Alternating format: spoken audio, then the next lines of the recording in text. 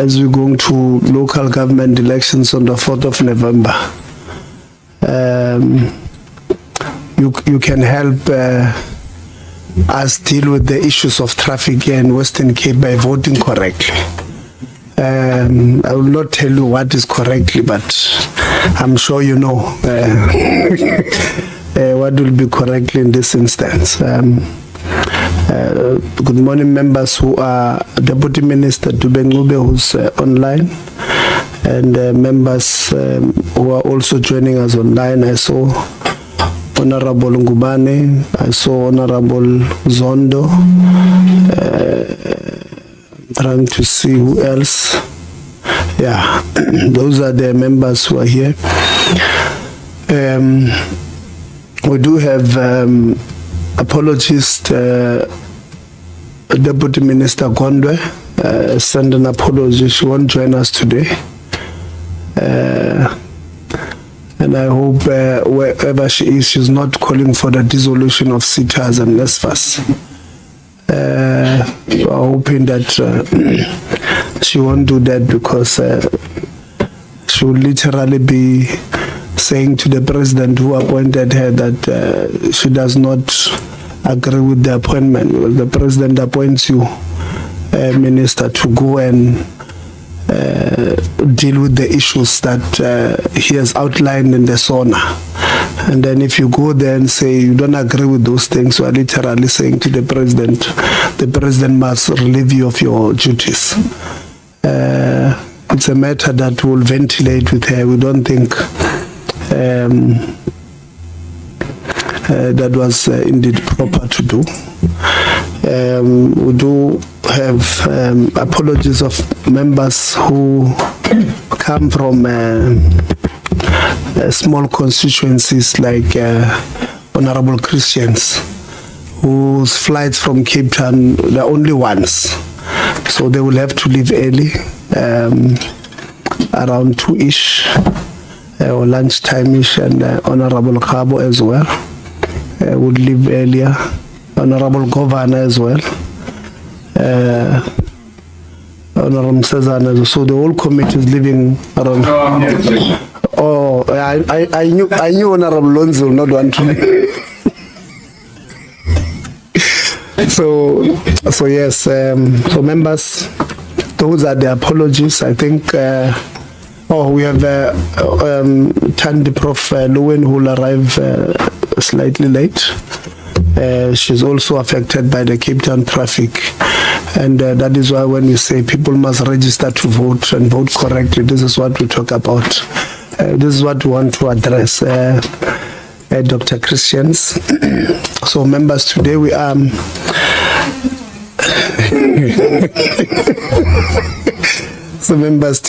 meeting to get a briefing from the ministry on the decision that would have taken on the 4th of May to place the National Student Financial Aid Scheme under administration in terms of Section 17 of the Act.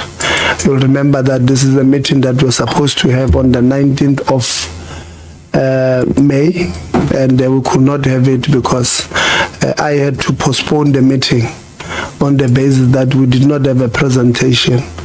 And Honorable Lonzi went on media and said I postponed the meeting on WhatsApp, which was not true.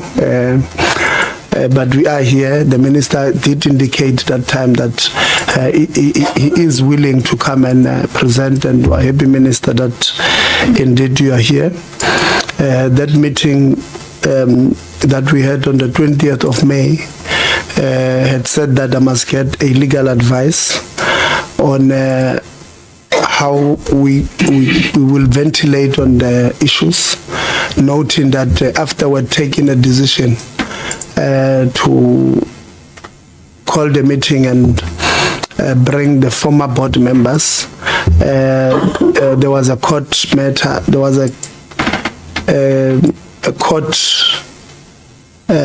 issue that was rolled, and I'm told it's sitting next week. So I had written to legal to get a legal opinion on how we can navigate around these issues without necessarily ventilating on issues that will be ventilated in court.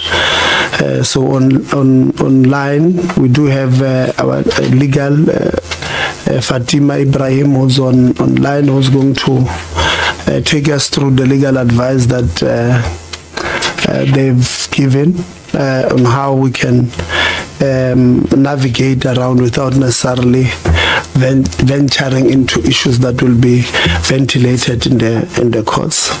So we will give before we start, but we're now going to give everybody an opportunity to introduce themselves.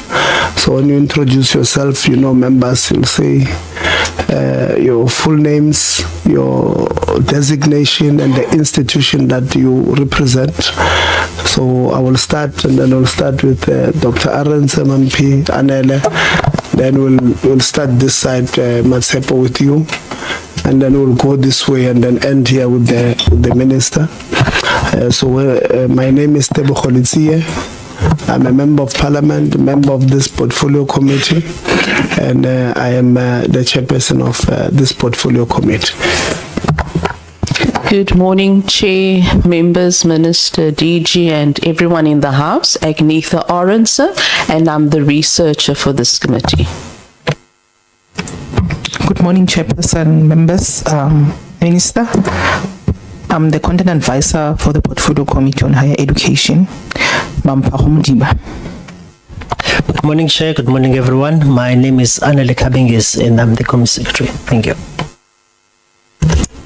Good morning, Honorable Chairperson. Good morning, Minister, members, and colleagues from the HET. My name is Matsepo Sidat, and I'm the spokesperson to the Minister of Higher Education and Training. Good morning, Chairperson. Good morning, Deputy Minister, DG, honorable members and colleagues of the HET. My name is Sibuga Zicele from the Office of the Deputy Minister, and I'm Admin Assist in the PLO unit. Deputy Minister Dr. Dube Ncube. Good morning, Chair. Good morning, honorable members. Audit and governance findings by the AG, the 9 material irregularities, the question of the deceased students and the AGSA data analytics, but also those 14,000 students who were found to be above the threshold by matching data with the UIF and so on and so forth. And then I think an emphasis on the question of the disclaimer itself. And so these are the interconnected challenges that I believe the NSFAS had faced. Now there is so there's a suggestion that I think made everywhere that I woke up one morning on the 4th of May and decided that I'm going to appoint an administrator, but there were things that, there were activities that happened before the date of the, of the 4th of May. And, and those things, include not just the composition of the board, but they also include interactions with the board. Immediately after the then chairperson, substantive chairperson, Dr. Standa resigned, I convened the board, and by the way, there were concerns that were raised, and I think the portfolio committee itself had invited Dr. Standa to come and appear. But some of the issues that were raised, which I also presented before the board to respond to, that Dr. Standa had raised, also raised some concern, which led to heightened oversight. So even after I had appointed an interim chairperson, there were also a series of meetings. I looked at the number of times that I had an engagement with either the NSFAS board or the executive management of the board since I was appointed, more than 20 times, when we met to discuss either this or that issue relating to the board. The board itself in the financial year met 28 times. So this was, the board's meeting of the NSFAS since they were appointed in February 20, met 28 times. And so, so there was a time wherein, we had to heighten oversight over the NSFAS, engaging them, probing them, but also, supporting them, going with them to engage with Treasury around the 13.5 billion rand, despite some of the challenges which were glaring, which I had also raised with them, in writing, issues around data integrity, concerns by Treasury, and so on and so forth. But all of those discussions yielded, results. But the point which I'm trying to emphasize is that the engagements and interventions, with the NSFAS and the NSFAS board, were quite consistent and heightened oversight. And one of the points which has been raised has been the fact that I think when we appeared, DG, here in Parliament earlier in the year, when we're giving the report on the NSFAS, we said that, in terms of tuition, in terms of allowances and so on and so forth, that, comparatively speaking, the NSFAS has done very well. Honorable Cezanne, and I think you've also mentioned the point during our debate in Parliament. Now, of course, the board played a role, but it wasn't exclusively the role of the board. And in fact, it had to do with the operations in the board. In December, when I probed around readiness for the academic year 2026, I realized that we will need to give more support to the administration. And that's why, one of the last letters I wrote to the NSFAS was sometime in December, because we're seized with preparing for the academic year 2026, with a response sometime in January, but from late January into and until the end of the academic year, I met with the NSFAS at least a minimum of once a week, sometimes twice, sometimes thrice, and we had, a war room that we'd established in order to deal with, some of the challenges. And I must say that the administrators at the NSFAS and the workers, the staff at the NSFAS, for having participated in that war room was a huge contribution. But we had to provide them with the support, because I personally was quite worried, and I think we need to commend them for that work. But we then show there, cumulatively and progressively, how the situation basically escalated, to the 4th of May. And what I also want to, I think, flag there is the fact that in March, as I said, issued directives to the NSFAS board to act on that based on the issues raised by the AGSA. But I also, because one of the major concerns raised by GTEC, concerns raised by the AG, and so on and so forth, was the issue around the vacancies, especially at a senior level. And so that's why I think in between then, instructed the board to ensure that by the 31st of May, and this was when they were asking me to do a further extension of the acting CEO's contract. So when they asked me for that, I indicated that I'll only extend the contract for, up to the 31st of May, and that this will be the last extension that we make, and that they should ensure that they appoint the CEO, a substantive CEO, by the 31st of May. And sometime in April, the interim chairperson indicated to me that he was quite concerned that some of the board members want to go ahead with the appointment of the CEO without having concluded the processes building up to the reports that the board need to consider.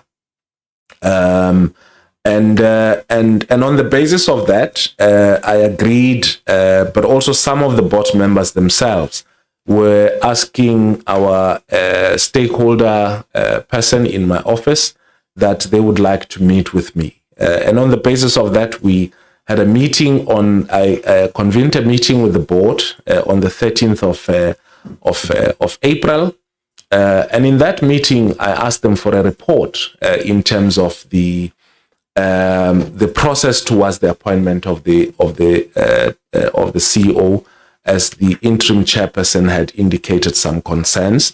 And based on the reports that they presented to me, I then indicated to them that that they shouldn't rush the process and conclude the process without having followed all the the processes internally, and that I had actually given them the deadline, and that there is no pressure. In my view, there was sufficient time to meet the deadline that I'd imposed on them, and so they shouldn't they need not rush the process and even jump some of the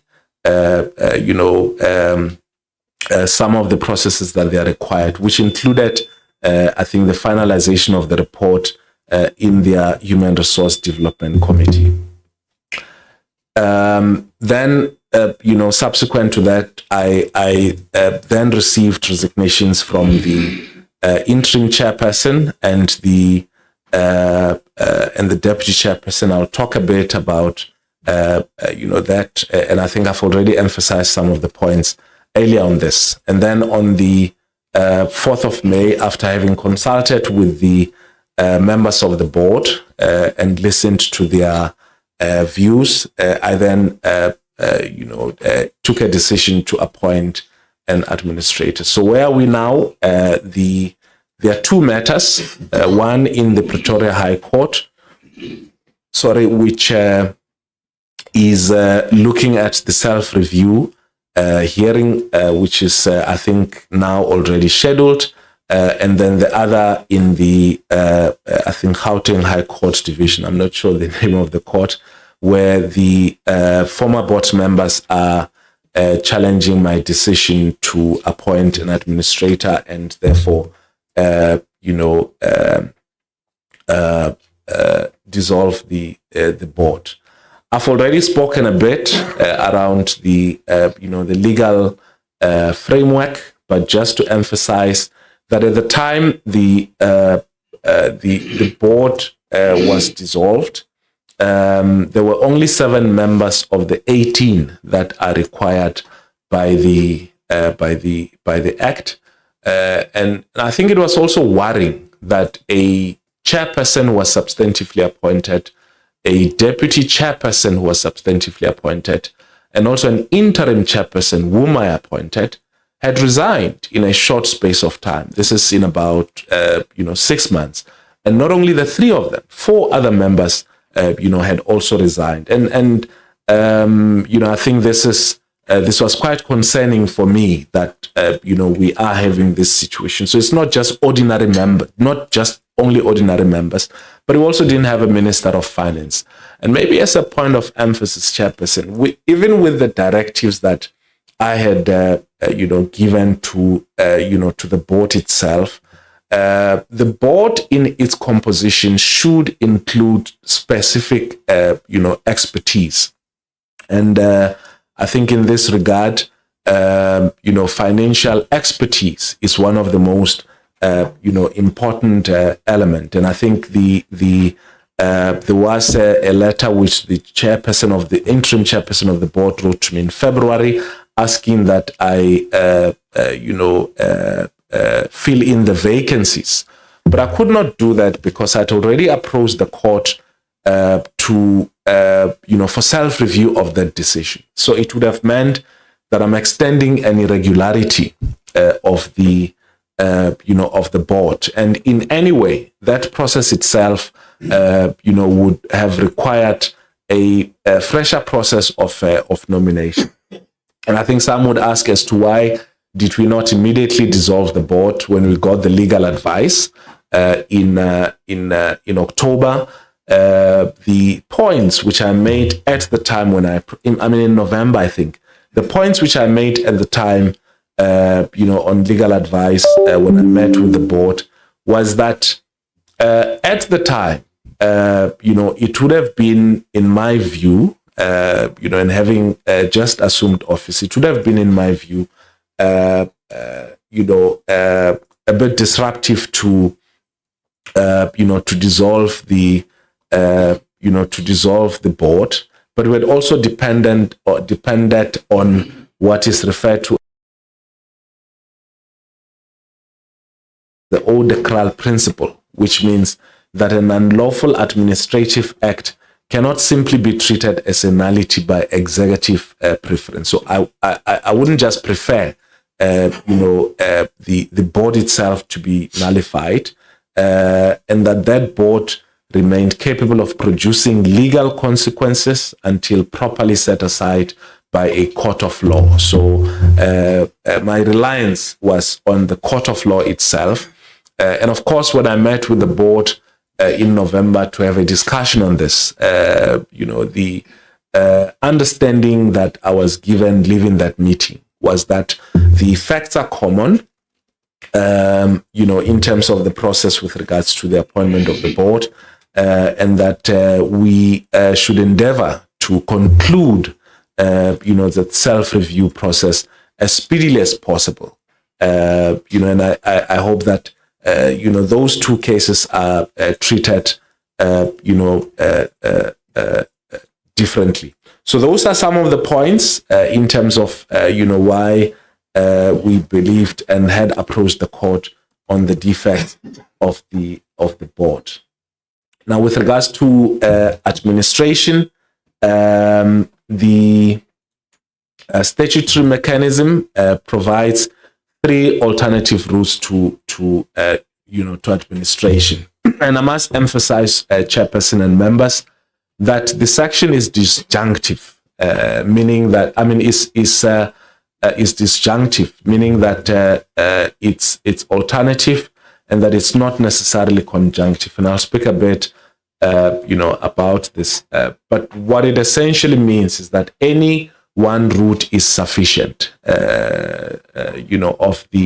of the routes that are available towards the committee. The route A, which was the audit or committee report, an audit of financial records, with regards to that part, which is, we believe that it was fully met given the AGSA's disclaimer. And then the second route, which is any other circumstance, I believe that the board itself with, successive resignation has led to, governance collapse. And then, of course, the board requests such an appointment of an administrator. The board did not request the appointment of an administrator. They did when I, wrote to them and asked them to tell me what we should do now. They did say to me that there are various alternatives which I, then considered, safe of administration. And so what are the automatic effects of that decision? It means that the board is dissolved from the date of the administrator's appointment, and that there is no separate dissolution decision. It is automatic, it is statutory, and that it should be regarded as such.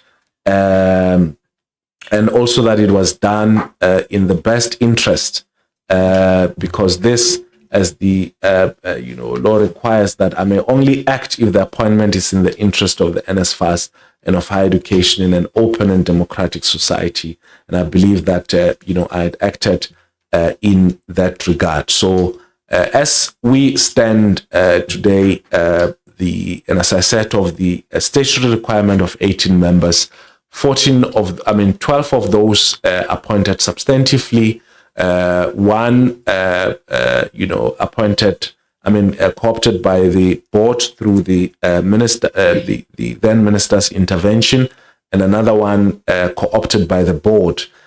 Of all of those, only 7 board members were remaining after the resignations. Now, with regards to continuity, I need to then say, Chairperson, here that the person that I appointed as administrator is Professor Matebula, who is currently who was at the time the head of the Tshwane University of Technology Business School, and who was also the chairperson of the MDDA, appointed by the president, but has also served in various boards, in the last 7 to 10 years. I know that issues that, there has been some issues raised with regards to, Prof. Matebula's,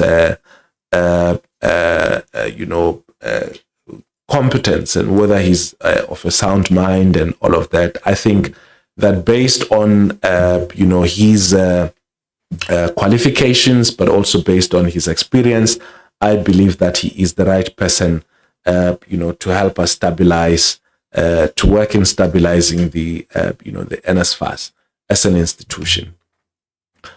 Now, continuity measures, it's important to emphasize that disbursements continue. Student funding are operating without any interruption. The schedules are being met. The staff at the NSFAS continue to work to perform their professional responsibilities under the administration. But also, I think, as honorable members are aware, the administrator himself, together with the NSFAS executives, came to to the Parliamentary Portfolio Committee. Also measures have been taken to protect student accommodation, students being potentially being evicted and so on. But also that I must say that the administration is not a permanent intervention. It's a temporary intervention that the law provides for. So we've also made it expressly clear that there is a potential for earlier termination upon the appointment of the board if we believe that the administrator has been able to meet the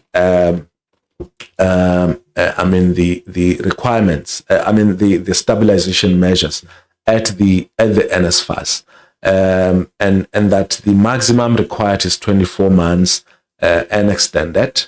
But the practical aim is to have the shortest time possible for this administration. In the broader sense, we want I expect the administrator to, look at issues around student accommodation. There has been some, challenges there, issues around ICT. I think the board had, for some time, I think there was a deadline of September where the board had to meet the deadline for the approval of an ICT strategy that hasn't been done, put in place, risk policies and measures, which haven't been there, which is something that the AG has flagged, but also deal with what the GTEC recommendation said, which is stabilize, modernize, and then reform. So we're quite looking forward into dealing with all of this. And then there are also legal issues, policy issues, but at the center of it, working together with the department, help us drive a sustainable student funding model. And then there are all of those things. But I think what's important for now is that there hasn't been any disruptions. There has been some concerns, one or two here and there, that were raised around, the protection of the students who are expecting allowances and so on. I think NMU is one of those institutions, a couple of those, and these are not the result of the administration. And I think the NSFAS has been able to respond to some of those issues. In terms of stabilization, as I said, operational continuity, but it's also important that we have consequence management, meaning that we have to have people responsible for certain actions, and then deal with issues around appeals, deal with the TVET college closeout report, and I think one or two other universities, deal with audit remediation, the remedial action plan from the AGs, but also deal with issues around data analytics, our integration with SARS, and our integration with Home Affairs. What this means is, one, those who are able to repay their loans, this thing of data integration, those who are able to repay their loans would then be able to do so, which means we have a bit more money in the kitty to cover any potential shortfalls, and therefore an investment into the country. But it also means that we will not fund people who do not qualify based on the existing criteria. It also means that we will not fund, dead or ghost students. So the question of systems integration, and it's not only just with SARS and Home Affairs. It's also with institutions, TVETs, universities, and so on and so forth. And then the ICT digitalization, to accelerate the approval and implementation of that strategy. We're expecting quarterly reports with and through the DG to the minister, but we're also expecting that they will look internally, of course, first for existing capacity, and where there is a need, source external capacity. We're expecting an initial stabilization plan to be submitted, and hopefully at the next available time that the committee has. So where to? I think we are looking at the in the immediate. There's a court hearing, as I said, on the 2nd of June, and I must emphasize that I will respect the court's order, whatever it is, and also there is the self-review hearing, which we expect that would happen by the 31 July. And I think some people will ask, why did we not wait for that? So that process itself, has been lying dormant until we then appointed the administrator. So it's now active because we've received the response from the board, from the former board members, or heads of argument, or it's the court language is a bit, So there's that process, and then there's also, first quarterly reports that we'll be expecting,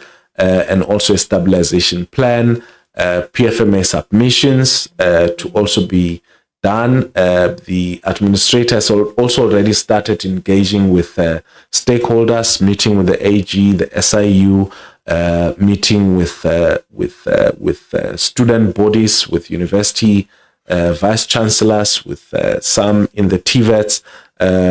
So some of those engagements with the stakeholders is happening in the long term, and targeting 2027, a sustainable student funding model, but also systems in place for the missing middle. This announcement we've made in 2024, and I think it has to be one of the priorities for the administrator. And then the loan book recovery, we still believe that should also be done. And then TVET equity. I was listening Honorable Chairperson, to Honorable Lonzi, who was waxing lyrical a few days ago about funding TVETs for free. And in fact, this, we agree with you. We considered that, and I think if you look at the HEHA report, it actually expressly had instructed us to do that. And I think it's... I think so. Yeah, of course. No. I mean, we fully agree with that, and I must say that it's one of the things which we also considered for this financial year, but because of systems challenges and so on, we had to put it on the side. But we think it's a priority, equity with between TVET college students and university students, and I think in a much more progressive but accelerated way. And then reconstitution of the board. So as I said, administration is not permanent. And then transition to governance, from administration to ordinary governance. I know we hold a lot of views about what ultimately should happen to the NSFAS. The chair mentioned the deputy minister's speech at the budget vote. NSFAS should shut down. There has also been some discussions. I think the commander-in-chief of the EFF also said something similar. We should just send the money to universities, and all of that. And what we've said, Chairperson, is that in our discussion, so when we agree on what a sustainable funding model for the NSFAS is, what we also need to then agree is, okay, so this is how we're going to sustainably fund students. What model or mechanism is required? And I think it's fortunate that this discussion is also happening as we're looking at the NSFAS Act. And then, so as I said, then transition to governance, whatever it transitions into, and then a full implementation of the ICT digitalization. I believe that our country has the necessary and available resources and capacity, both within the state and outside of the state, to have proper digital system operating in the NSFAS. We cannot have a situation where 50+ billion rand is managed on spreadsheets, on Excel, and so on and so forth. So this should be the standard we believe we should be measured in. This body exists for the more than 800,000 students who in 2026 alone depend on tuition, accommodation, food, and the daily means to study. And if we fail to do this, then we would have failed, those number of students. And this is the standard which we believe any decision about the NSFAS must be measured, against. Thank you very much, Chairperson. No, thank you very much, Minister.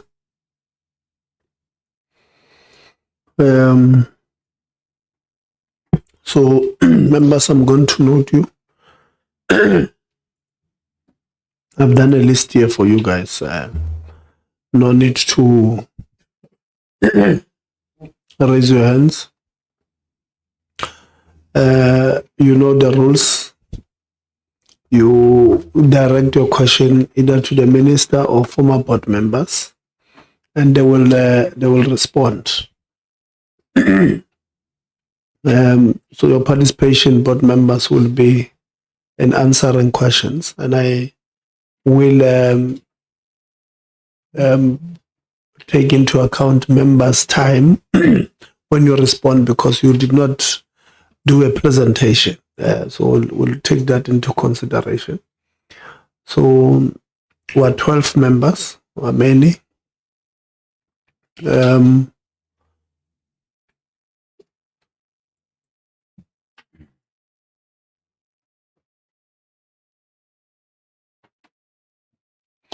So we'll give you 15 minutes each. We will take into consideration when the board members answer that they might want to say more, and I'll take that into consideration on your time. Let's not forget the advice from from legal about expressing our views. Let's just establish the facts, and then we'll take it from there. So my list, members, I'll start with you, Musezane. I'll come with you, Lonzi. Then I'll go to you, Khabo. Then I'll give you Ndadengubane. Then I'll come to you, Low. Then I'll give Dr. Christians. Then I will give. Then I will give Younger Governor. I will give Honorable Khachau. I will give Honorable Souls. I will give Honorable Zondo online and Honorable Manamela online. So that will be the format. So Honorable Musezana, I'm trying to start my watch, my clock at 15 minutes and 0 seconds. I would advise that members, you also open your own, because when your time ends, you think my watch ran fast. So I want you to do the same. Sorry, so that you are on the same page. Honorable Musezana.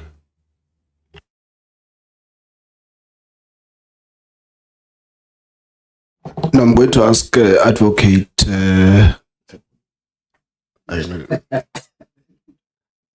Advocate Kuta for now. Just one question, then Chair, probably you'll pause my time until the minister comes back. Maybe just on the. Let's do this. Let's wait for the minister. Okay. When I agreed on 15 minutes, I had Donald Khachau, you're asking about the time. It's 15. Oh, and I did say that I'll take into consideration when you ask the board members, because they did not do a presentation. I agree, you know your numbers. So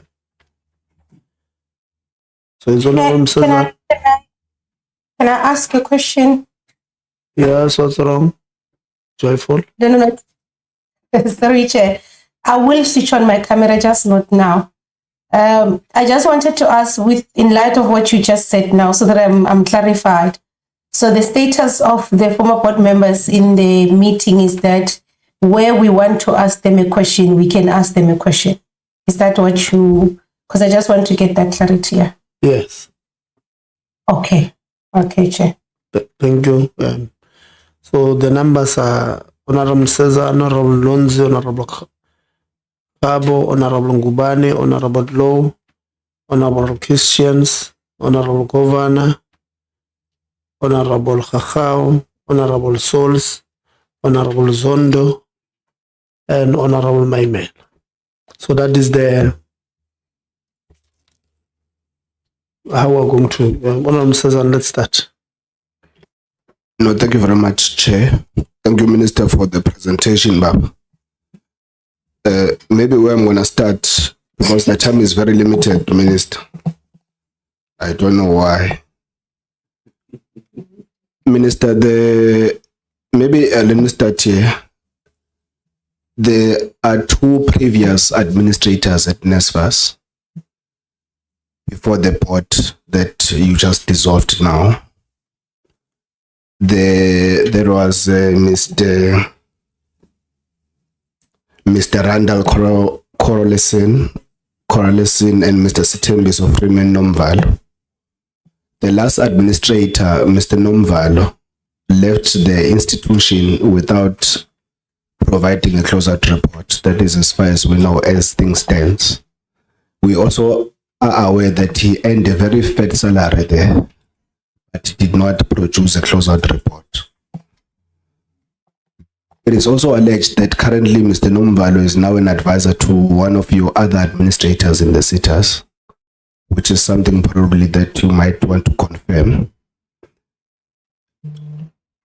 Why is it that do you believe now that an administrator will stabilize the entity when two previous administrators of the very same department have failed dismally to do so?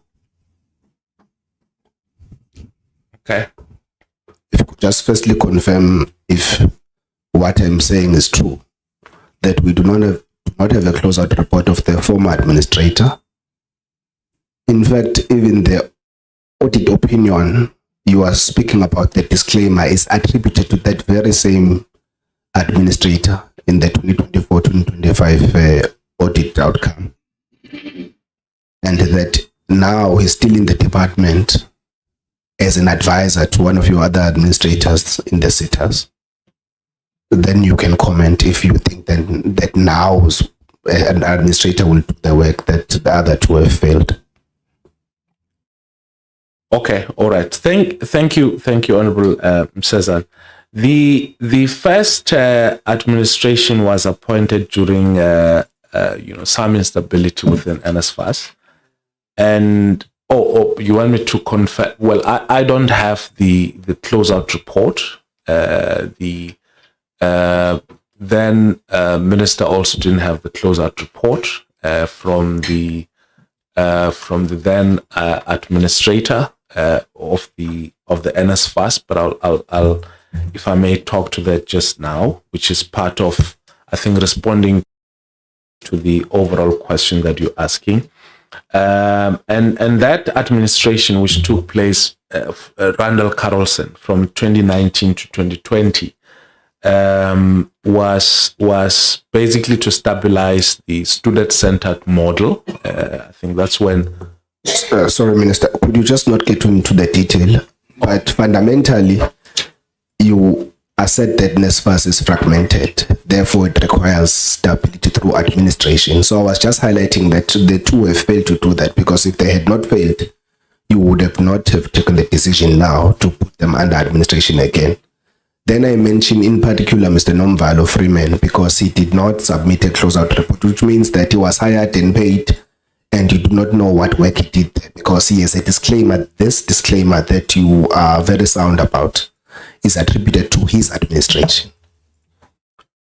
Okay, so your question is it's three parts, and if I may respond to it, I mean, you are fundamentally asking me what is going to be the difference with this administration.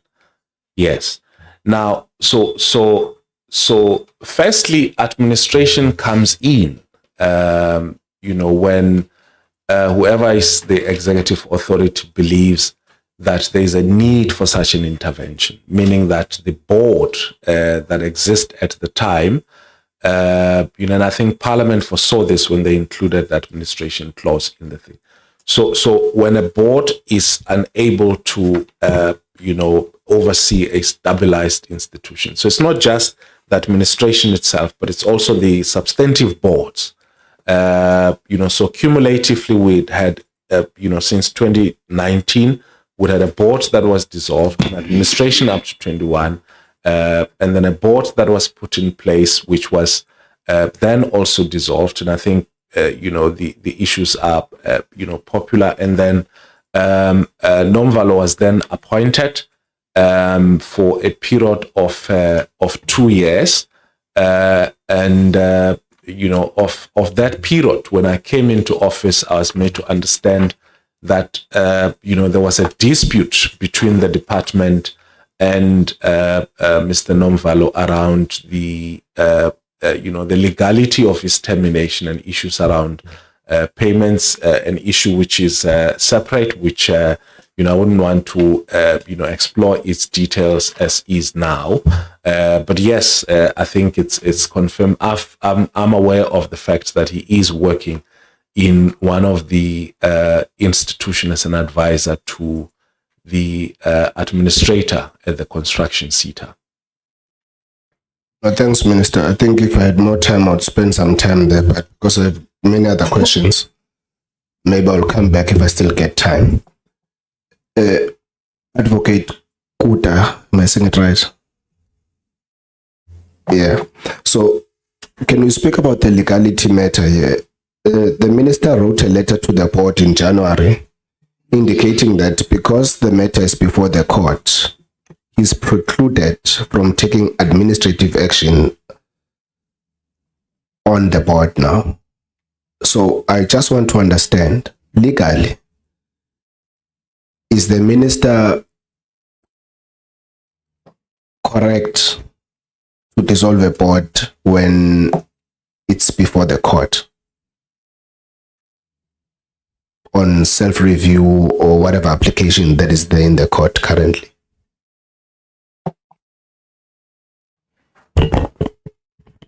Thank you. Can you hear me? Thank you so much for your question, Mr. Msezan. The question that you are asking is tricky in that the self-review application is different from the administration process.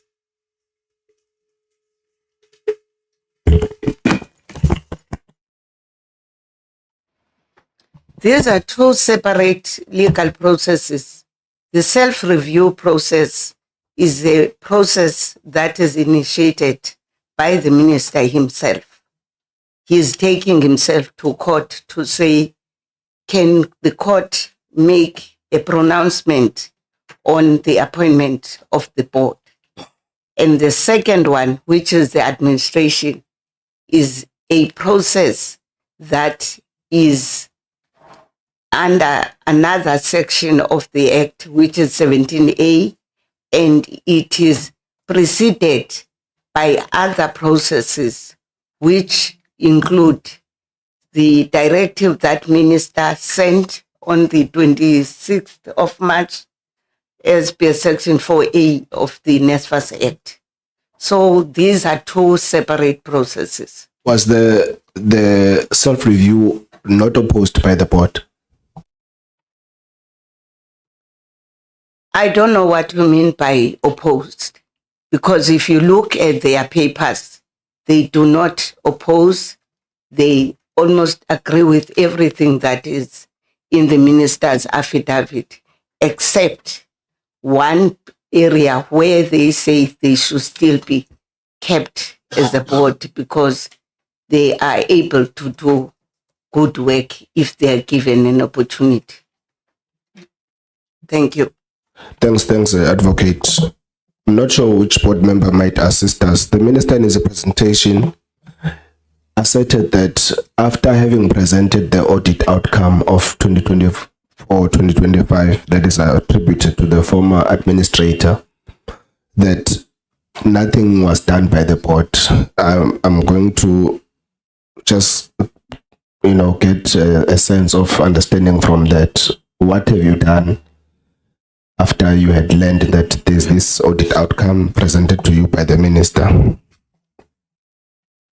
Thank you very much, Honorable Msezane. My name again is Sianda Mngadi. I think it is not true that we have not done anything. So, for example, when the minister issued a directive, we responded comprehensively with a list of a document. For example, we submitted an audit improvement plan. We submitted consequence management plan.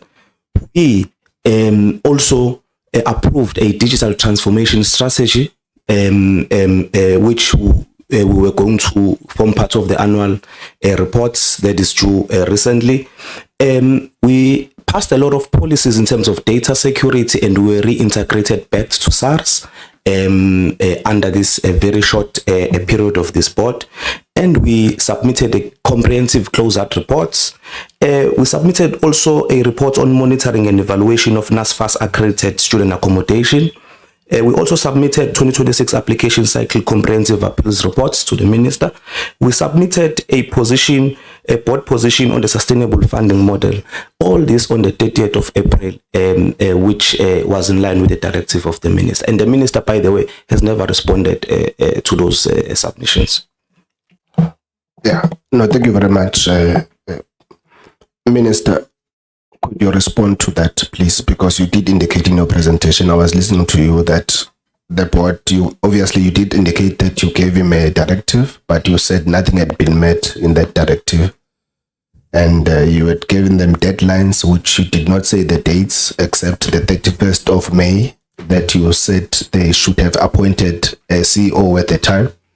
Then you mentioned that you were suggesting that they were rushing the processes, and there were other committees such as the HR committee that had not done their work and presented the board with a report. In fact, maybe before you get in, the HR committee that the minister refers to, that should have done work before it came to the board in as far as the CEO's appointment is concerned. Was there a report that was already presented to the board to consider regarding the appointment of the CEO? Asking to the board. Honorable Msezana, may you please clarify that? The minister indicated that there is prior committees built up to the appointment of the CEO by the board. So I'm asking if there was a report that was presented to yourselves by the HR committee to consider, or the work that should be done first, which probably is interviews, shortlisting, whatever is done by the other committee. Was it presented to the board for consideration for the appointment of the CEO? Dr. Maputa will take that on. Thank you, Honorable Member. Yes, so prior to the board considering the appointment of the CEO, the HR OD committee said, and after deliberations, they recommended a candidate. So that was after the deliberations and the work, the process of the panel concluded. So it was presented to the HROD committee. The HROD committee deliberated and then recommended to the board. Thank you. Thank you very much. So, Minister, the board has at least given us a picture of what is different from what you presented, because you indicated that looking holistically at the work that was being done by the board, you resolved to seeing administration as the resolution to their problems. They've presented what you have not touched on, the work that they would have done.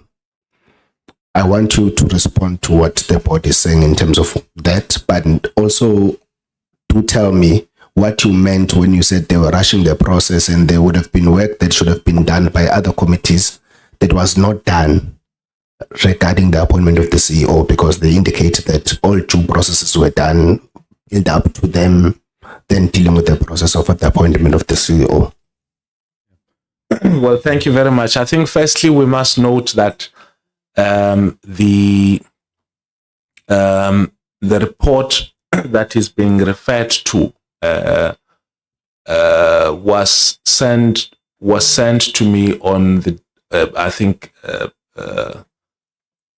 on the 30th of April, which was the report which was sent as a result of me having asked the board members as to what are we going to do. We have people having resigned, and so on and so forth. But secondly, what I referred to was that there's an AG's report, not my report. There's an AG's report with with materiality, and which the board had the responsibility to act on.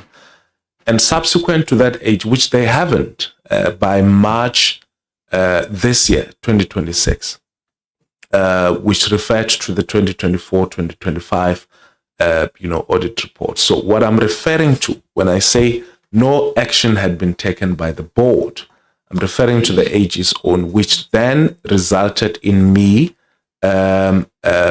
issuing the directive to the board on the 27th of March.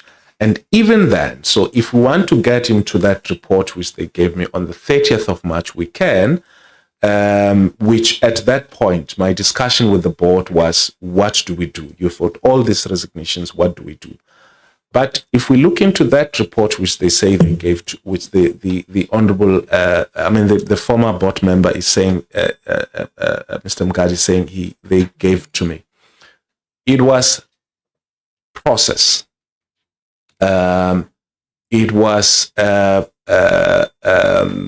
basically reports, around what is going to be done. It was, how we're going to have strategies. For instance, the ICT strategy that they are referring to, they were supposed to have adopted, the board was supposed to have approved it in September 2025. So 7-8 months later, that had not been done until such time that I issued the directive. But I think importantly, Honorable Msezana, what I want to indicate is that the very same report had indicated, for instance, that supply chain management had not been working. They'd indicated that EXCO had not been functional. Financial committees had not been functional. So even if I considered that report, which they gave me on the 30th of April, together with their quarterly report and their business plan as a board, I do not think that it satisfied me enough in order not to proceed with administration. Thank you. No, thank you very much. This AG report, when was it released? 24-25 AG's report. I'll have to check the actual date. Yeah. So we had a discussion with the AG in March. I think we're on 20 on the, I think a day or after we issued the directive to the, so we had sight of it as part of our discussion with the AG, I think on the 26th or 27th of March. This year?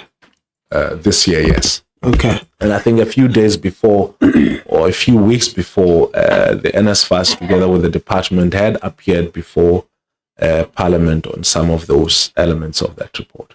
Yeah. The reason I'm asking is, in your response, you're saying they had not done anything on the material irregularities of this 24-25 financial year. But if it's released in March, and then in April we then say they've not done anything, I think it might be a bit unfair if that is the case, unless the material irregularities you're talking about a different financial year. Yeah, we'll have to check that, Chair. But I think importantly, what I also need to emphasize is the fact that, the board as it stood on the 22nd of April, when the interim chairperson and deputy chairperson, and chair of the HR committee resigned, I had no view that the board, as it was constituted at that point, was properly functioning to the extent that they would have been able to deal with all of those issues. And I think an emphasis should be to the fact that, the expertise that the board itself required had already been depleted. Yeah. No. Thank you very much. Honorable Lonzi? No, thank you very much, Chair. I don't even think I'll be long. So there's almost a public suggestion here, Minister, that at the center of the dissolution of the NSFAS board is your wanting to somehow have some interfere in the appointment of the NSFAS CEO. And it wouldn't be the first time we see that. I think over the years, many ministers have shown us, and the courts of South Africa have actually proven many members of parliament to be correct when the executive is overstepping in matters that the Act would squarely place on the fiduciary responsibilities of boards. So whether it's the dissolution of boards to place them under administration so that a minister can gain total control over the entity, whether it's trying to influence the CEO to put in either comrades or friends or whatever, or anything of that sort. So I want to deal with the meeting of 13 April, because I did also send that letter early in the year, if you remember. Now, my first, maybe let me start as questions so that we can have a proper lay of the land of what that meeting looks like. The first question I'll ask to you, Minister, is, was there a formal meeting invite for that meeting? Yes, the board members were called by my community license officer in my office to indicate to them that I'd like to meet with them. By formal, I mean, was it sent on WhatsApp? Did you call by phone call? By phone did you call. send? By phone So call. there's no letter that the... Just don't go to WhatsApp again. You're going to say I know the WhatsApp is loud in the house. So what I'm trying to establish here is that there's no formal letter from your office to either the board members individually or even the company secretary saying that the minister would like to have a meeting with the board on this date and this venue and that time. The communication that was made to the board members was made telephonically. And I think just to also emphasize the point that the decision to have the meeting was actually taken on the 11th, and I don't think it would have been practicable to use any other form of communication to invite the board members to to the meeting. No, thanks, Miss. We'll get there. I'm just trying to establish facts. Yeah. So on the 11th of April, you take a decision that you want to meet an entity, essentially. And then that meeting is going to take place on the 13th of April. Your chief of staff, your PA, your advisor, or anyone, no one thinks that it is correct in terms of administrative justice that when a member of the executive wishes to meet a board or an entity, surely a letter should be drafted. Formal letter should be drafted. Even if there is a follow-up by phone call that, company secretary, have you seen the letter from the office of the minister? I just want to establish that no such letter exists where the minister is inviting the board members. No, there's no such a letter that exists, but I think it's important because so there was communication, and the reason, obviously, as I said, was because of the agency that was occasioned by the nature of the meeting. Right. I think it would have been impracticable. I think actually, I think the 11th fell on a weekend. Yeah. Okay, I'll come that in my closing remarks, but I think a formal meeting should have been done through a formal letter and a formal invite. And I don't think it's impractical. I think if your chief of staff is able to pick up a phone and call about 8 or 12 or 6 people one by one, I'm pretty sure he's able to write a letter in 5 minutes saying the minister would like to meet with the board members, but we'll come to that. Was there a written agenda for the meeting?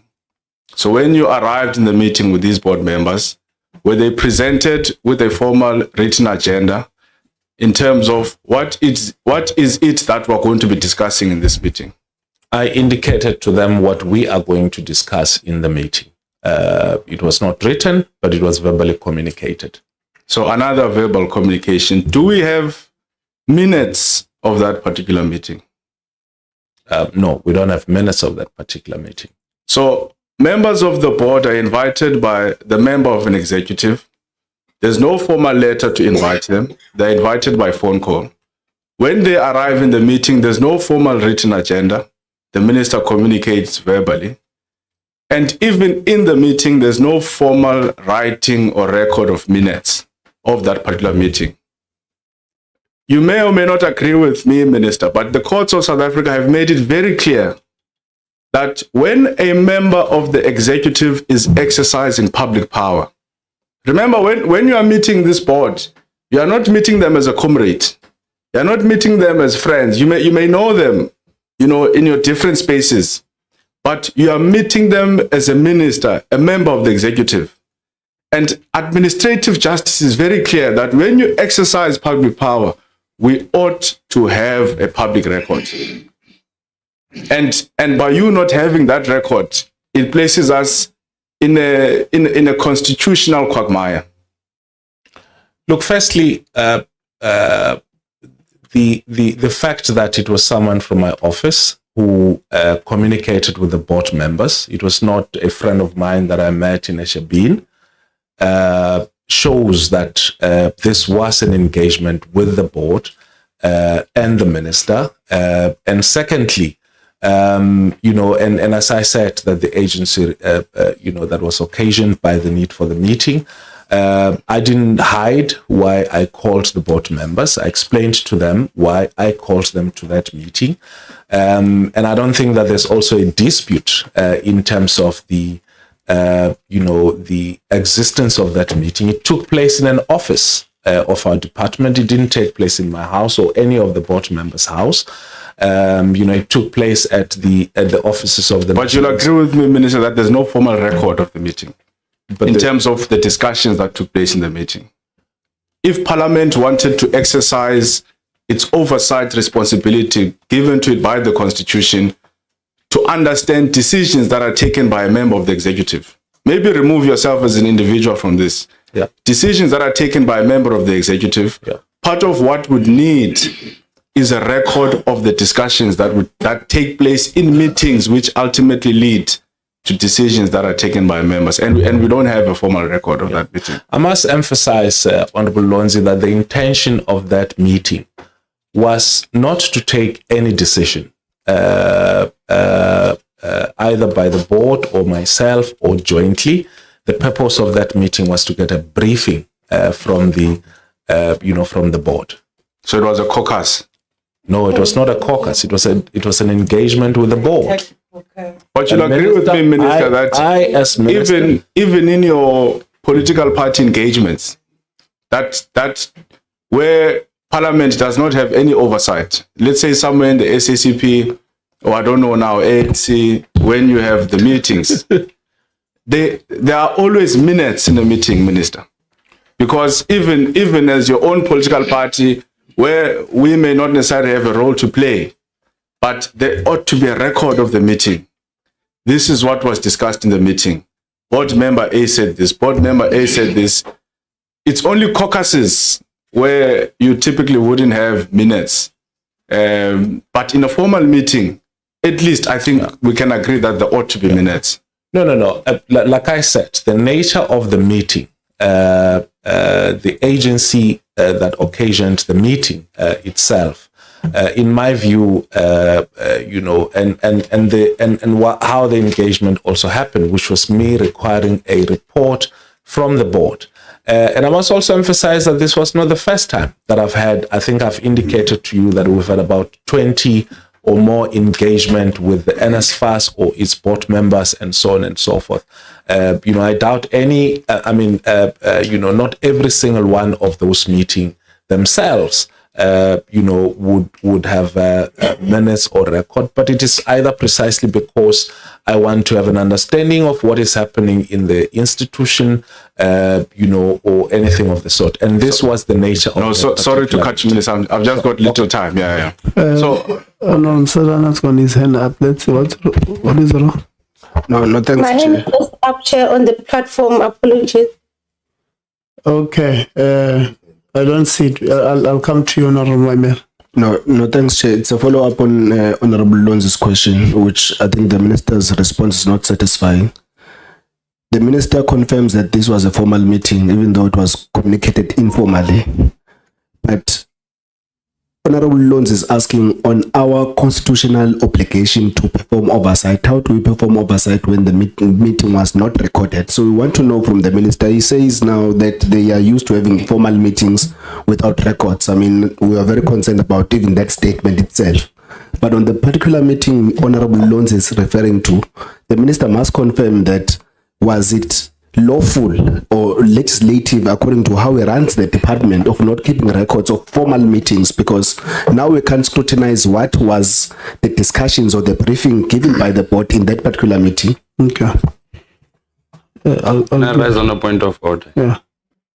I would like to call order on the proceedings of the engagement. You have noted a list of people who will make submissions. And Honorable Msizane has been given an opportunity, 15 minutes to present. And it has now become a tendency that when you are given your time to present, you'd waste your time on issues that are less important. And during our presentation, you'd want to disturb our line of thoughts with follow-up questions. And my understanding is that a person who must present a follow-up question is the person who raised the question initially. Now I'm calling a point of order precisely because of this follow-up questions. They are not in any way aligned to the proceedings of the meeting. Thank you very much. Honorable Manamela.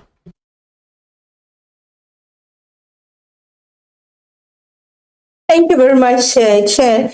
Mine is also a point of order, Chair. Initially, because perhaps I'm hearing backward, and it's a point of order on the assertions or the utterances by Honorable Lonzi. Honorable Chair, where I'm seated, I don't remember and I don't think Honorable Lonzi has been a member of the ANC or a member of the party. As a result, a reference or an inference on how the ANC conducts their meeting, if we record meetings, how we call our meetings, would actually be out of order for him to make that inference. And I don't think it's in order. I think Honorable Lonzi should not make inference on how the ANC calls meetings. In fact, he should actually make inferences on how they call meetings and how they conduct their own meetings in the party that he belongs to. So I understand his question, but he must not make inferences to the ANC on this question. Thanks, Chair. No, thank you. Honorable Ngubane. Yeah, Chair, I would like to as well call an order on Olorhabo. We've been doing this thing in all the meetings where we do follow-ups. And it has been happening for all previous meetings. So it can't be that on this meeting, when one member has a follow-up, now there is an objection on a follow-up first. And second, Chair, I'm requesting that there be a one chair in this meeting who will correct those follow-up. And there's no two chairs in this meeting. So please, Chair, if there's many chairs, we need to know now people who will correct other members while they're asking their follow-up.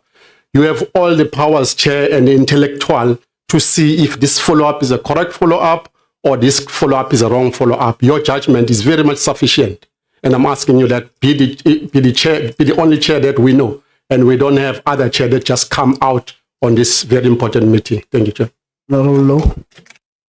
Thanks, Chair. I think we must be very consistent as members. We have raised concerns last week in the Portfolio Committee on time management and how we're going to run the day-to-day run of the meeting. I'm saying all of this because we would have been mindful of the fact that we want to deal with issues that we dealt. We said that we'll deal with 15 minutes after, members will get follow-ups after, so that we're able to have members to interact accordingly and have our face to move in that way, because we've made determination when I made submission to say these intervals, as we interact each other time and again, they will end up making us to be all over the place and haphazard, and we must be able to deal with time management. And I was very coherent when I raised that point, because I knew that we'll have to deal with our questions accordingly and we must be responded accordingly to deal with issues so that we don't preempt as to what's going to happen. So I want to agree with Honorable Kabo. Well, let's proceed with our questions 15 minutes and take follow-ups after the time when it's enough. It will give us a way to have the meeting, to have the quorum. Thanks. Okay, no, thank you very much. Members, there's no need to fight amongst ourselves. We just need to agree that there are certain times where we're not going to agree. And if we don't agree, let's try and work as a collective. It's in the best interest of Parliament that we do so. This Mangwapangwapana won't help us. Let's stick to the agenda, which is to hold the executive accountable as you are empowered by Section 55(2) of the Constitution to do so.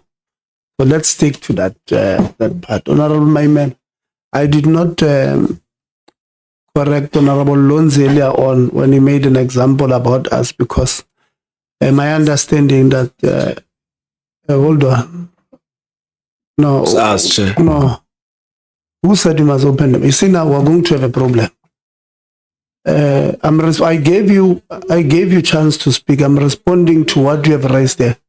Now hold on, Honorable Governor. I gave you guys to speak here. Now I'm responding to those, and I've just said you are not going to agree with me. I'm not always going to agree with you, but we are going to respect the sittings of Parliament, and you don't want us to exercise the powers that are conferred to us as chairpersons to make sure that our meetings run properly by disrupting us, opening our mics here when we have not been allowed to do so. It's not going to happen, Honorable Mseza. Honorable Manamela, I was responding to you that I did not correct Honorable Lonzi when he made an example about meetings of the NC, because my understanding is that the party he belongs to doesn't call meetings. So they just get told what to do there. That was my understanding. But if they do also, I apologize. So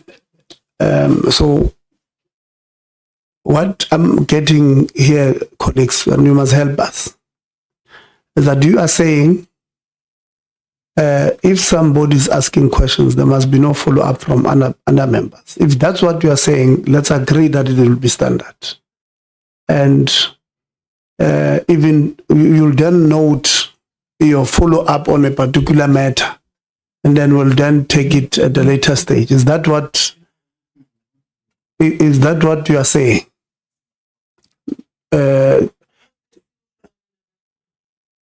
Honorable Kaka? You know, Chair, okay, I wanted to say, Chair, I generally as a human being do not like being embarrassed, particularly in front of people, and we're acting like kids that don't know what's happening in our own house in Parliament.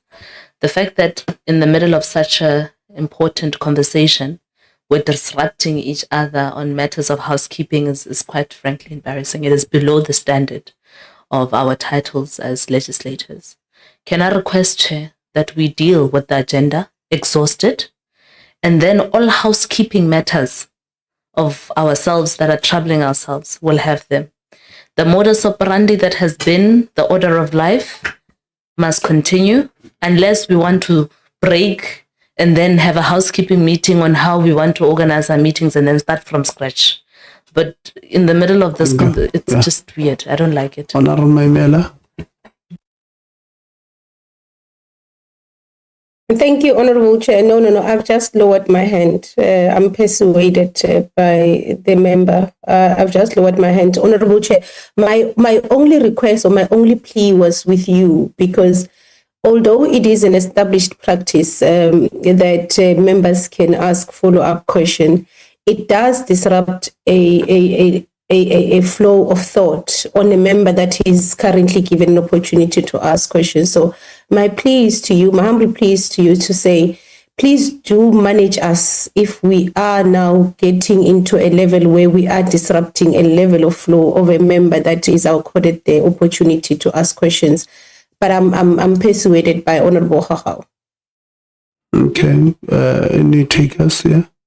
Honorable Lonzi? I think perhaps then, Chair, a more balanced approach, which also maintains the precedence, is that if a member is on the floor asking questions, and then another member would like to do a follow-up, maybe as the Chair, you can put it to the member who is asking that, would you be happy with Honorable Khabu asking a follow-up?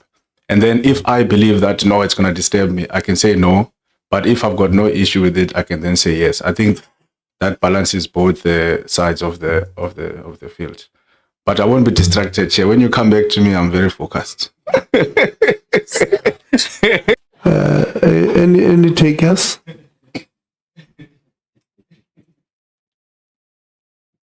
So we've got the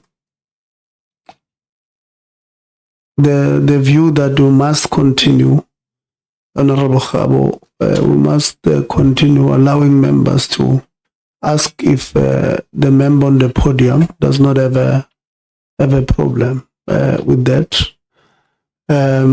It's a new rule that we are now bringing because I know that some of you, when we get excited, you'll say that I'm bringing my own rules. So I'm putting it to you deliberately because you've brought 3 different views here.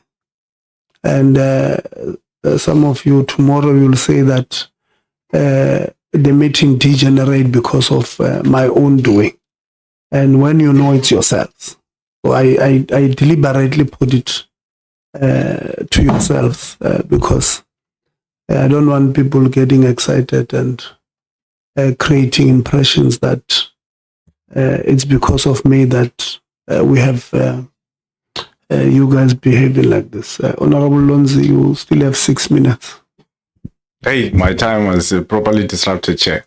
So, but let me quickly finish here on the minister, and then I want to come to the board members. So what we've established here, Minister, is that you communicated a meeting invite to an entity without a formally written letter. There was no written agenda, and there were no written minutes. If I was as a member performing oversight, I wouldn't qualify that to be a meeting, because I hold the strong view that when a member of the executive is exercising public power, we need to have a proper record. I'm not persuaded that it's because of agency, because if the chief of staff has enough time to call individual board members, then he should have time to sit down and write a formal letter, which wouldn't even take 5 minutes, inviting board members to a formal board meeting. A letter that would probably have to be directed to the company secretary. So I've just got one question before I go to the board members. That question is, when that meeting happened, there is also an allegation that you confiscated the cell phones of the board members which were there. The second one is that not all the board members were invited to that meeting. So I just want you to clarify those 2 points. I know you like to give context, Minister, but please, if you can clarify that. Were cell phones of board members taken in that particular meeting? Yes or no? And secondly, according to your knowledge, were all board members invited to that particular board meeting? Well, this wasn't the first time that we asked members of the board and everyone who participate in that type of a meeting to leave their phones outside. There was nothing untoward. It had happened in a meeting before the board members, and there was no malice intended. It was just intended to protect the board. And I think, on hindsight, it was probably appropriate because I think, firstly, that engagement, which, by the way, may not necessarily have been a statutory engagement, but an important engagement for us, ended up, not just with you as an honorable member or with the courts, it also ended up in the with respect, Minister, yes. I don't want to cut you. The chair is going to be very strict on time. Yes. I think you've answered the question of the phones, yeah. Yeah. The second question, did you invite all the board members to the meeting? According to my knowledge, all board members were invited. And the apology that I received was from the interim chairperson, who was traveling abroad, who had agreed that I can meet with the board members. Thank you, Minister. But subsequent to that, I learned that there was one board member was not invited. So do you see why it's so problematic to call a board meeting as a member of the executive and not communicate through the formal channels through a company secretary? Because now you have got a meeting as minister that you say is a board meeting, but at the same time you are saying there is a board member that was not invited. But had you communicated this thing formally through a letter, through a company secretary, where there was going to be an agenda, it was going to be the responsibility of the company secretary to ensure that every board member is invited. Because if there are board members who are not invited and board members who are not invited, that's not a board meeting. That's why I insist that it's as good as a caucus. But we'll come back after to make our analysis. I just want to put some questions before the board on the same meeting. I don't know who will take this. There's no record of the meeting. The minister has said that to us. In the meeting, did the minister instruct you to not proceed with the appointment of the CEO of NSFAS? Thank you very much, Chairperson. Thank you, Honorable Member. I would have loved also to give a bit of a background, if I'm allowed, about circumstances of this meeting. Personally, I received, actually it was I missed a call. I didn't have the number. I returned the call. The gentleman introduced himself as Mandla, working with the minister. Sorry to stop you. Chair, just a quick one. I remember in the beginning of the meeting you had said you'll allow a leeway. So can you allow this member? Oh, no, I've paused time for them. I did say that. Yeah, I remember. Thank you, Chair. Yeah, thanks, Chair. And well, I responded to the call, and I got an invitation that we actually were needed to an urgent meeting with the minister, which meeting will take place in Johannesburg, but the details would be sent to me again via a text communication. I indicated then that I'm actually recovering from a surgery. I did not think that it will be practical for me to travel from Polokwane to Johannesburg. But he did indicate to me that the meeting was very important for the minister, and he pleaded that I actually avail myself. I considered. I went to the meeting on the 13th of April in Johannesburg. It is true that on arrival, our cell phone were taken, stored in different white, not brown, envelopes. All of us who came, there was no formal agenda to that meeting. In fact, there was no agenda. The minister took the platform and introduced our colleague, Ms. Mohale, as our deputy chairperson. I've heard the minister repeat it more than twice in this house, referring to Ms. Mohale as a deputy chairperson of the NSFAS board. Personally, I don't know why she's the deputy chairperson, but I know that in terms of the NSFAS Act, the NSFAS board may appoint a deputy chairperson and not the minister. I know we have not designated Ms. Mohale as the deputy chairperson of the NSFAS board. So that deputy chairperson was introduced to us by the minister, was requested to make a presentation on behalf of all of us as NSFAS board members. The presentation was made. It touched largely on issues within the purview of a committee he belongs to. She belongs to the HR committee. I don't belong in that committee. Some of the details I did not have. It was only after Ms. Mohale spoke that the two colleagues felt they needed to step in, and they corrected some of the things which were said. I would not have corrected them because the report that we were anticipating had not been provided to the board at the time. The second colleague who wanted to speak, and I'm raising this in the context of, was it an interaction with the board? It wasn't. It was an instruction session because Kumalo raised his hand after the two colleagues, and he was told that you are repeating yourself. Then it was my turn to raise a hand. And the purpose of me raising a hand was to indicate that my flight was ready. And that was within 35 minutes. I want leave of absence. And the minister said, no, we're actually about to finish. I would confirm the meeting didn't take more than an hour. It was a very brief meeting. But in that meeting, the minister's concern was really that we are going ahead with the process of appointing the CEO. And he was convinced that there is an instruction that he needed to give to us as members of the board, and that our processes should be paused pending that instruction that he would give us. If I remember well, I'd written my date down. It will be a Friday of the subsequent Friday. It would have been about closer to 2 weeks. I felt, and I think it was a feeling that we shared with colleagues post that engagement, that the minister's interaction with us could not have been a normal lawful interaction between the executive authority and a member of a board of an entity. It is subsequent to that meeting that I wrote to colleagues using the WhatsApp group communication when there was no movement around the issue of the appointment of the CEO, which we had to move because the minister had given us a deadline, which deadline was actually approaching. I wrote in there, I addressed my text to the acting CEO and the chairperson and the colleagues. It was, dear chairperson, acting CEO and colleagues. And I said, I note that there is no movement on this thing of the CEO. And now this was my way of rejecting the instruction of that meeting that we should pause our activities.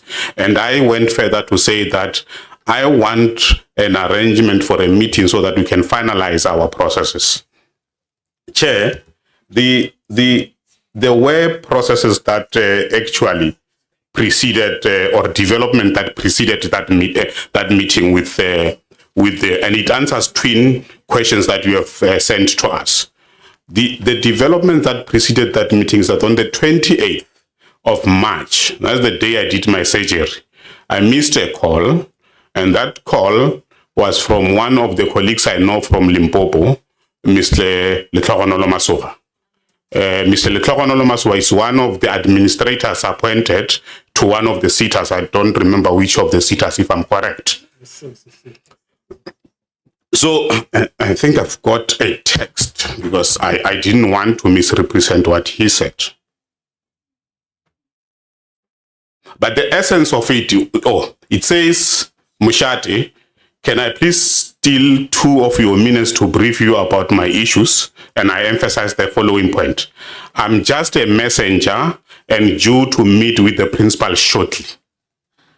I did not respond to this because I was not in a position to take a call on that day, but I did call Mr. Masoha the following day, and he tells me that the minister, that's the minister responsible for higher education and training, was not comfortable with the trajectory we're taking as the board in relation to a candidate that will potentially be appointed as the CEO. He did inform me that there is a very strong candidate, and he gave the credentials of that candidate, who is someone he referred to as a candidate who had been with the National School of Government for some time, and he did indicate that he was a strong candidate. And I said to him, these are the exact words I used. I said, I do not have history of defying leadership.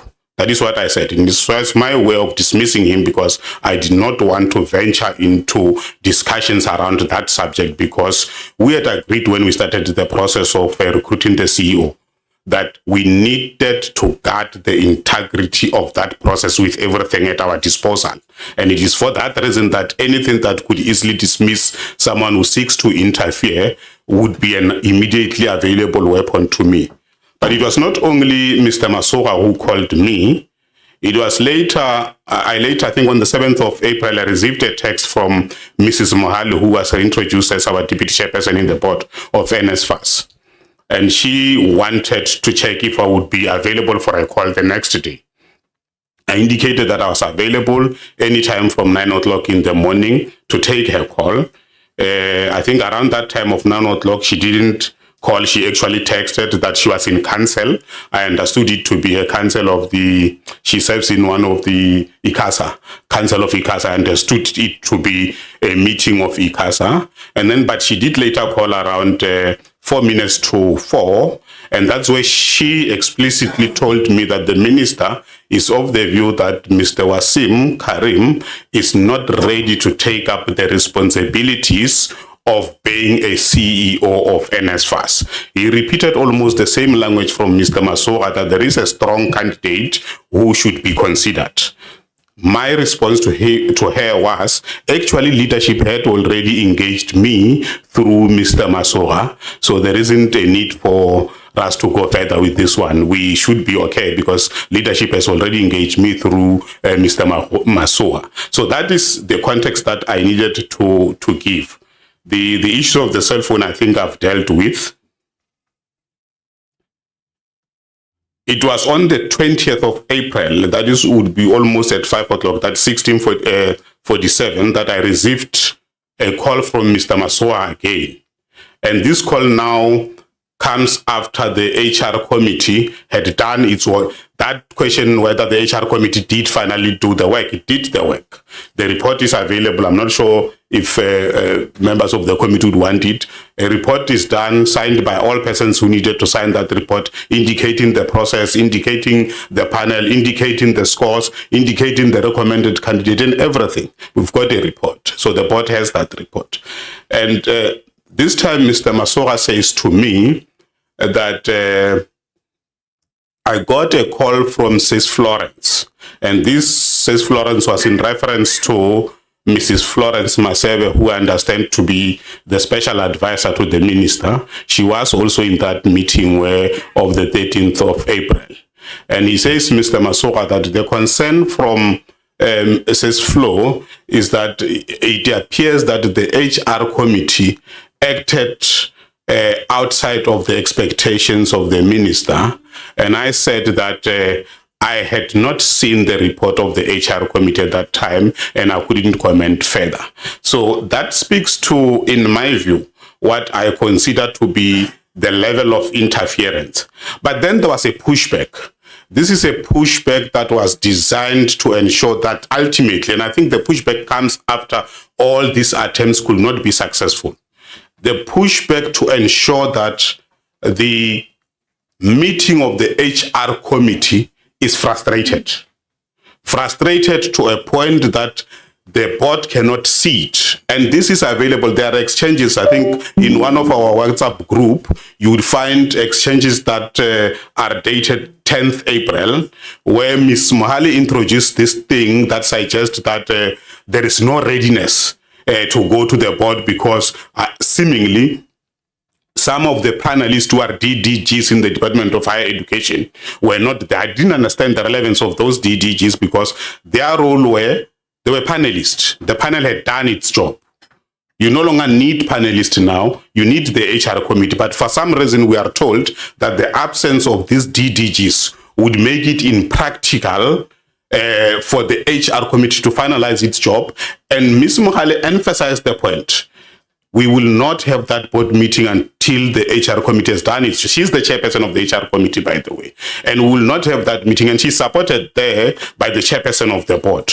These are the two individuals who then, after finally the HR committee met, who then on the eve of that board meeting sends resignation. And I'll emphasize about resignation. I only saw a resignation, the acting chairperson's resignation, which resignation made reference to Ms. Mohale's resignation. It would appear that the Ms. Mohale in resigning somehow forwarded it, but I have requested the company secretary that can we see for the purpose of record Ms. Mohale's resignation. I've not seen it, but I know it was a reference to in the chairperson's resignation. So Chair, I think that would in brief respond to the question that you have asked. Thank you. So I just want to understand here.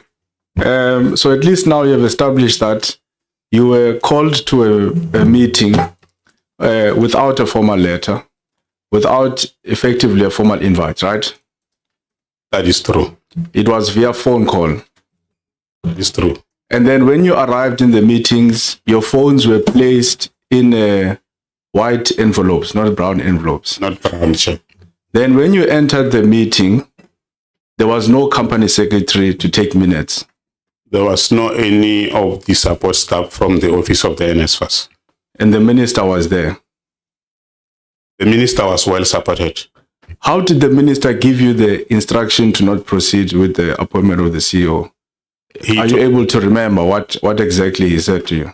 The closest to the exact word was that you are not supposed to proceed until I give you further instructions, but he then gave us the date. The date, I think it was to be the subsequent Friday.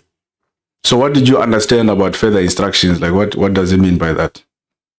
I wouldn't want to invite myself into speculation, but whatever I understood at the level of what our powers are as the board is that the board is empowered to appoint the CEO, and this process of appointing the CEO has got no participation of the minister. The minister comes after the fact. The minister comes when we have made the appointment as the board, requesting him to concur only in relation to the condition of service. And that concurrence is a joint concurrence between him and the minister responsible for the finances of the Republic.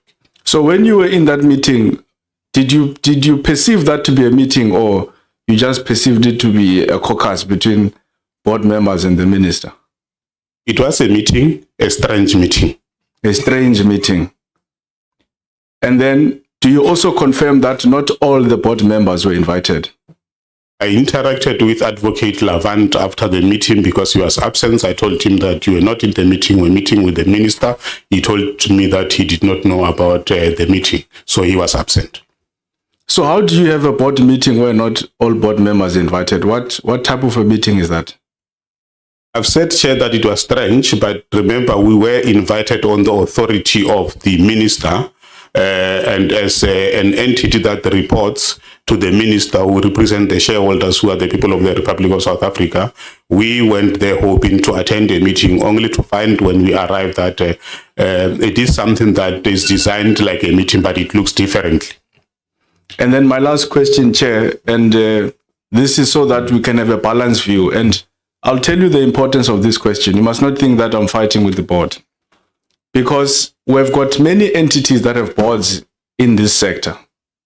And boards have got a fiduciary responsibility to perform their duties. Now, although I can say I sympathize with the strange meeting and arrangement, but I want to believe that if you are a board member who's a professional, who's got a fiduciary responsibility, even if a member of the executive gives you an instruction, if you hold the view that that instruction is strange, is unlawful, is irregular, surely as a board member, you have got a duty to not implement an unlawful instruction. I agree completely, and that is exactly what we have done. I've mentioned earlier that as soon as I had formulated the view that you are canvassing, I went back to my colleagues that let's proceed with the work that we are tasked to do. Thank you, Chair. Yeah. Oh, okay. Before Minister. Thank you. Thank you very much, Chairperson. I think there has been some statements made by respectfully the board members, and I think it's important that I say a few things. Firstly, just to emphasize that the meeting of the 13th of April was convened by me as a result of my discussion with the interim chairperson, and secondly that that meeting, although not a statutory meeting of the board, but it was an engagement between myself as the minister with the board, and thirdly that all the board members were there in a meeting in November where the same thing applied. We were meeting with the around the resignation of the then chairperson, Standa, who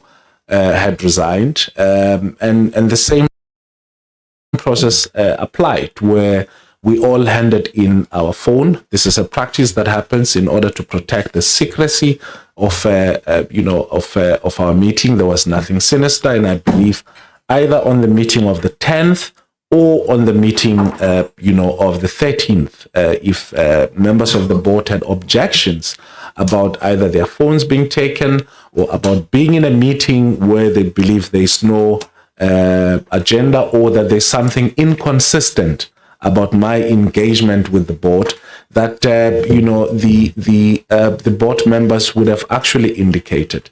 I regret the fact that there was one board member who was not invited, and I think we obviously should have handled that properly. But also, I think all the other issues that have been raised, the board members themselves in their application, I'm quite surprised that I'm said to have issued an instruction in that meeting. The instruction that existed to the board, which was in writing, was that the board had to appoint a CEO latest by the 31st of May. Now, the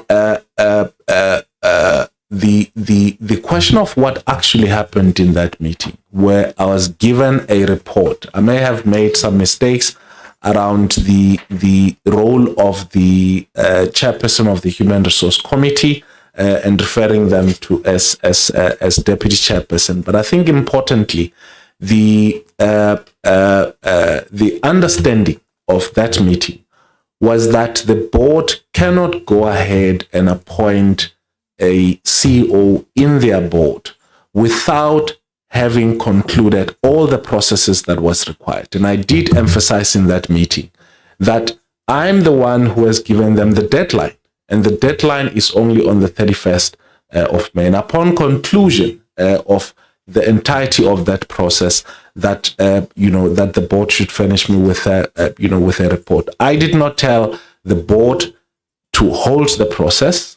What I actually advised the board is that that process needs to be concluded. I cannot comment about the discussions that the former board member has had with the various people that he's referred to. I don't think I'm in a place to do that.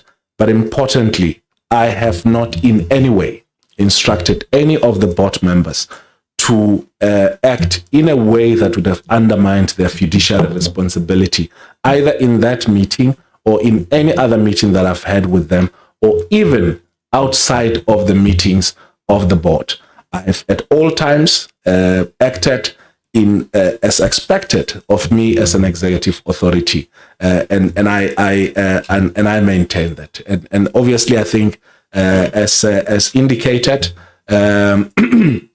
Beyond what what we say here, I think I've indicated that this matter is also before the courts in terms of its determination. But I stand by my word that I have not in any way sought to interfere with and in fact the report that the former board members are referring to, its details, I became aware of it when they were splashed all over the newspapers the following weekend.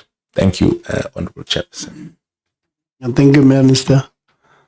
I see the hand of Portia's iPhone. Yes, Chair. Can I go on? Yeah, are you in a position to open your video? Okay, I will do so. I've opened it. Can I go on, Chair? Yes.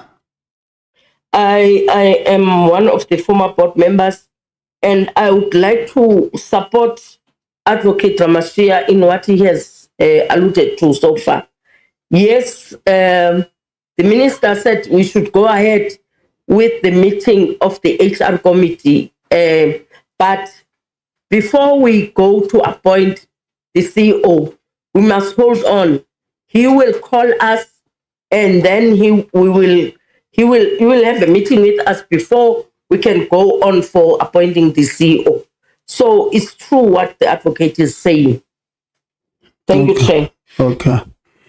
Maybe in the interest of time, if we are covered, let's say we are covered, so that we don't repeat.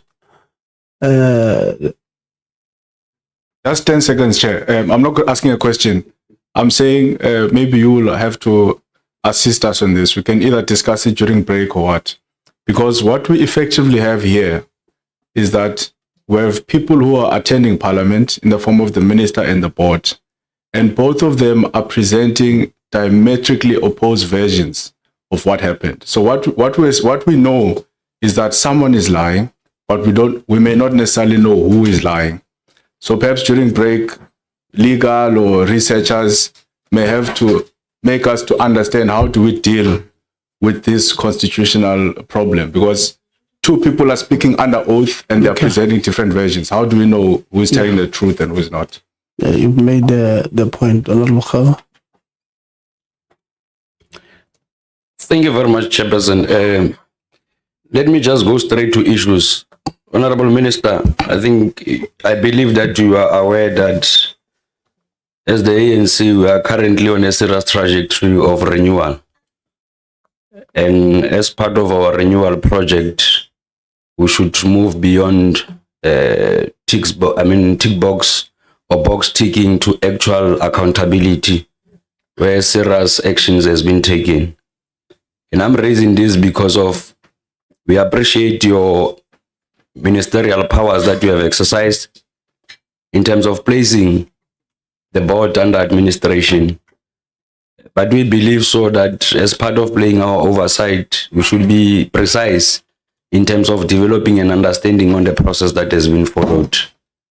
The collapse of NSFAS, in your view, it cannot be looked into it apart from or in isolation from the role of the department, from the DG and the DG's executives. I believe that the department has an oversight role to play on and around NSFAS. And with that being said, we can also, like I said, believe that NSFAS exists in isolation or in an island.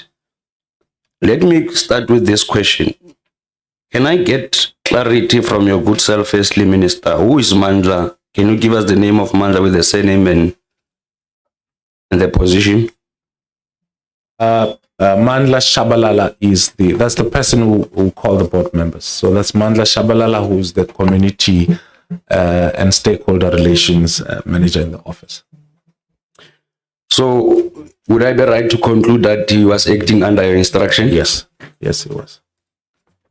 Okay, let me just go to the issue that has been raised by the board, by one of the board members. There is an allegation that you had instructed the deputy chair, whose appointment or election is under question as the deputy chair, to speak to board members on your behalf. Have you done that? No. I didn't instruct anyone to. I've maintained constant communication with the interim chairperson at all material times. So would it be right to conclude that the deputy chair, Ms. Mohale, was acting outside your instruction? I did not instruct anyone to act on my behalf as it relates to any of the matters relating to. Thank you very much. The second issue, Minister, there is an allegation that one of the administrators that you yourself has appointed as an administration of service seater has also made the very same call, dropping your name, claiming that you have instructed him to lobby board members to take a particular route in terms of who would be best suitable as a candidate of the CEO. Is it true or not? Well, like I said, I haven't had any discussion with anybody around the question of the appointment of the CEO of the NSFAS. Thank you very much, Minister. Let me probably go to the board. Like to check with you, was this the first session or meeting you had with the minister where your phones were taken?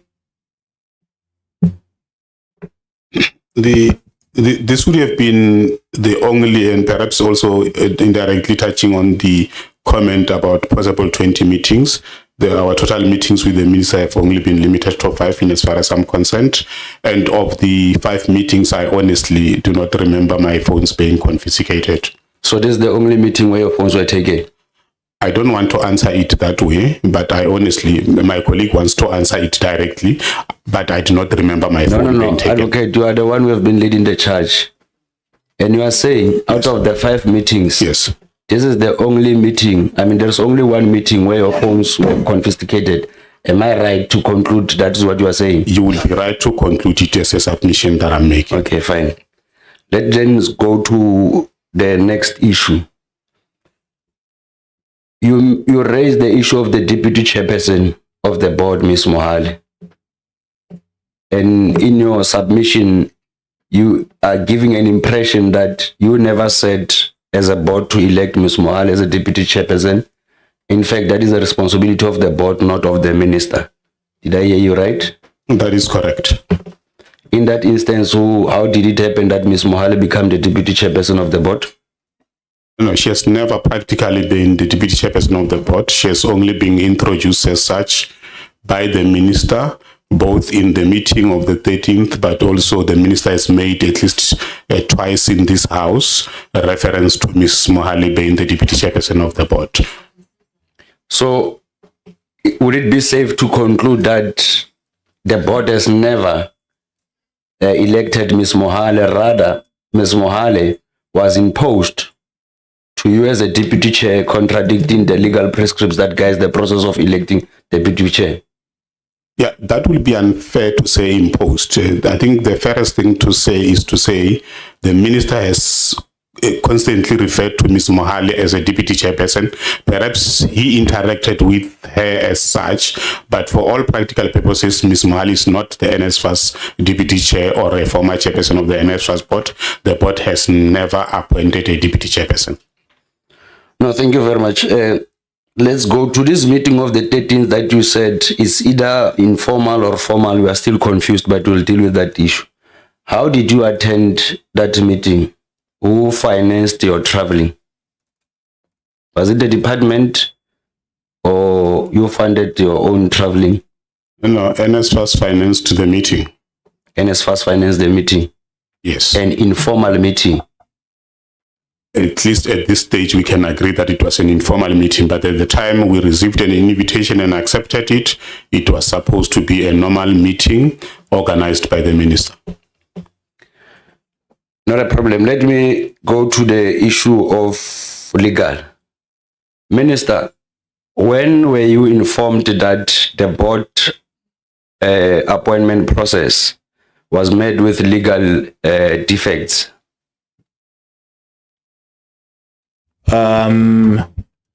This was almost as soon as I assumed office. I think the first time I interacted with that information was around August, September.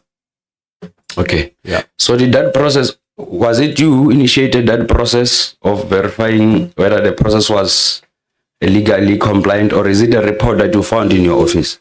It's so we had a report that was presented to me, but there were also, I think, some complaints, especially from students' organizations, who were complaining that they were not, represented. So that is the report that you got on your appointment? Yes. Okay, fine. Let me go to the legal department. Advocate, can you confirm or deny whether the department, through your good selves as the legal team, has formally cleared the appointment process of the board done by the previous minister? Did you formally clear the board after it was appointed? Thank you for the question, but I'm confused. What do you mean by clear? Okay. Did your office issue a formal legal opinion on the state of the board that it passes all legal aspects? My assumption is that before the minister could go out and pronounce any decision, as the legal team, you should be able to advise the minister or department as to whether this matter will hold, or if it could be tested legally. Have you had that opportunity? We were never approached. Are you saying that the former minister never approached you when finalizing the appointment of the board? Not as far as I can remember. Did you? Can I get your take on the matter? Why is it that you are having a board that cannot pass the legal standing Thank you. There were a couple of issues about the previous board, and some of those issues were presented and discussed in this house as well. One of them was that the gazette that was published went beyond the minimum requirements as in the law by adding a master's degree as DG, we are running out of time. I'm left with 3 minutes here. Okay. Was the report, did you give the report a green light, yes or no, on the appointment of the board? No. You did not agree with it? No. Is there anywhere in writing where you've advised the minister, the previous minister, that actions of appointing the board would be inconsistent with the law? There were meetings, there were discussions, but it was made to me very clear, and the minister herself indicated that there was no role played by the officials in the decision about the board. Thank you very much. Can you also provide that in writing? That one. Can we go to the second issue? On the self-reviewal process, I believe that at the center of this problem is the legitimacy of the board that the minister wants to cite. I want to check with you in terms of the advice that you have provided. Is it you who have advised the minister to go on a review? We sought an external legal opinion. You sought an external legal opinion? Yes. So the process of instructing the board to start the process of appointing the CEO, was it done during that time when the matter was before the court?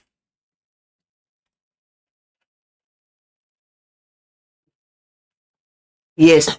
Meaning that the minister has identified certain areas that are inconsistent with the law on how the board was appointed. And the same minister is the one who has instructed the very same board that he has viewed as unlawfully appointed to start the process of the appointment of the CEO. Can I respond? Remember, in minister's presentation, he referred to the Odekral principle. And that Odekral principle is in essence saying, even if the board was unlawfully established, the work that they will be doing in the meantime will only be set aside by a competent court of law. And because the self-review was still in process. Fine. That's my question is, yeah. Is it you who advised the minister on that process of self-review? Is it you as a department or what? That's my question to you. I had said we sought an external legal opinion, and that legal opinion is the one that advised us as a department to advise minister as such. Let's leave that part of the legal opinion. Minister, let's deal with this issue of the meeting of the 13th. There is an allegation that, in a way, you had called that meeting to instruct the board on who to appoint as a CEO. That is the impression that has been created in the society. And the number of allegations that has been leveled here against you in terms of how you have handled the process. And I would want to ask you a straightforward question in relation to the issue. Has there been an instance where you are instructing the board on who to appoint? No, I have not instructed the board on who to appoint. And I think if I had instructed the board on who to appoint, or if I had wanted to instruct the board on who to appoint, I would have definitely instructed them on that. I understand where my powers lies. My powers in relation to the appointment of the CEO of the NSFAS only lie in as far as concurrence with the decision of the board. So I know my place. So according to you, it's fine, Minister. According to you, were you not technically confirming the board that you are questioning, or that you have placed the matter before court by appointing additional, or by co-opting or agreeing to the co-option of additional members of the board? No, I didn't agree to the co-option of additional members of the board. And the reason why that wasn't going to be material was because I've already approached the court to review that decision. And I must say also that in the bigger scheme of things, it's not just the appointment of the CEO that the board was responsible for. We're talking about a 60 billion, close to 60 billion rands budget, which we had also, that the board was responsible for. So that continuation was itself, in our view, legal for the board to continue performing its board. I would not have in any way tried to interrupt a process which I had instructed the board to commence with. The last one, Minister, because I've run out of time. When you were conducting or were initiating this process, where it is dictated that you must consult with the board, have you ever written formal individual letters to every board member? Or that engagement where they believe was not a formal meeting, it was just an informal session? Have you ever written, because clearly there was no formal engagement or consultation? Is there any formal letter that you had written to board members in relation to the process? No, I didn't write any. Thank you very much, Joseph. Thanks, Chair. No, thank you very much. Honorable Ngubani, you're supposed to come in. Can I please bring in Dr. Christians, because of the matter I spoke about earlier on? Then we'll come after. Dr. Christians? Thank you very much, Chairperson. Chairperson, Minister, I would just like to get back again to the purpose of the meeting that you held, because it seems that is the bone of contention in the room. So it was alleged by the board members that they were required to surrender their phones, and they were not provided with an agenda, and that there were no minutes recorded whatsoever. So I just want to establish, was this an official governance meeting? Was it a consultation meeting? Or was it just an informal engagement? This was an official engagement between the board and the minister. It did not have, it was not a statutory board meeting where the board was expected to make a decision. The purpose of the meeting was for me to get to understand the concerns that the interim chairperson had raised with me as it relates to issues around governance and the process of the appointment of the CEO.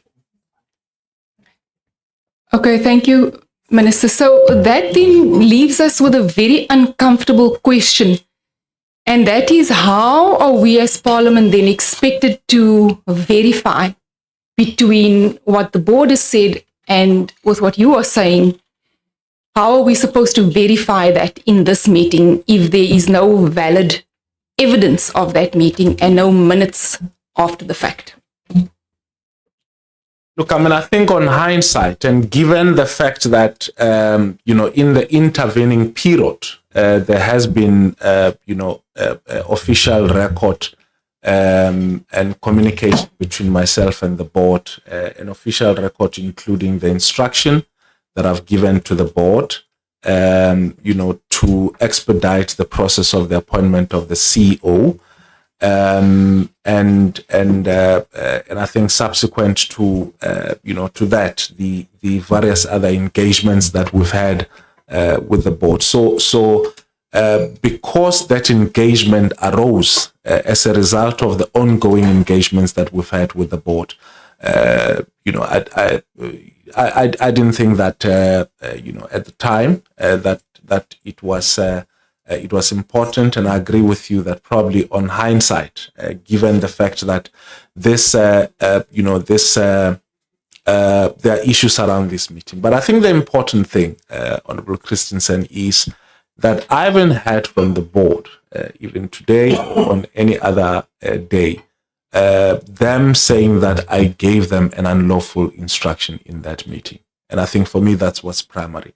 Them saying that I sought to, in that meeting, interfere, other than me having said that they need to, conclude all the processes relating to the appointment of the CEO as required by the regulations before taking that decision. Okay, I think, Minister, it is really very clear that from a governance perspective that we do sit with a fundamental issue that it is not, in this case, or was not good governance practice to deal with a meeting of such importance without a formal agenda, without any minutes, and without placing it on official record. I think we all agree on that. I just want to get to the parliamentary legal services again. So we've heard now competing evidence today regarding instructions that the minister allegedly gave about a CEO appointment. Now, in your opinion, how would you suggest that we as Parliament satisfy ourselves, seeing that there's no official record of this meeting? How do you propose we satisfy ourselves that that meeting actually existed, what transpired in that meeting, and what would be our way forward?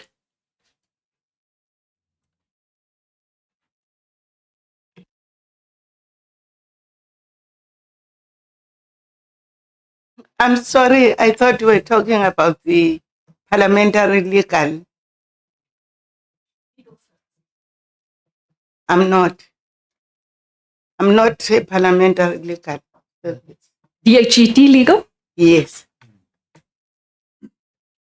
So you wanted to answer? Yes. Okay.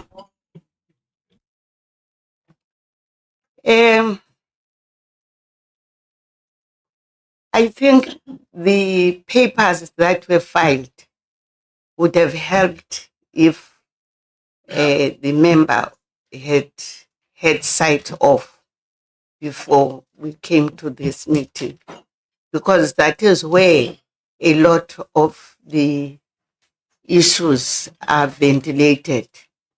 And I'm still trying to remember whether the board members themselves have actually raised this as an issue in their papers. And maybe it would help all of us if we were to wait for the court to make a determination about this matter, because there are conflicting versions of what happened on the day, and the papers that the board has drafted and that minister has drafted, they have to stand and fall by their papers when we approach court. Thank you. Thank you very much. I think we can get back to parliamentary services later on, Chair, Okay, because I maybe think before. Maybe before. Do you mind if Lonzi has a follow-up? Okay. Now, me and Honorable Christians were forces, Chair. No, just when Honorable Christians had put the question to the minister says the board members didn't say that he gave them an unlawful instruction. And I beg to differ, because if I heard the board members correctly, they did actually say in this parliament that the minister gave them an unlawful instruction. So I just wanted us to confirm with the members themselves, because I heard that, and the minister is saying they didn't.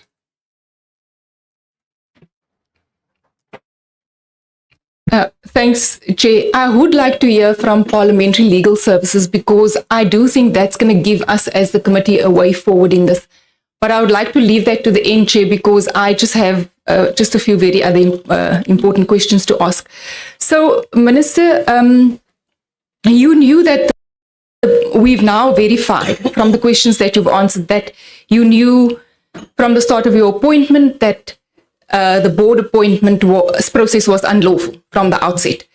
So why did the department and its legal unit then, essentially the ministry failed here, as far as I can determine, because they did not identify and correct what you say you now knew from perhaps the inception of your appointment, that you identified these defects in the appointments.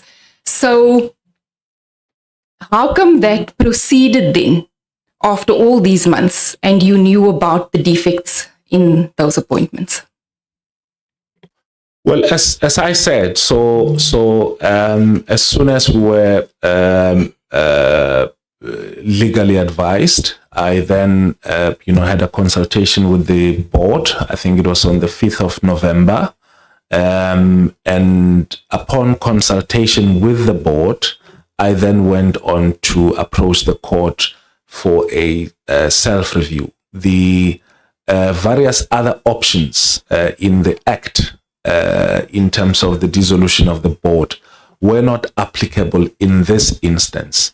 And I must emphasize this point, that the composition of the board, as we've said, to them and also elsewhere, was not the result of their own fault. They did not appoint themselves.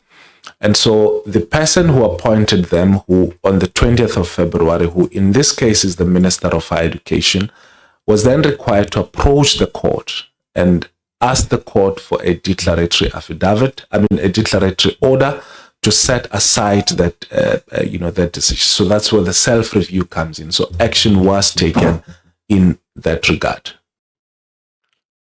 So, Minister, did your legal advice then recommend the administration? No. My next question, Minister, is NSFAS has now been placed under administration and no independent investigation was done. And I think to me that is the single most serious flaw.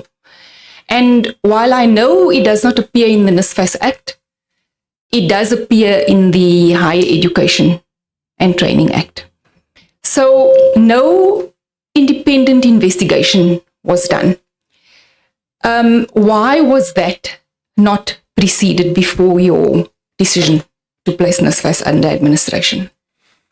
Well, as I said in my presentation, Honourable Christians, that the provisions for, in terms of Section 17A to D, stipulates the various, conditions within which an administration could be put into place. And safe to say that the review process itself may have led to, either where we are or any other alternative in terms of administration. But I believe that the conditions which were required by the law, which is not just investigation, but various other conditions, that those conditions were met, in terms of the placing the entity under administration. So, Minister, that brings me then to a question that I deem very important and very serious, because NSFAS has now been placed under administration for the third time. The previous two administrations were not effective. In fact, NSFAS has regressed, as we've seen. So at what point, Minister, are we going to admit, or government itself, are we going to admit that we have now implemented repeated administrations and we are merely treating the symptoms of NSFAS's failure, and we are not fixing the institution itself, the problems that exist within NSFAS? So we are going around in circles. Instead of managing a 50 billion rand, almost 60 billion, as you have indicated, plus institution properly, we are now at the point where NSFAS is under administration for the third time. So I'm asking you, Minister, if something is not working, isn't it time that you think we overhaul and we revamp completely NSFAS, because something must drastically change here, and a third administration is not it. Isn't it time to admit that NSFAS in its current way and form has failed, and that we need to rethink policy and rethink the entire system of NSFAS? Well, I don't agree with you that the previous administrations failed. The first administration under Dr. Randall Carlson did not fail. And then, subsequent to that administration, there was a board that was appointed, and the then minister, Dr. Nzimande, had to institute another administration under Nomvalo, who did not complete his term as an administrator. The board was then appointed in state. So I essentially do not agree that the administrations have failed. But as I also said, that we are having that discussion around a sustainable student funding model, and I think it would be on the basis of that we should then consider what options are available on the table as it relates to the platform to distribute student funding. But for now, I think the current tenure of the administrator's intention is to stabilize the institution, ensure that we modernize it, and in that way we can simultaneously have discussions around what reform measures are in place, and part of the things we will obviously have to consider are the proposals that you're making on what needs to be done. But I don't agree that the previous administrators failed as presented.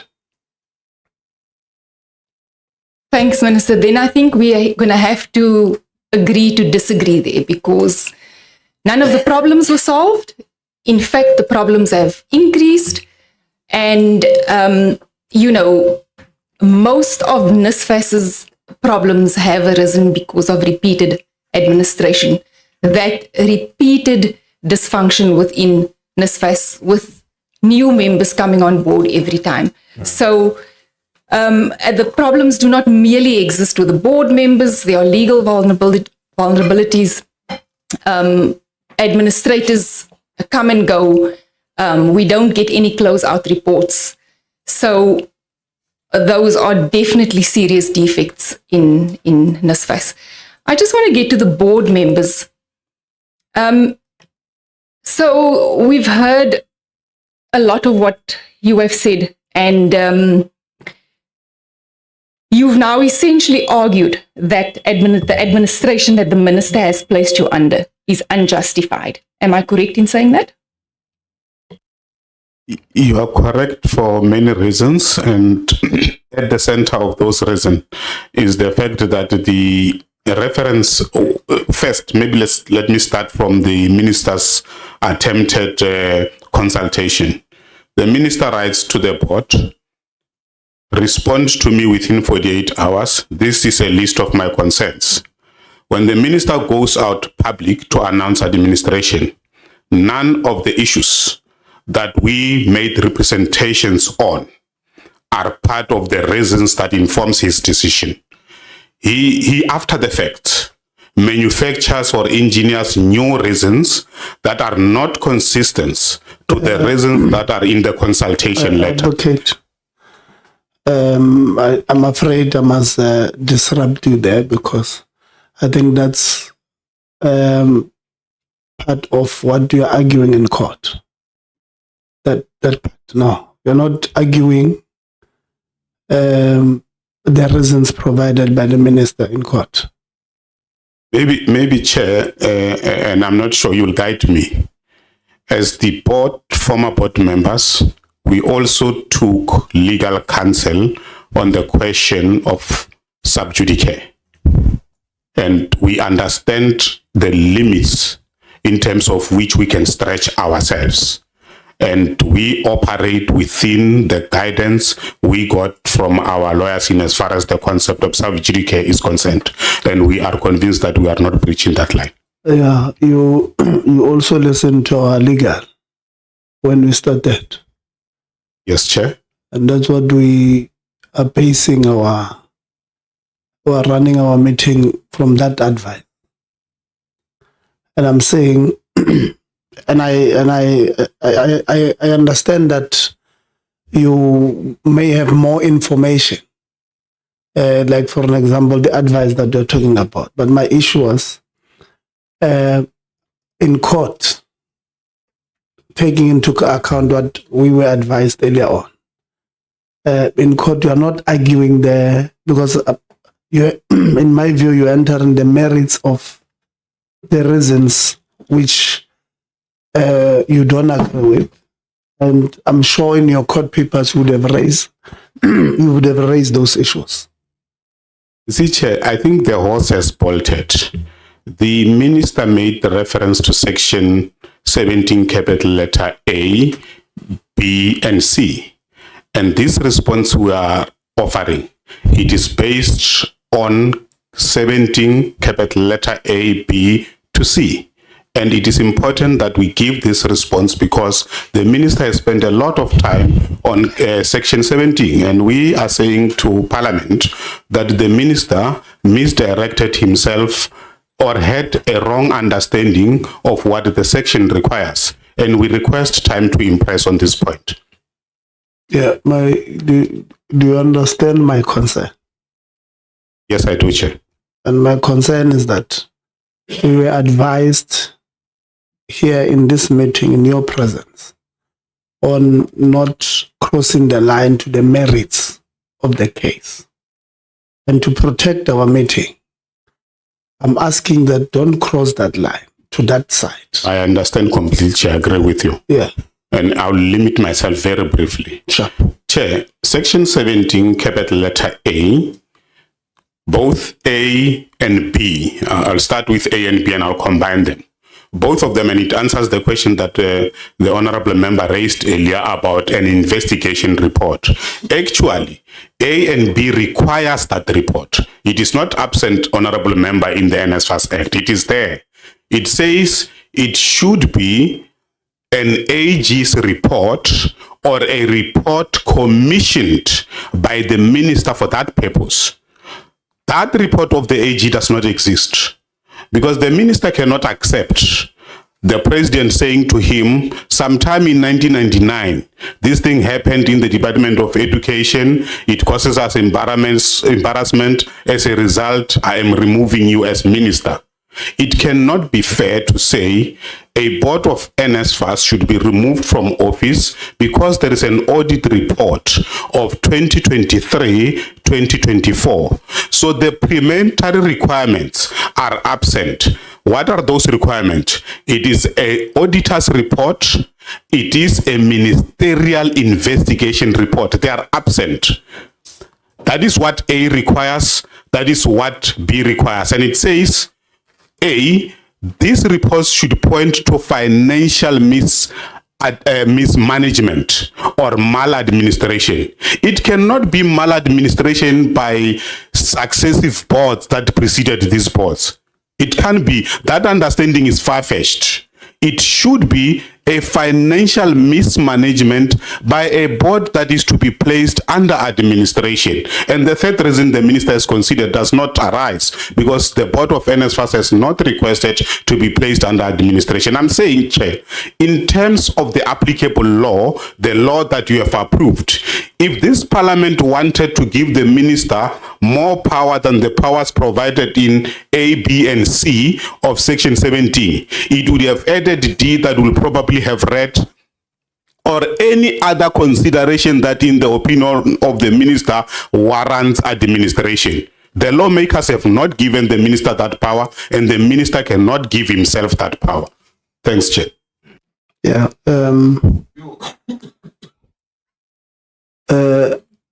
To the defense of the minister, you may differ that the report is not yours. The AG's report is not yours. That part is granted. But we can't say the report doesn't exist. We do have an AG report which the minister is basing. I agree with you that we may differ. That does not belong to a financial year. DG, even this door is open.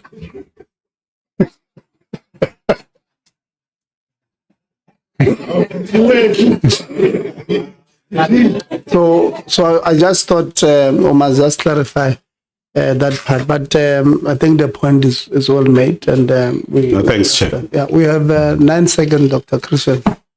Maybe the last question. Thank you very much, Chair. So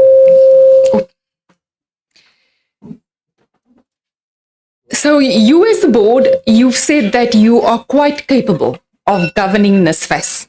And if this is indeed true, can you tell us then why have so many board members resigned from the initial board member, Dr. Stander? Why did they resign? Why leaving the board? Because that has brought the initial instability in NSFAS. And added to that, there were more board resignations. So why the board resignations? Because that caused the initial instability in NSFAS. Can you just explain that to us as an ending? Very brief, because my colleague wants to take the second part of your question. You don't have to take our word for it when we say that this board has been very effective. You can actually directly reference what the minister says in his own way. He says, when he was addressing the National Assembly on the 24th of January, importantly, NSFAS performance has improved. 24th of February, not January. Yes, it's February. Yeah. NSFAS performance improved. For the first time, students knew their funding status before the matric results were released, and continuing students knew their status of the previous academic year. The minister continues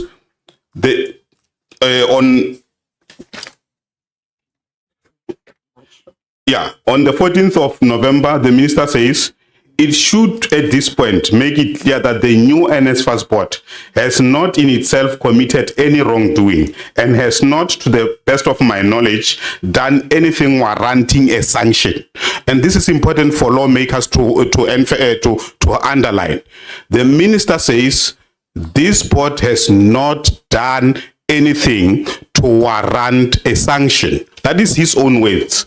He says later that that this is on the 14th of February. This February, a few weeks ago, the minister says, I admit that the NSFAS board has been working since its appointment in February of 2025. As things presently stand, I am mindful that the board is fulfilling its mandate under the Act. You don't have to take my word for it. That is what the minister says. Before I give it to my colleague, the emphasis on 18 board members versus the remaining 7 is emphasized wrongly. It is actually 13, not 18. Thank you. Yeah, and there is a coincidence here between the resignation of board members and the threats of self-review. So some board members resigned just in coincidence with that self-review, and some resigned just in coincidence with the dissolution. So you can draw the pattern. Thank you. Honorable Law, maybe let's take you.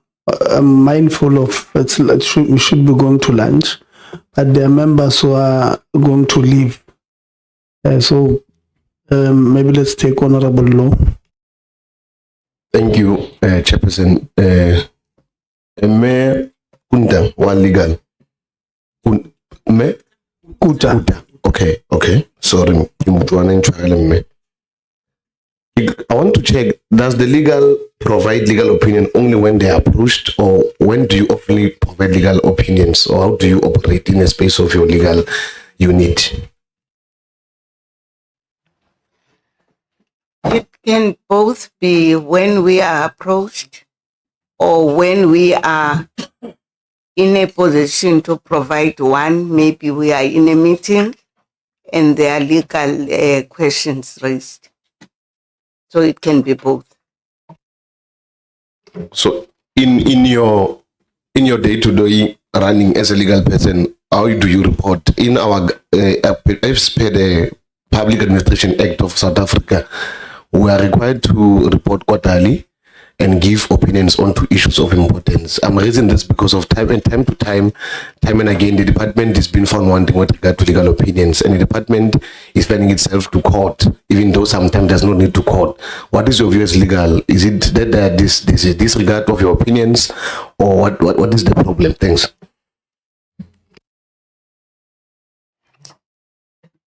Maybe you'll find this as controversial.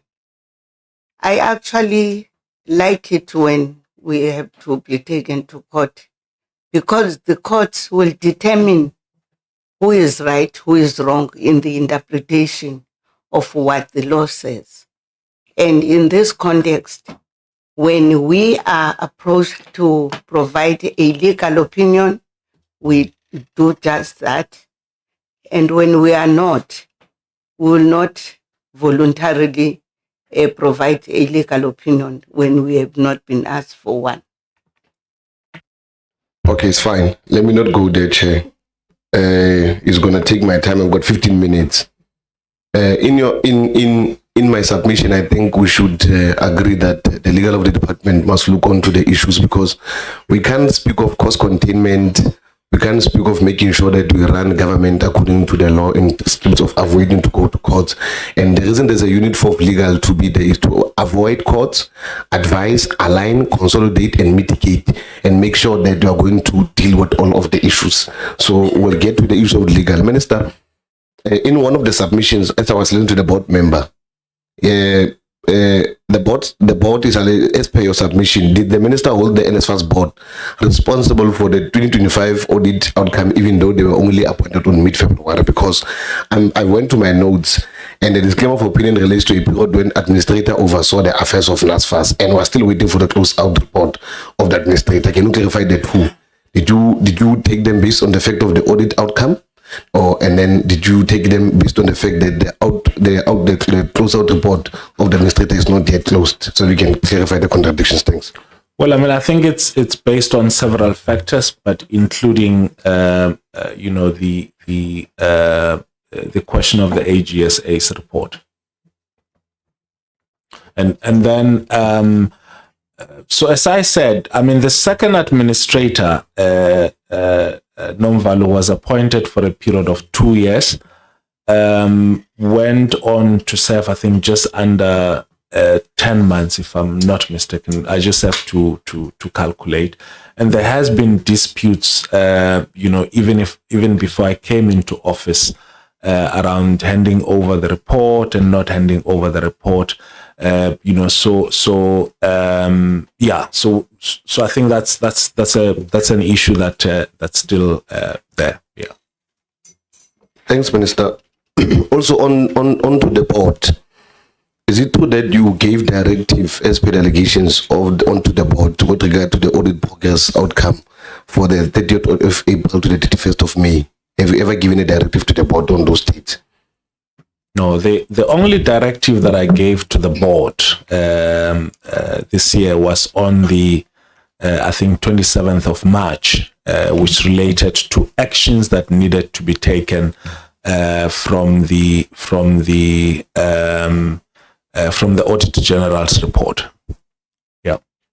So that's the only directive that I've given to the board. Have you ever received a report from the progress report from the board? Between the months before that you could have dissolved them? No, the only time we received anything relating to that directive was when the board also responded to to my letter of the, I think, 27th or 28th April. That's when the board also added on in that response their report in response to my directives. Okay, thanks, Minister. I wanted to get that clarity so we can properly align as to what directive did you give, because earlier we could have spoken about that before that you could have opted to deal with the dissolution of the board. You would have, or before you could have said to them they must appoint a CEO, and failure to all allegations that were perpetrated in the house. I wanted to ask the minister, from the allegations made by board members and from all of that factors, How true is it that you give directive on the matter of the CEO and we had an interest on the matter of the CEO? Because I'm asking this secondly for you to tell us, because if there's no documentation, we'll rely on you and the board. But I want to give you an opportunity to tell us what was the discussion precisely and what informed you not to have record keeping in a meeting of a board, because a meeting of high level with the minister that might have legal implications, like I was speaking about the legal issues. And I was asking, when are they working, when are they advising? Yeah.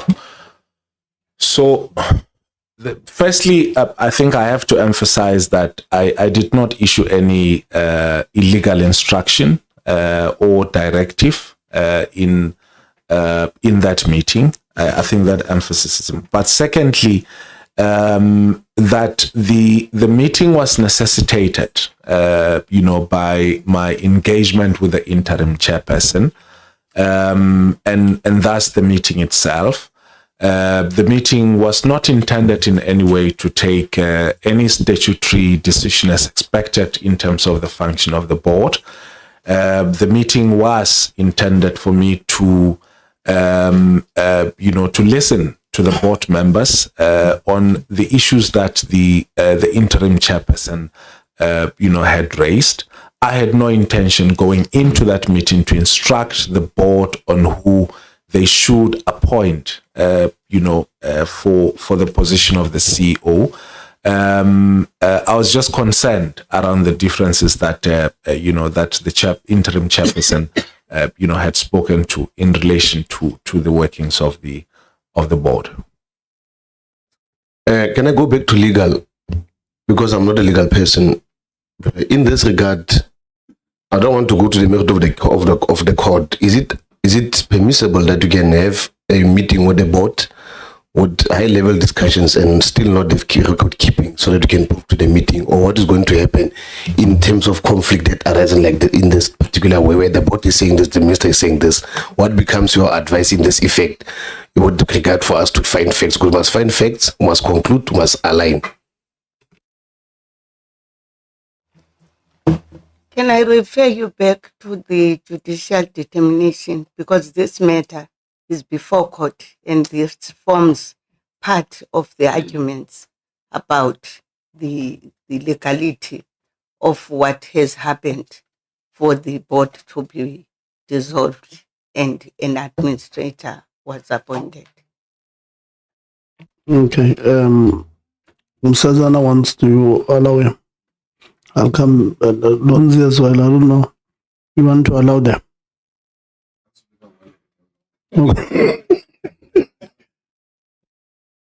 Ngiyabonga Sihlalo, and thank you for Honorable Law for granting me opportunity for a follow-up. Minister, for over 4 times now, you've been referring to your concern that would have arose from your consultations with the interim chair that you said was overseas at the time of the meeting. And then you said it was a consultative meeting with the board. The board has expressly made it clear that that was an instructive meeting. They didn't interact with yourselves. And there was a person that you said in the meeting is an deputy chair, which they can't confirm because they don't know that person to be a deputy chair, briefed you on their matters without consulting them. So there was a presentation the board members did not know of. So I just want to, it was a follow-up on the first question of Honorable Law on the meeting, the setup of the meeting, before he got to my second question. Maybe if you could just clarify us, why would you have continued with the meeting without the interim chair? You have asked the question. And the person, it wasn't consultative as well. You are asking the question for the second time. Minister? And I think I've also answered the question, Chairperson. Yeah. Thanks, no chair. I'm coming. Let me take Nadem Gadi. Nadem Gadi, you would have made a presentation about the SARS data that should have an access to the system. And in my understanding, because at least I'm an HR person, before that you can go to a system, you must get approval. How is it that the person that you have alleged that is given access to SARS in that particular way? Can you confirm that thing? Because there's a particular way, a law, a policy that prohibits you to get approval in a certain way to get to SARS. I want to confirm that. Thank you, Honorable Law. When this board arrived at NSFAS, because of its policies and data integrity, it had been kicked outside of SARS. And therefore, it would have enabled an environment where those findings of audits of funding dead people would have been done. So our first priority were to pass data policies, including data management and security policy. That then would have been enabled us to be reintegrated back to SARS. So how we would have then measure that integration is the year that is following, which was starting. So the first phase that this board was seized with is to keep the lights on. And you'll see that even in an unaudited annual performance plan, we are sitting at 64, which is above 50. In more than a decade, we've never seen such performance. And of course, we would have come here on the 31st. AG would have received our annual reports and our financial reports. For the first time, we're on course to submit on time. And until then, this disruption of the board. We were integrated back. And of course, we're exploring. We have a lot of conversations with AG around what the minister would have articulated.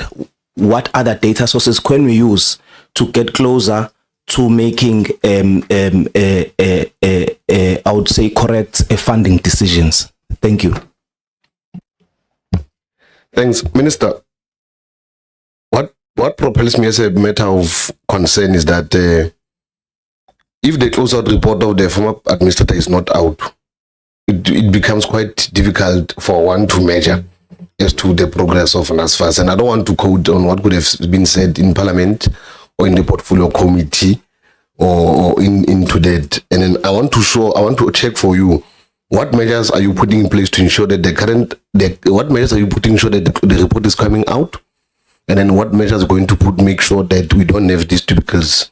Because I can't enter into the court issues now. I want to know how will we handle the report, because there's a second opinion of the board about its progress, all of its imperatives.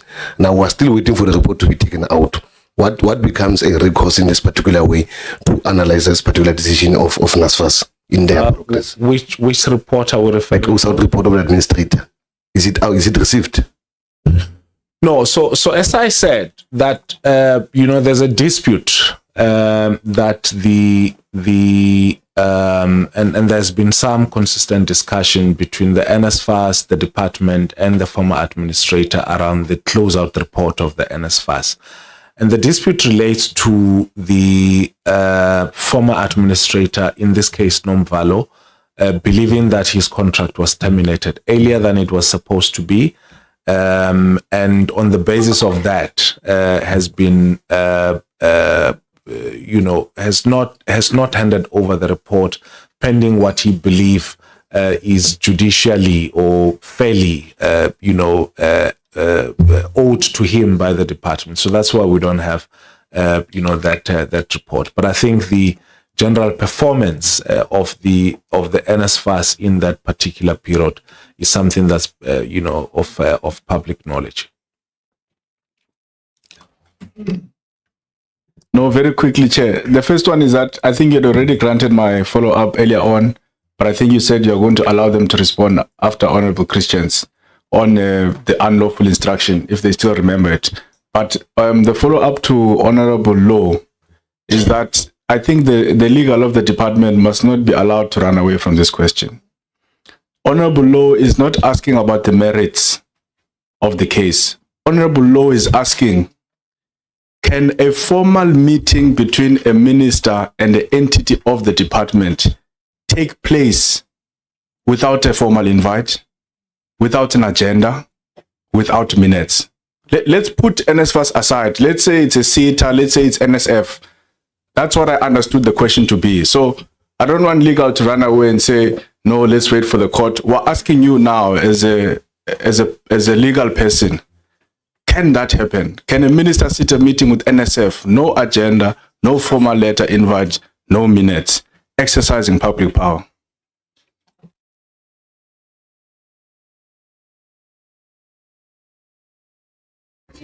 No, DG, this one is for the advocate. It's a general question. So just give a general response. Yeah. No, DG is not going to answer this. Advocate. Thank you, Mr. Lonsi. I would not advise that anyone, including the minister, do what has happened. It is unfortunate that it has happened, but I would advise against it being repeated. Thank you. They will answer after lunch. We'll remind them the question. They will answer after lunch. Honorable Law. Thank you, Minister. Lastly, no, I told the police they will come at lunchtime. Don't worry. No. I told them. I told them that. No. They were saying they want to clamp it. I told them we'll come at lunch. Yeah. You're not the chairperson. Minister, my last question in all of that, because I would not want to have issues. I want to check what your appointment of an administrator. Did you appoint a fit and a proper person for assessment of Professor Matebula prior for his appointment? And what was the process when you appointed administrator in all of the duplicates of NSFAS? Given the fact that you are from the 3 or 2 administration, what was the criteria that you could have taken to look onto the problems and put a person? Thanks, Chair. Okay. As I've said, that I believe, and that's why I went ahead with the appointment, that Professor Matebula is a fit and proper person. But also importantly, with regards to the person that we're looking for, was someone with a strong background in finance, but also with the understanding of how the system operates. And I think that based on Professor Matebula's profile, he does meet, the kind of person that an NSFAS administrator should be, and also the looking at the scope of the responsibility that he is to undertake. I think that he is, of course, and maybe just to also include, that he's at the Tshwane University of Technology as the head of the business school. He's also served in various, boards and institutions. So I think all of that cumulatively makes him a fit and proper person. I'm asking this because earlier when he was appointed, he was at the allegation that when he was employed at SARS, there was a civil investigation that took place, the Commission of Inquiry, the Nugget Commission, and then there were final reports on Professor Matebula. Maybe I'm asking that based on the fact, and did you look onto that, because NSFAS is quite complicated and it's quite having a lot of allegations and stuff. Did you look onto that particular individual to say who had this particular way? And I'm not sure what were the reports saying, both Nugget and SARS. Did you look onto the reports? Do you have the findings of the report of the particular individual?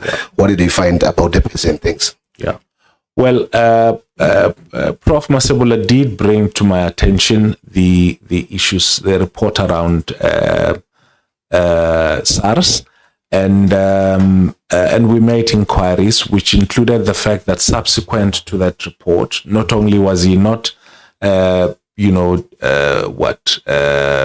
from serving in a public or administration office, but he, also actually went on to serve in various boards, both in the private and public sector, and also. I think those include the MDDA and so on and so forth. So I don't think that the reflections made, which also included the fact that he cooperated with that investigation, that ultimately what came out of that report would have disqualified him to serve as NSFAS administrator. Minister, in paragraph 6, the Nugget Commission criticized Professor Matebula for being willing to investigate SARS employees at the behest of Mr. Moyane without having been given any indication of what they could have done. as per paragraph number 6. In paragraph 12 to 14, the Nugget Commission noted that Professor Matebula signed this support for urgent approval request without properly considering them. It records that he had claimed to have done so in pursuit to threats by Mr. Moyan, which at the ultimate end it has never been reported by Professor Matebula. Those are the allegations that were leveled in the commissions of Nugget. Hence, I'm asking, because NSFAS has been accused of HR issues whereby they've been victimization, and NSFAS has financial issues that would have been dealing with. Hence, I was asking about the closer report, and NSFAS will not need someone who's been hanging on the commission if we must deal with that. So I was pulling all of this so that we can be able to look onto, if we look onto the thorough individualistic part of the integrity, and the person who should therefore assume if that person must be an administrator. So already me as an individual, I will have a problem with someone who would have such issues in the commission, where we need to have NSFAS to be fixed. And where there's a view in society and the view that's divided that says NSFAS was doing good, we could have just added the numbers as per Section 8 of the NSFAS Act and closed the gaps and move in that way. So I'm putting it into these things and I'm asking myself, how will you deal with such? Because there's a report that is quite explicit and telling us what could have happened to the person you've put at the hem of the problem. So at the problems that we're having in terms of our engagement, is how we could have appointed put the body to resolution to the courts, and then secondly, the person that we've appointed to look thoroughly to the person, and thirdly, I wanted to know what becomes the procedure and what becomes the criteria to identify the individuals who therefore comes to be administrators. And then, Chair, I'll submit my questions. Thanks. Okay, I think I did indicate, Professor Matebula's credentials. I also did indicate that I've looked into the issues that you've raised in terms of, of SARS. I think the Commission's report was, if I'm not mistaken, 2018, 2019. I did also look at what Professor Matebula has done since then, the institutions that he's led. I've also looked at whether he has been disbarred from serving in any public office, particularly such a role. And I must also emphasize that, there are rules, regulations that governs the NSFAS, including the NSFAS Act and various other policies. And I think, there would be no hesitation if in any way there is a breach of all those particular And for me, what is important is that, based on his history, particularly in the private and public sector, he is the right person to stabilize the National Student Financial Aid Scheme. No, thank you very much. It's 1:30. Let's take, DG, you want to say something? I think we will have a lunch break. I advise that you consult the parliamentary legal colleagues who spoke earlier, because in as much as we have committed to ensuring that we are alert to the matters being sub judice, but when arguments are made, I think we are treading on a thin line. It's not for me to make a call, but I think consulting with them would assist. Thank you. Okay, thank you very much, DG. We will respond after lunch. Let's come back at 2. Let's come back at 2, colleagues.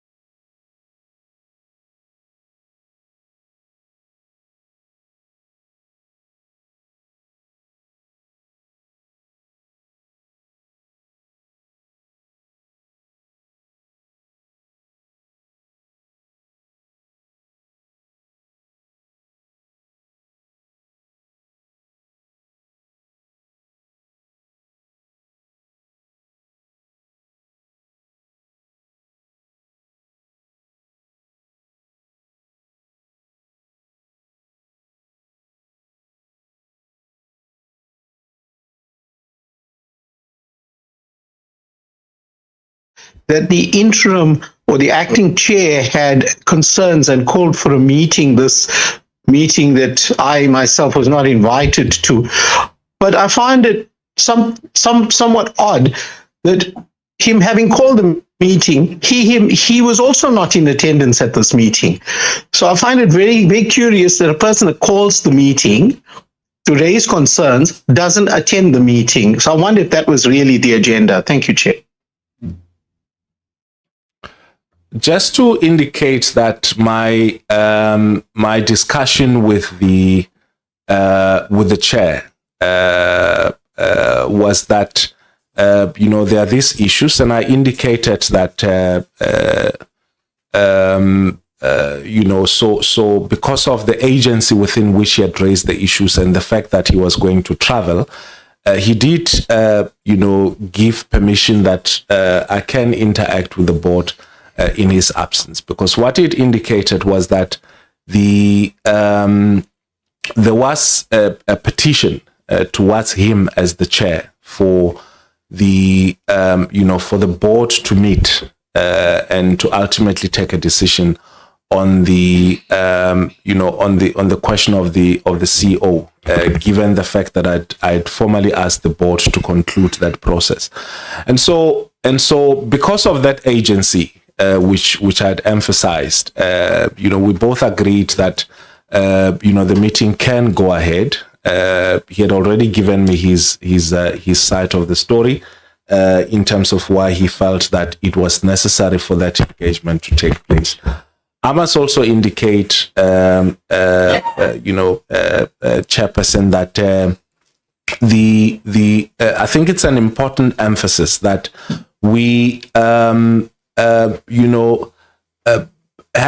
a responsibility when there are concerns raised, especially by a chairperson of the board, to ensure that we follow through. I think it would have been irresponsible of me, to allow that, what concerned the chair of the board, not to have been attended to. And that's why that process happened. And in any way, the chair would have been available in the subsequent report that, the board was to present around how they finalized the process of the appointment of the CEO. Honorable Govan. Thank you, Chair. But with a yes or no response, I just want to, I wanted to be out there and clear. Did you or did you not interfere with the process of appointing the CEO? No, I did not interfere with the process of the appointment of the CEO. Thank you, Patiswa. Chair, can you please, the House note that there is an information that is misleading in the House, either from the side of the former board members or from the minister. But all that I wanted to ask about this issue of having reports on the meeting of the 13th of April. But can we further go or move, Minister? The coming to the decision of the administrator, what were the milestones in your head that you wanted to achieve when you came about in appointing the administrator? And in that, can you also please also refer to financial implications or financial package in remuneration of the administrator? Does he have an advisor? If he has advisors, how many are they, and how much is being spent on this? I just want to come to think about it, because we had witnessed that there are administrators that can be put in place without their prepared package, and we have problems afterwards. Have you considered the package, and how much is it? And also indicate the measurable milestones that you would want to see as an outcome of this administrator. Thank you very much for that question. I think firstly that the the issues around the terms and conditions of the administrator, especially remuneration and the advice, are being finalized with Treasury, because we will require concurrence from National Treasury in this regard. And I think that if I think members would appreciate the fact that in our view, this work had to be done, and that the terms and conditions with regards to that has to be exercised with a lot of caution, and regard for the national fiscus, and so on and so forth, and that I think upon finalization of the terms and conditions of the of the administrator's service, we will brief the portfolio committee on that. And then with regards to the advisory or the team of advisors, remember that the administrator, in as much as they are competent in particular areas of expertise, there would be those technical expertise that either exist within the institution itself, but also expertise which they may deem necessary, that they can invite to help to advise the administrator, and all of those includes issues around audit remediation, forensic investigations,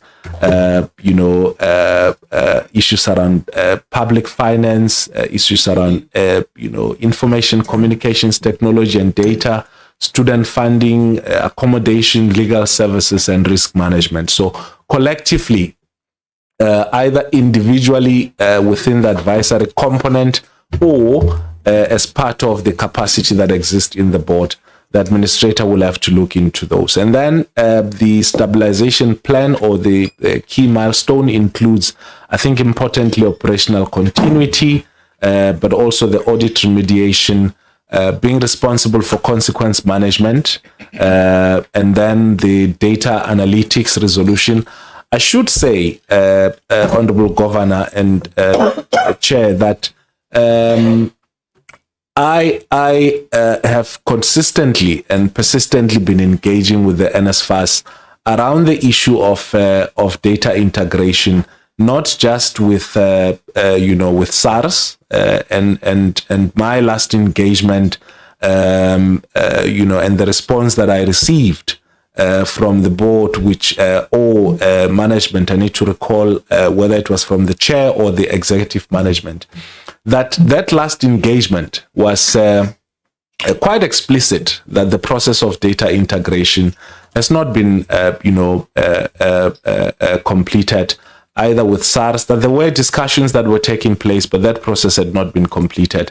And similarly, with regard to the HATMIS, which is our Higher Education and Training Management Information System, and so on and so forth. So this is one of the milestones for for the administrator, and then the closeout reports for TVET, the ISU investigations on student accommodation, and so on, and also the digitalization strategy of the NSFAS. So those are the key milestones that we've identified.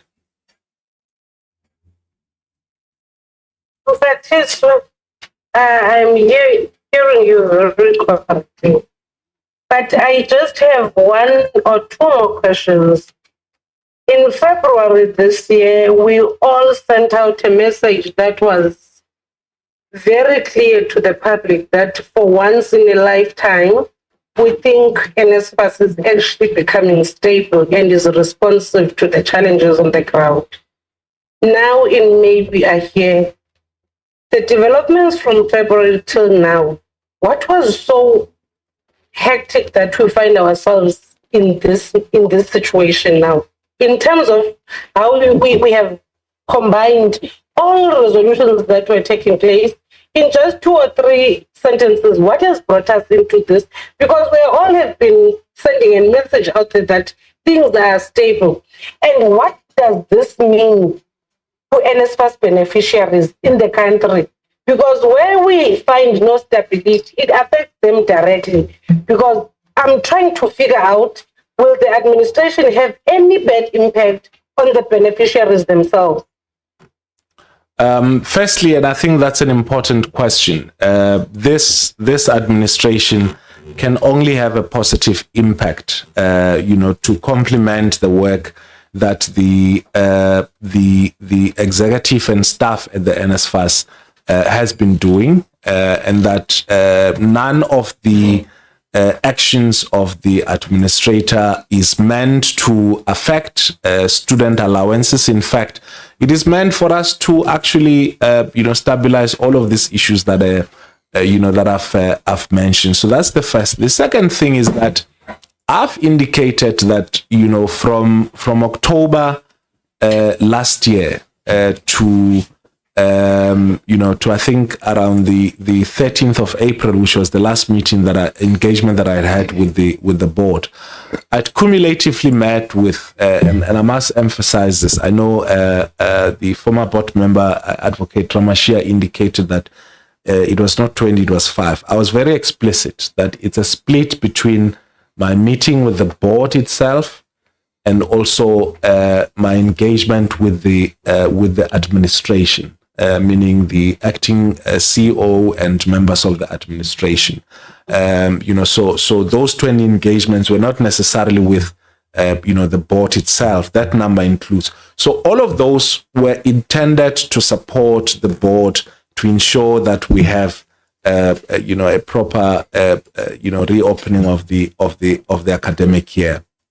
Also, I must and maybe to use a sport analogy, is that a team can be good today and be bad the next match. So if you look at the statements that I made in February, most conditions, outside of the other issues that I've mentioned, the board itself, its composition, and so on and so forth. In my view, at the time, are what I referred to, which is being, quoted. But in April, the conditions were different. You've had now again an interim chairperson who've resigned, together with the chair of the Human Resource and Organizational Design Committee. So situations can actually change, either in a much longer period of time or in a short space of time. I mean, if you look at the series of resignations that happened, the first one happening, in the first week of August, hardly a month of, being in office. And at the time, I was not even, aware that there were protests around the composition of the board, where the deputy chairperson resigned. And then, I think a few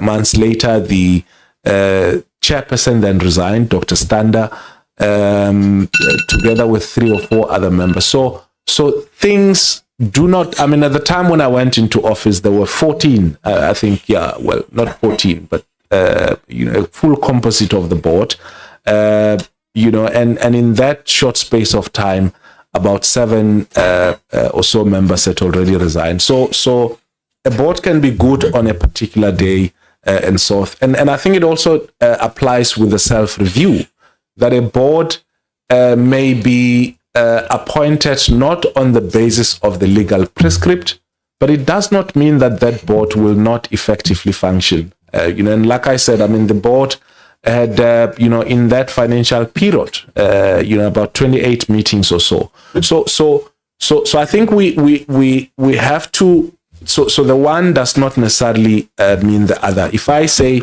that stipends were paid, and so on, of course, to suggest that there were no protests at all, myself, Honorable Lonzim, Cezana, yourself, Chair, together with some members of the Portfolio Committee, ourselves were outside of Parliament when there was the question of student accommodation on a weekly basis. In the meetings that I was having with the board, in the war room, those meetings were intended as, to stabilize, to stop the fires, to attend to issues in real time when, they're supposed to. I think in almost every second meeting, the student leadership would come with a set of issues, and some of them even, threatened. So all I'm saying is that it was not exclusively the work of the board, that things work. And I'm not suggesting that they didn't play a role, but I think to fully attribute that to the board, even on tasks which, exclusively, and just to mechanize, if the board, just a last point, Chair, the board can take proper decisions, and they can have an executive management that doesn't follow those decisions, and so forth. So I think to relate the 2 points, would be quite unfortunate. The reality is, as the situation obtained, and based on my consultation with the former board members, as the reality obtained on the 4th of May, I strongly believed that in order for us to be able to save and stabilize the National Student Financial Aid Scheme, we had to introduce, an administrator. Thank you. Okay. Chairperson, just one last question. Yeah. Minister, there are allegations of people under your leadership, that is under your management, the administrator of sector, the person in your office, allegedly called the former board members. Where we are seated, would you in the form of responding to the question that we have in our minds, why will these people or these certain members that are alleged to call the former board members speak something that we have not sent them to say what was their, what did they stand to gain for lying? If you stand firm that you did not send them, what are you going to do with them in finding out what we have found out today? Because if you say, Minister, you did not send them to speak anything that was on your behalf, what measures are you going to take in place to correct the lies that have been perpetuated around your name, and also about the integrity of the seat that we are sitting in, because that seat belongs to an organization? Well, yeah, maybe just one comment. I think I'm as much your serving as your minister, honorable governor, as much as I'm serving as minister for honorable Lonzi and everybody else. And honorable Ngubani even though they want and how I can go on, but I think that the point is that the said people are not here to present their version of the events, and hopefully when they do get an opportunity to do so, they will, and I think those issues will have to be dealt with on the basis of their merits. I don't think I'm placed to make comment now on discussions which are was not made private to. So and I'd like to leave it at that. Lonzo, does a follow up? I had a follow up on a question of Kovan, but I wanted to also remind you of the earlier thing, because I think you'll forget it, Chair. You don't want to give them, or I must ask. Do you still remember the question, Advocate? Yeah. What was the follow-up? This new one or that one? Or that one. No, I was saying when the minister was responding, he says that when he was listening to the discussions here, the board members have not made any claim that he gave them an unlawful instruction. And I said I differed with that because the way I understood them, they were actually saying substantively that the minister gave them an unlawful instruction. So I wanted them to confirm that just for the record. Yeah. Thanks, Chair. I remember the question. I think the what I understood the minister to be saying, and I agree with the question, what the minister would have said will not be correct. We did say, and we said this, and because I said we have got a different understanding of the principle of sub judice, we said it in our court papers that we understood the meeting to have been an unlawful meeting and unwarranted. We did canvass the idea before today. Okay. And then my follow-up on the issue, it was when the minister was talking about the number of board members. So on slide 8, the minister says there by April 2026, board had 7 or 18 members, then says no chair, no deputy chair, no acting chair, and then says had failed to comply with directive and purported to appoint CEO without concurrence. And maybe this question, I put it to legal again, because the NSFAS Act says is concurrence on the terms of service. Now, I wonder if the legal of the department would want to explain that important distinction to us. What is your understanding of concurrence of the appointment and concurrence of the terms of service? Yeah. Advocate Kuta. Can I come back to the question? I just need to check what you said. Yeah. No, it's fine. Thank you. Honorable Nguban. Yeah, thank you very much, Chair. Yeah, to me, I think, Chair, still I can't ascertain the real reasons for the minister to put the NSFAS under administration. I think one of the statement was quoted by, I think, a gentleman, the one for the 24th February, where the minister himself said for the first time NSFAS performance is improved. And then he said for the first time as well, first time entering students knew their funding status before matric results were released. And continuing students knew their status before the end of the previous academic year. And there are many other statements that the minister has said, which showed that really now there is an improvement in NSFAS. There are many. The other one is the statement on the portfolio committee on 25 March 2026. And then on the 14th November 2025. And even the gentleman here has confirmed that there is a whole lot of things that they've done which show an improvement in NSFAS.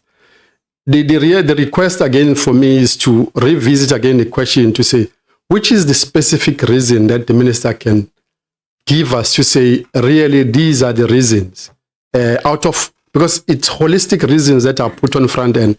I'm trying to nip at least one that maybe can say, maybe this is the real one. All of them doesn't match up to what I'm getting as a feedback to say, from way back at this juncture, this NSFAS, for the first time, there's been an improvement in NSFAS. Look, firstly, I think it was probably an error to indicate that this was the first time that students knew, the funding decisions before. It may not necessarily have been all the students, and it may have had its own challenges. So it was an error on your statement. And similarly,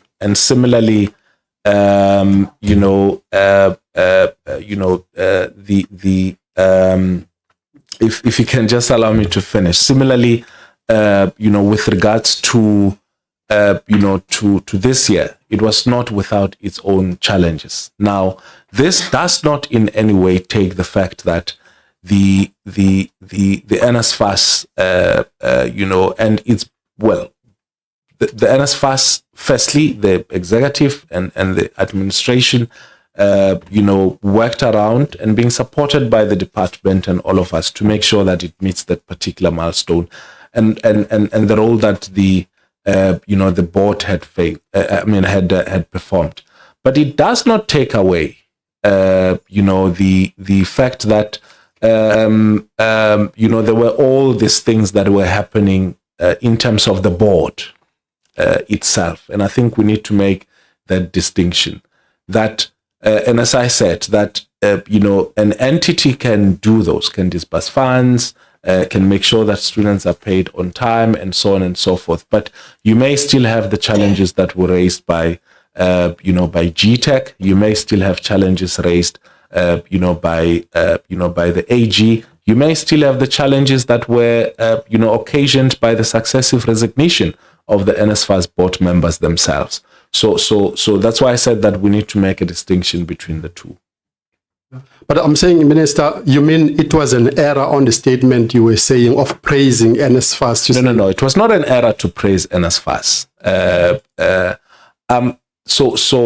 So it is important that we, all, and I think that's the sentiment I suppose you share, that comparatively speaking, with previous academic year, the challenges that we normally face in terms of disbursement of allowances and so on and so forth, but also as it relates to protest, that those were relatively lower comparatively speaking. So it wasn't a mistake to mention that, but I also think that it may have been overzealousness on our part to suggest that some of the things were only happening for the first time. Some of the systems were, of course, in place, that were in place even in previous years, with regards to allowances, with regards to, and so on and so forth.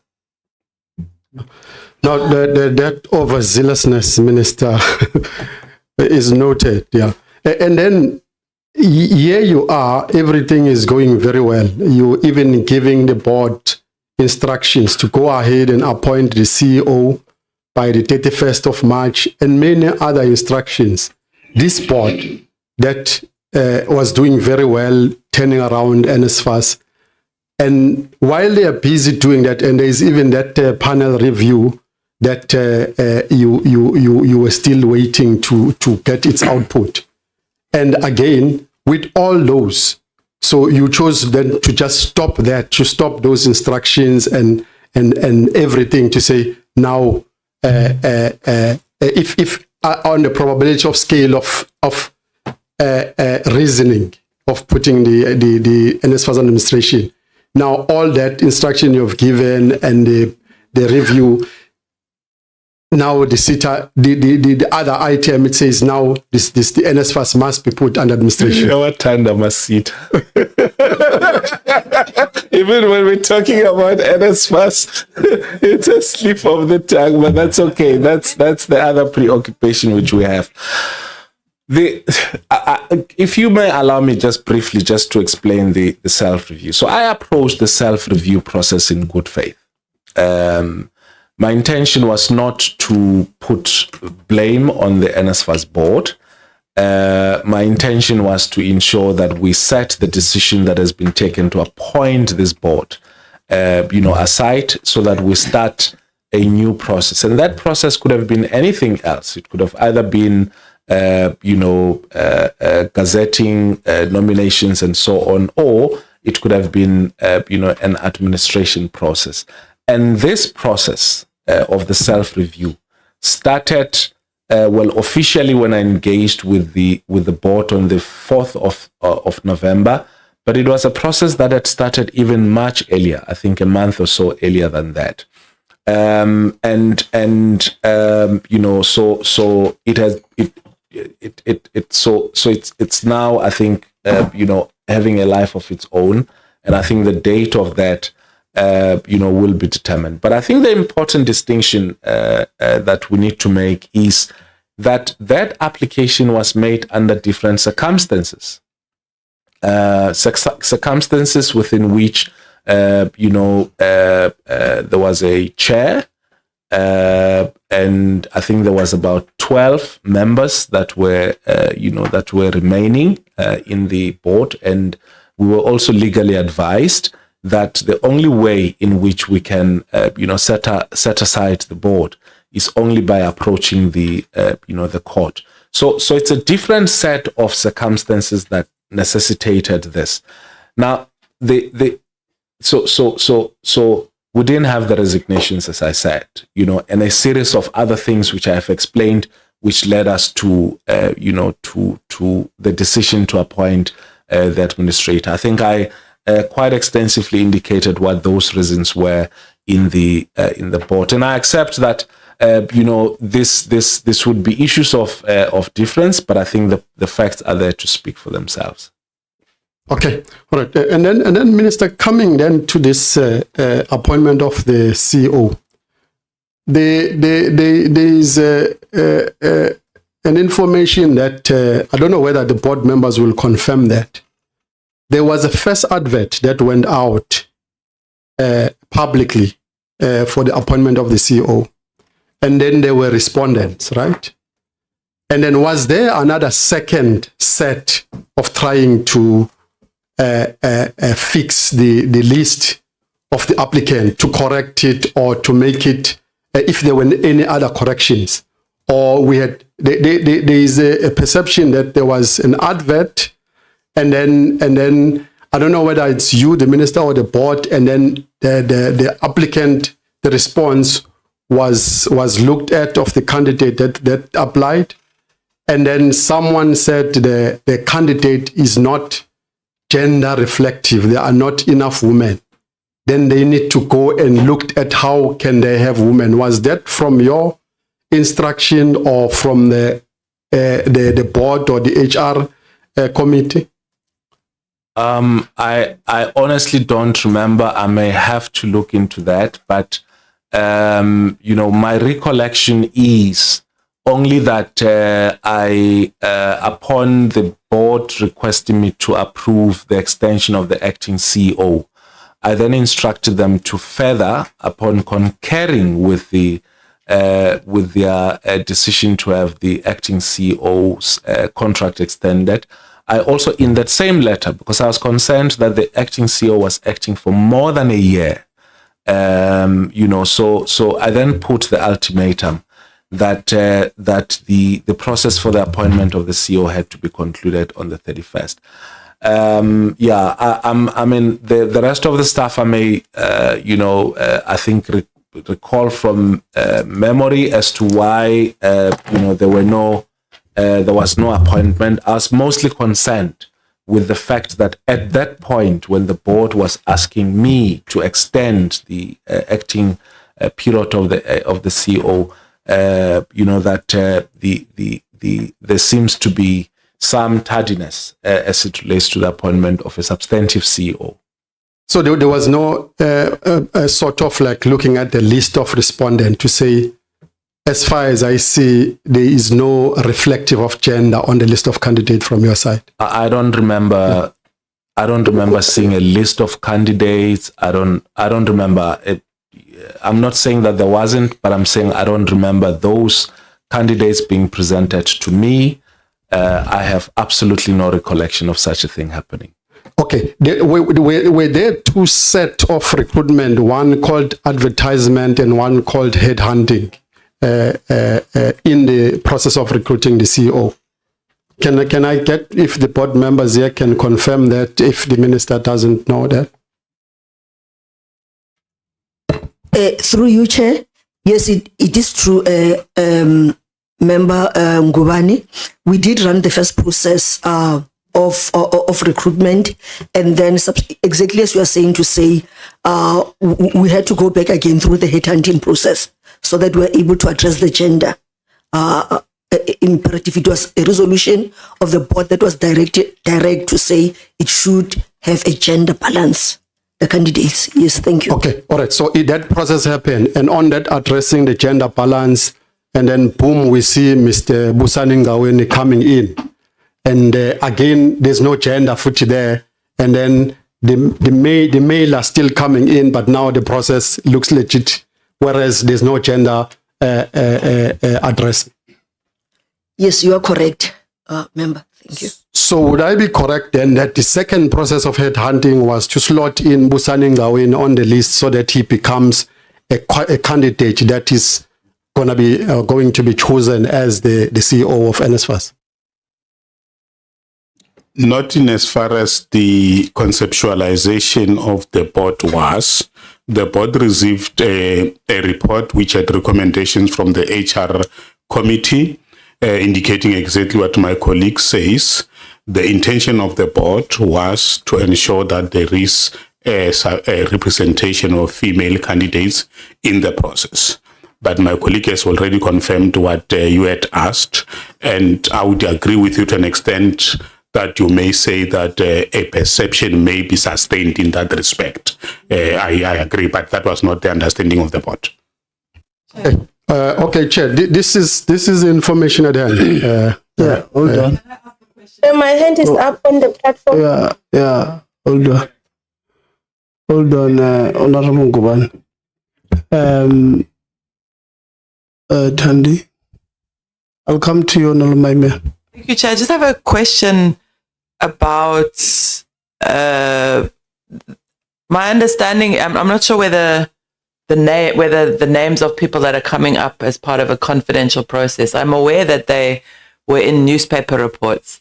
I'm not aware that this Parliament has discussed what is actually a confidential selection process. The reason I'm asking that is because I was part of that selection process, and I'm not very sure why we are discussing a confidential selection process in this format. I am aware that there has been some allegations, discussions in the media, but I'm just wondering if I'm asking about the legality of that, Chair. Thanks. Okay. Honorable Maimela. Thank you very much, Chair. I was coming in on that point that I was worried that you did not call Honorable Ngubani to be cautious on this matter. As members of the portfolio committee, in the presentations that we've received, there is no names that we've received that are on those presentations. And seemingly, Honorable Ngubani then might be using information that we're not privy to, that was not presented in this portfolio committee.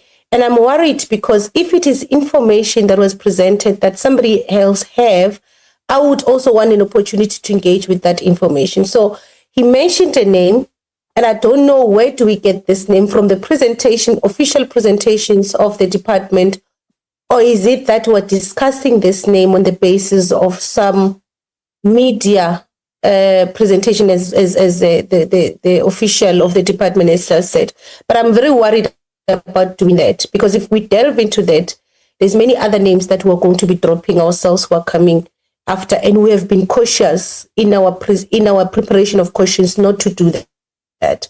So, but if you allow Honorable Ngubani to do that, we are also going to delve into that. I was just raising that caution. Honorable Lonzi.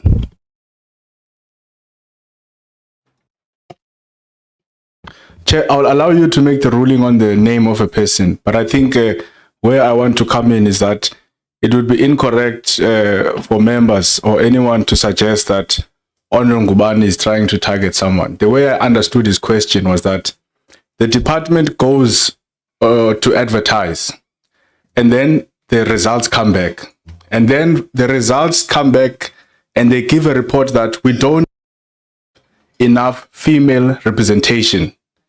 They then say, because we don't have female representation, we are going to go and start a headhunting process. But what becomes questionable about this process is that it does not bring back a female. That's the spirit of his question that I understood it. Maybe on naming of people, I'll leave that to you, Chair. But the spirit of his question is that it seems as though this headhunting policy was, even if the intentions initially were genuine, but the perception that goes out there is that it did not achieve what it intended to achieve. I think I'm just coming into, that's how I understand Honorable Ngubani's question. the reason why I might have added the name if the name need not to be mentioned. I might add the reason, Chair, why I'm asking that. It's because maybe let's make because an order has been called. Yeah. Caution you that don't mention names of people. Okay. For the credibility of our meetings. All right. You might have that information and other members don't have it. And it makes it difficult. So maybe let's not add names of, you can still make a point. Okay. Without necessarily going into. Okay. The point here, Chair, I'm trying to make is the information we've been given of the administrator of services SETA, which the name was given to us here, who said there is an instruction for a specific a name to come up, which gives us this information that somewhere, somehow, the first advert went out, and then as the process goes, it was realized that there is a name that is not in the list, so that name needed to be slotted. A second process was started called headhunting. And when the second process for headhunting was going on, a new name came up, and this new name is the one that we have found ourselves being seated here today, that was purported to be elevated as the one that will be the CEO. That's the information I wanted to bring. Okay, and then coming to the next question, Minister. Minister wants to make a comment on. I think just to indicate, because I think Honorable Lonzi said the department advertised, so this is a process which was fully in the hands of the NSFAS, as the department were not involved, and that's why I don't have recollection, and I actually am reminded.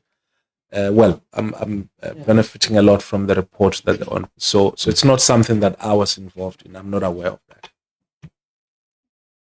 Yeah. Okay. No, I think the information I've got it. It's confirmed that what I'm saying, it did happen. Of two processes of recruiting, the one called advertising and the one called headhunting, which a new name came in. So, did the minister instruct board members to hold the CEO process for him to conduct political consultation? No. There was no instruction of that nature. What I said to the board, to the members who were in the meeting, was that they should conclude the processes. Sorry. They should conclude all the processes that relates to the appointment of the CEO before going ahead to, to appoint the CEO. So I didn't say that they should hold the process. I didn't say for political consultation. No. Okay. Did you advise the board that you need to be briefed on the outcome of the CEO process as they deliberate on the matter as it goes on? No. So I think that the point that need to be understood is that the meeting was because of the concerns that the interim chair had raised around the board members petitioning him to want to have a meeting of the board to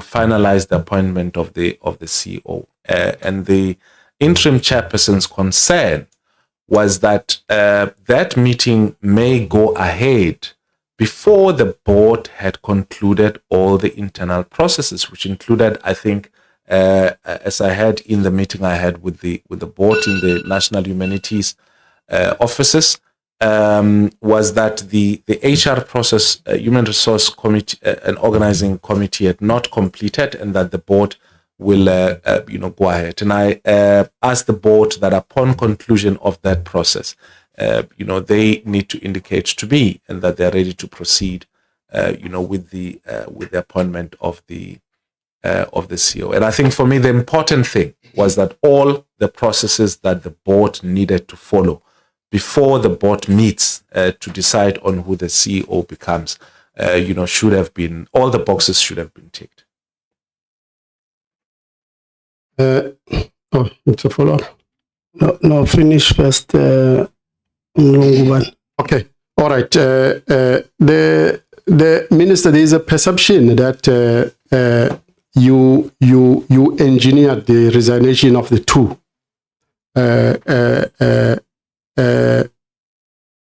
board members. Will that be correct? I have not engineered for the purposes that the board did not do the process the way maybe you wish it to be. People have been resigning in the NSFAS board. I mean, the chairperson resigned, substantive chairperson resigned, the deputy chairperson resigned, 4 board members resigned, and following that, an interim chairperson of the board resigned. Chair of the HRODC committee resigned. I think if with whatever powers that I can have to suggest through perception or insinuation or innuendo that I may have engineered the resignation, but I also think it brings into question the reputation of the of the board members, all of the board members who served, and I think they themselves have consistently repeated this, that there are people that I hold in high regard, and I think if any of them would feel that I have in some way or another push them to either resign and so on. I can just imagine instructing Dr. John Mokoena Maluleka to resign or engineering his resignation. And I think that resignation letters are also there to be seen. I deny any involvement in the resignation of any of the board members who have resigned from the board. Of course, I was concerned about that, and that's why I think it necessitated whatever action. Okay. Advocate Kuda, you are ready for us. Chair, thank you, sir. Thanks for the opportunity. I've checked the Act, Section 9, subsection 3. The board must, with the concurrence of the minister and the Minister of Finance, determine the conditions of service of the executive officer. And I think the question was it coming from you, Mr. Lons? Can you please repeat the question? The question is, the concurrence issue, is it on the appointment of the CEO or that service level agreement or whatever how they termed it? Conditions of service. Yes, thanks, Chair. The Act as it is just refers to the conditions of service. And my interpretation, Chair, would be that why would a must be used for the minister to concur on the conditions of service whilst he was not involved in the actual appointment, and saying I concur with this particular candidate that you have put forward as the CEO. For me, I took it that the concurrence would have occurred first with the name that is put forward, because the conditions would be linked to the particular CEO that is appointed. It won't be applying to anybody. And why do you think that part is not covered in the Act? I'm trying to check the charter, what it says, and unfortunately, I didn't bring the copy of the charter, but the Act is very clear. It's about the conditions of service. But for me, I feel that there is a gap, because there is a must that the minister must, with the Minister of Finance, deal with the issues of the conditions of service. But who are they dealing with here? Because somebody whose name would have been put forward and they would have participated in saying, we agree with this name, and therefore here are the conditions of service that we will agree with or concur on. So you agree with us that what we've been singing all along, that the acts that we have got serious gaps in them. So I'm happy you now agree with us, because that's the point we've been saying. Not only the NSFAS Act, the CET Act, the Higher Education Act. So I'm glad you agree with us. But the question was, yes, there's a gap, we agree. So, but the question is, does it speak to the condition of service, or does it speak to the concurrence on the appointment as it is now? Let's leave the gaps part. The Act. Yes. The Act does talks to the conditions of service. Okay. Minister. Hence, sorry, hence, I was hoping that the board charter would have covered something around the actual appointment or the actual recommendation of the name of the particular candidate. Thank you. So you need more time to check the board charter. Okay. How long? Maybe 30 minutes. No, I'll give you now, Minister. Okay. You'll check it now, the board chart. Okay, thanks. Minister? I think just, I don't know if that would be necessary, because in my head, I have no doubt in terms of what is required of me and what is required of the board. The board appoints the CEO, and upon appointment of the CEO, the board seeks concurrence in terms of the conditions of, the terms and conditions of employment. And I've consistently understood this, to be the case throughout. No, thank you, Minister. I think we're on the same page. You wanted another? Okay. So I think the minister is helping us a bit, because advocate probably was running away from this question. And the reason this is named is the reason I asked advocate this question, Minister, because if you go to your slide 8, you mention the board not listening to a directive, and it's how you write it. Maybe let me go to it so that I don't just paraphrase it. You say there, Minister, that, sorry, Chair, I just want to read it correctly. The minister writes on slide 8 that failed to comply with directive and purported to appoint CEO without concurrence. Now, that's a very problematic statement. Worse when you have explained your duties the way you have explained them. Because you correctly point out that in the NSFAS Act, and this is why I don't take advocates' explanation, the Act is very clear. It's not the job of the department to rewrite the law, it's the job of Parliament. Parliament has given the powers to appoint to the board and given the powers of concurrence of terms of service to the minister and the Minister of Finance.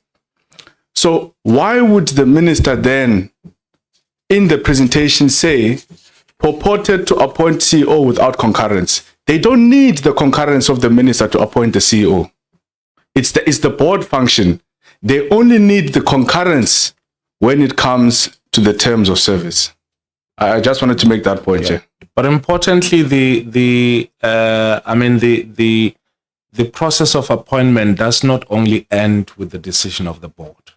The process of appointment and assumption of duty ends when the Minister of Higher Education and the Minister of Finance has concurred. So that line is not inconsistent with with that provision in the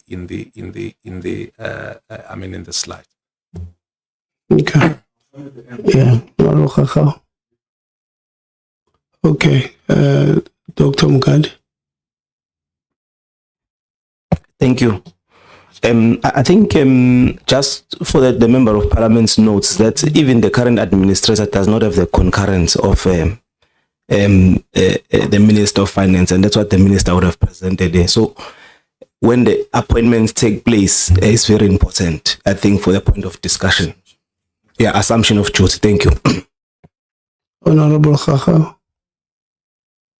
you want concurrence to speak?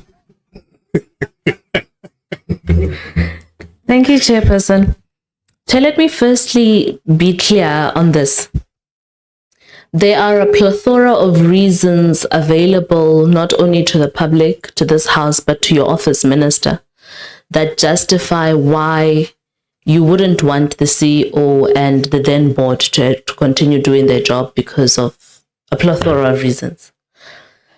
That's not my problem. My problem is that your approach was clumsy, Minister. You had one job. Your job was to make an analysis of whether NSFAS in its then composition made sense, was delivering service delivery optimally, whether the leadership was desired, and by desired not by your own political desirability, but desired in that were they able to do their job properly or not, and based on that make an assessment of whether life continues or whether life changes. So that's fine. And the Act says you can put them under administration. Yours is just to have a consultation with the board. And even the Act doesn't say they have to agree. You can just have a consultation. So that for me is not an issue. My issue is that your approach was clumsy. Let's park that. My biggest problem with you, Minister Manamela, is your choice of administrators. So even if I, under any circumstance, want to believe that your intentions for placing NSFAS under administrations were pure, because of your natural choices of administrators, not only for NSFAS, but even for SETAs, that automatically poses doubt in my head of the intentions you have on the basis of your choice of administrators. I'll recap, right? Let's first go to your SETAs administrators. I wrote to you on the 19th of August, 2025, giving a short summary of why the choices of administrators you chose for your construction SETA, local government SETA, and services SETAs were problematic. And you would note that I didn't have a problem with the reasons why you placed those SETAs under administration, because I agree that they are a problem. In fact, they shouldn't exist in their current form. So that is not a secret. But if you want the Republic to believe that your intention is to really fix what is wrong, you need to be able to convince the Republic that the people you are giving the mandate to go fix what is wrong, not only themselves do they have the intention to fix what is wrong, but that they have the capacity to fix what is wrong instead of creating more problems. As you said, you cannot till date still justify why Upangwane is the administrator of the construction SETA. Beyond his implications through his jobs that he has done with government in the past, including the Mfuleni local municipality, with construction SETA alone, you still cannot give us confidence that that man is the right man to fix what is wrong with construction SETA, because he himself has his own issues, which is the basis why I've laid criminal charges against him. You have Zukile Mvalo, your DG, who's been the boss of Zukile Mvalo for all the years of Zukile Mvalo, cannot justify to you that Zukile Mvalo's performance as DDG of skills development is so impeccable that he has the sole expertise in this country to fix what is wrong with SETAs in the country. You yourself cannot do the same, which is why that is not the reason why you gave that is not part of the reasons you gave the Republic for choosing him as the administrator. He himself is the wrong person to have even tried. He has zero capacity. He had zero capacity to manage his own diary, let alone his ability to whip any SETA into action. So he had absolutely no business being your choice for local government SETA. We'll have another conversation as to why he's even messing up now as administrator. And then you have Ntatele Kgoronolo Masokga, who for some, they could argue that he's an agent of compliance by yourself and nothing else. Not only is he a politician of the ANC known for his track record in Limpopo, in the Limpopo legislature as Speaker and as MEC, but The whole entire Makaro Masina SEZ's problems have his fingerprints all over them. And you know this. You have forensic reports that tell you this. This is information you know and have at your disposal before appointing these people. Now you have another opportunity to say, okay, NSFAS is a problem for the country. NSFAS is a problem for young people. We still have an ICT problem. We still have a disbursement funds problem. We still have a missing middle problem. We still have a student accommodation problem. We still have infrastructure. I can list a whole lot of things that are still a problem. I want somebody to fix it. And the first person you think of is somebody that has not been cleared of a report that details flaws of mismanagement as the South African Reserve Bank. I mean, if we didn't have problems with your person of NSFAS, he would still probably be at SARS and living a happy life. He would have, even his salary would probably be at 4-point-something million by now. You know his track record is a problem. You also know, Minister Manamela, that not every criminal is behind bars.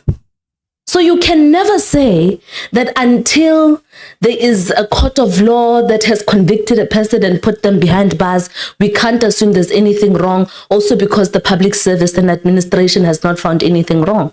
You know very well, even including the board that you now wanted to get rid of at NSFAS and the CEO, your office knows that there are people who are there who should have never been there to begin with, which is why you're part of the reason why you're trying to get rid of them is because you have knowledge of things that the PSC can commit to but has not. So sitting here as a member of parliament, I have a problem with you and your intentions. You identify a problem that is clear for anyone to see.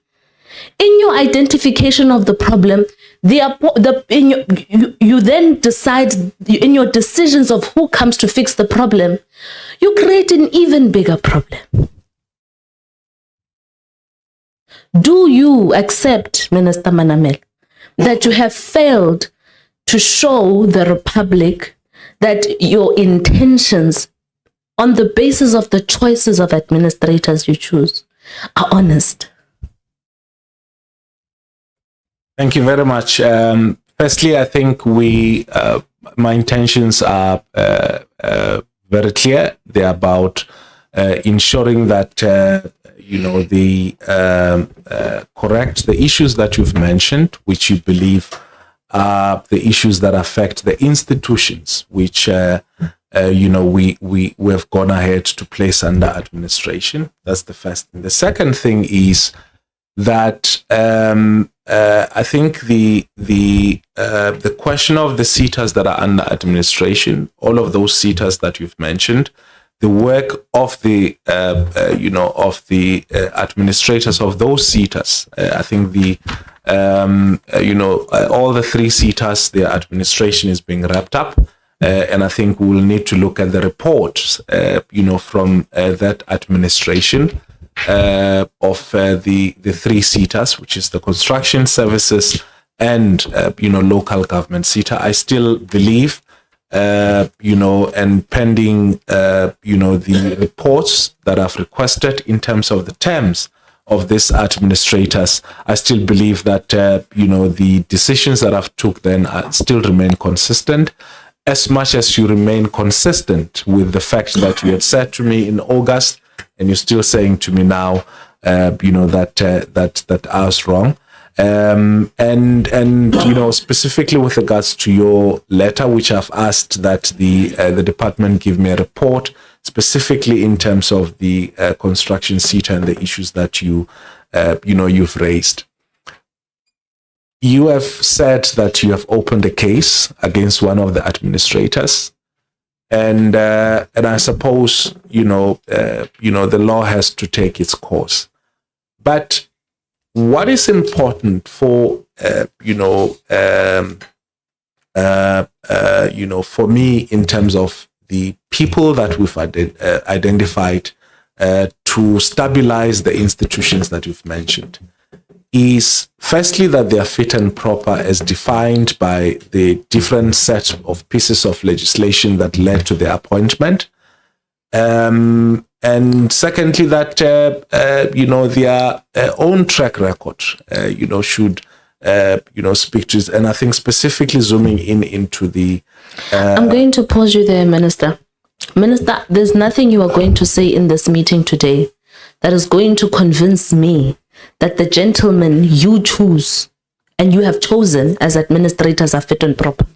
You can quote any legal clearance of the PSC administration, even the law itself. There's nothing that's going to convince me, particularly because you and I both know, Minister, that just because you have not been caught behind bars and convicted, it doesn't mean you are clean. Yes, you are guilty, you're innocent until proven guilty. But we know, because we even know your own organization, the ANC, has instructed Sisi Sitolashe to resign as a member of parliament and as a president of the ANC Women's League.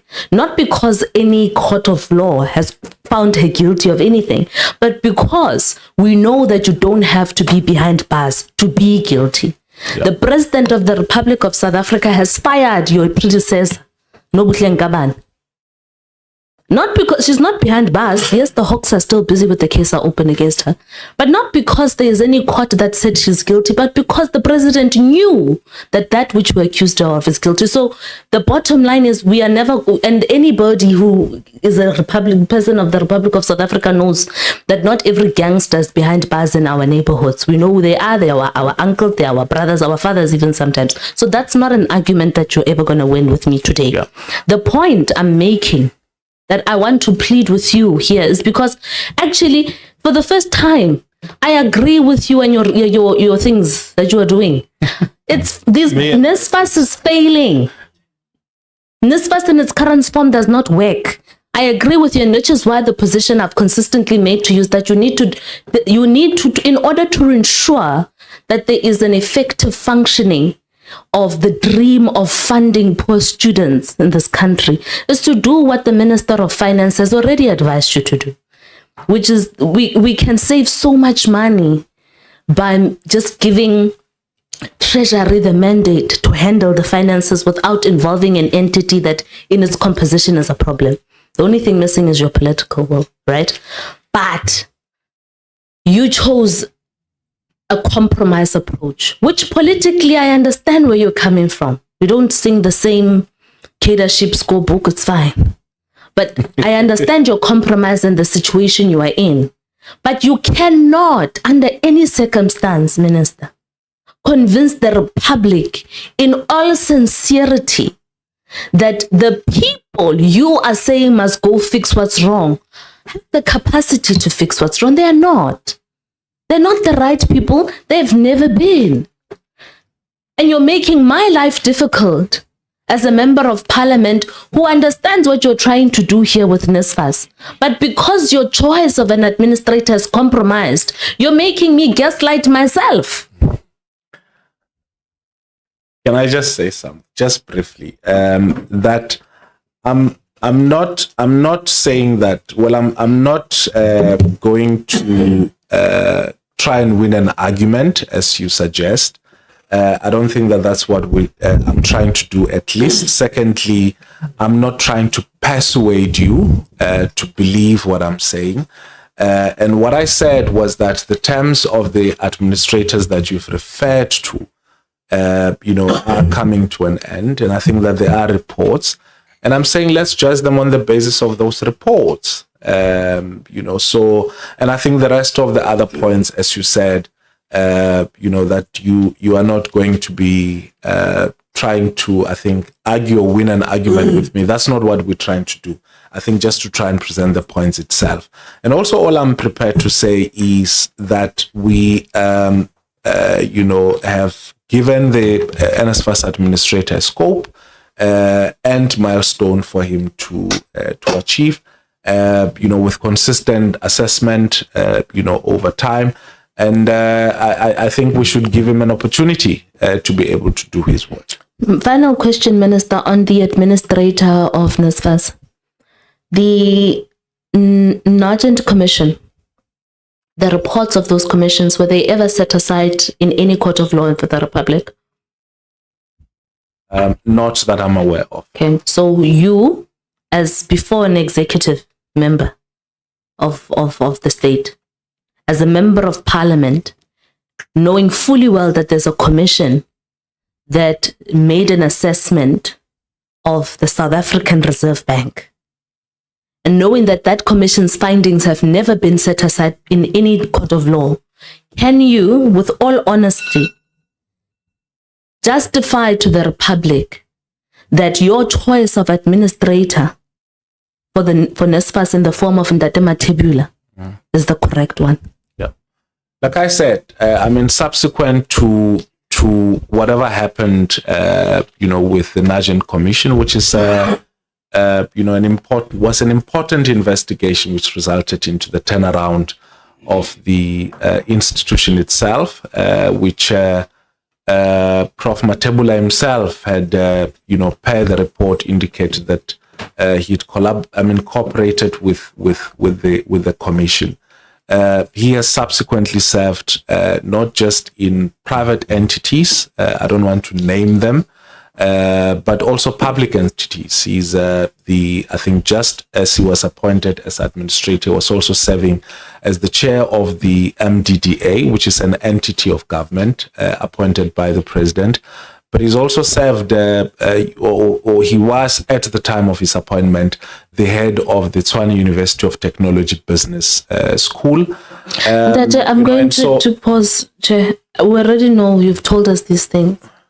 My conclusion is you've this. asked me the question, and I think on the basis of that... No, Minister, the Arlwani. Yeah. Well, so I'm the not point I'm fighting. making you I'm to just you saying is you you don't asked me a need question, I'm trying to, to you don't respond to have that. to go back to reiterating his qualifications. We already know. That's not what I was trying to establish. The point, and my prayer was for you to receive it with the sincerity I was giving it to you, to say, you cannot under any circumstance as minister want the Republic to have faith in you and your intentions if the physical proof of your actions do not afford the Republic the opportunity to trust you. I certainly do not trust that in your intentions of clearing what is wrong, that you are choosing the right people for the job. And I don't think South Africans trust that either. But my 15 minutes ends here. It's fine. Thank you. Thank you. Okay. Honorable Souls. Before, Advocate Kuta, did you win with that?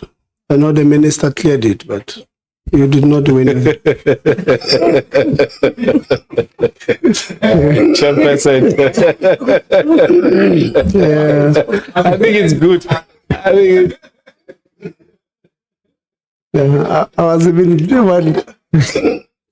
I was even trying to offer to send you the charter. Honorable Souls. Thank you, Chair. Honorable Minister, can we have concurrence that when I say thank you, Minister, that's indicative that I'm satisfied with your response, so that I don't appear disrespectful when you, so that I manage my 15 minutes well, please. Okay, all right. We have concurrence. Okay. I hope you'd really be satisfied with my response, and you're not just cutting me. Yeah, you know, I know. Thank you. Yeah, I have integrity on that level. Of course, you have. Chair, I'm gonna trust you now because I don't have my minutes starting. Okay, Minister. So one of the board members on my right here read earlier a statement purporting that you said that you stated that the board has not done anything wrong that warrants any sanction. Do you agree that you have made such a statement formally? Yes, that statement was made in our application for self-review before the court. which was made sometime late last year. And I think the statement was repeated, consistent to that submission which was made before the court. So what's your reason for sanctioning them? Well, it was a completely different board when that statement was made. It was a board that didn't have some of the resignations that it had had. And I think a few other points which I've consistently mentioned in this meeting. But importantly, it was a different board at the time when that statement was made. That's very interesting because I hear the statement for the first time, the impression was that it's in reference to the current board. So you are saying it's not? Oh, no. I'm saying that the current board was in a different form when that statement was made. So they had a substantive chairperson, and so on and so forth. So it was, initially before all of the resignation and before some of the points which I've all right. mentioned. Thank you, Minister. So are you then saying in its now form, as we said here, they are guilty of wrongdoing and they require sanction? I think it's important, and I've reiterated this point, that the board, both as individuals and as a collective, because I think we tend to view this as though it is punitive. It's actually not, and that the intention was that with all the integrity, with all the competence, although Honorable How does not agree, and all their expertise combined, that's what the statement was intended for. But it does not take away, Honorable Source, it does not take away that certain things were not there in order for it to be seen collectively, the team to be seen collectively as a board. I guess what I'm trying to get at is, does that statement apply to the current board as we sit here now? Well, that's why I went on to appoint an administrator, because that statement, which was made at that time, to a board that was constituted in that way, did not apply on the day when I took the decision to put. So now they are guilty of wrongdoing and require sanctioning. Well, I think those are your. Well, it's the words that you used for the previous in the opposite. So I'm just trying to establish: do you maintain that for this current form of board or not? So the same words that you used, because I'm not using my own words, so it's not strong words from me; it's strong words from you. But just now the opposite. Does it apply to them today or not? Yeah, the board as it existed or as it was on the 4th of May. Required me to take action, and action that I took. And on the 4th of May, I didn't use the word wrongdoing and sanction. I said what are the reasons, that led to that decision to be taken. Okay. What specifically, is there anything specifically wrong? Was there anything specifically wrong in the recruitment process and appointing process of the CEO by the board? Not that I know of. Personally, I wasn't involved in the recruitment and appointment process of the board. Safe to say the concerns raised by the interim chair, that he's worried that the board may go ahead to make an appointment without having concluded their own processes. Is it true that you gave an audit directive to the board with 2 deadline dates? You want them to deal with the audit issues, and you gave them 2 dates to come back to you with progress. Is that true? Yes. Which was those dates? I think the first date was, if I'm not mistaken, the end of April. And the second date was the end of May, but I stand to be corrected. But I think it was more. more or less, yes. Can the board members confirm? We agree on that. You have concurrence. You have concurrence. So it's the 30th of April and the 31st of May. All right. Did they meet the first deadline? Well, the first deadline, which was on the 30th of April, the board was not constituted in the manner in which when I issued the instruction or the directive, that the board was, so it was a completely different board, that moved to me on the 30th. So sorry, Minister. Yeah. Did they submit on that deadline as you prescribed on the 30th of April? Well, on the 30th of April, the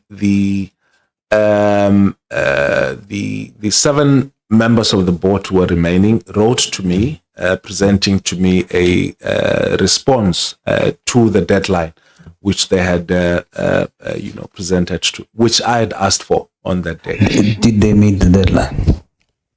It was present, but in my view, they were not a properly constituted board. So although the correspondence was sent to me on the 30th of April, I do not believe, as I stand here, that they were a properly constituted board. Well, we're not dealing with how they were constituted. Well, I think it's important because, but we now know that they're 7. Okay. You've given them a directive to deal with. What is important of that question is the fact that you've got 2 reasons why you're putting them under administration, one of which is the audit issue and progress on that. Now I'm asking, you then gave them 2 deadlines. One, 30 April, give me progress on this issue. That you are having as one of your reasons. They then, I want to now know, you've given 2 dates. 30th April, did they comply to that deadline? No, I don't think they complied with that deadline. So they didn't submit you their progress on the issue by the 30th of April? Well, a letter was sent to me by the 7 remaining members of the board, talking to the directives that I'd issued to them. So then they complied, Minister. Then you have the 31st of May, which has not arrived yet. Your number one basis for putting them under administration, you give them 2 deadlines. They submit on the first deadline. They are yet to submit progress on that number one issue. That date, 31st May, is still to come. You put them under administration as one of those reasons. What is the reason for doing that when the deadline is still coming? I think the point that I've made and quite consistently is that I did not believe that the board, as it remained after those resignations, would have been able to competently meet up with the directives that I've issued to them, and that's why I took the decision that I took. It still remains that they are complying. There's a deadline due. You put them under administration before that deadline. Your second reason is the composition of the board. Advocate, can the board legally function with 7 members? We've got to go quickly now because can the board function legally with 7 members? Yes and no. Quickly give the yes or no. I said yes and no. Yes, but why yes, why no? Quickly. They have been operating whilst there were 7. And the no part comes from the fact that out of 18 members, there are only 7 of those members that are in existence. Yes, but with 7 members, Yeah. legally can they function? No. They don't have quorum according to the Act. How many members should there be in total? 13. Out of the 13, Yes, the majority would be 7. yes. That means that they have a quorum. In the context of a quorum, we would be looking at who is represented in the 7.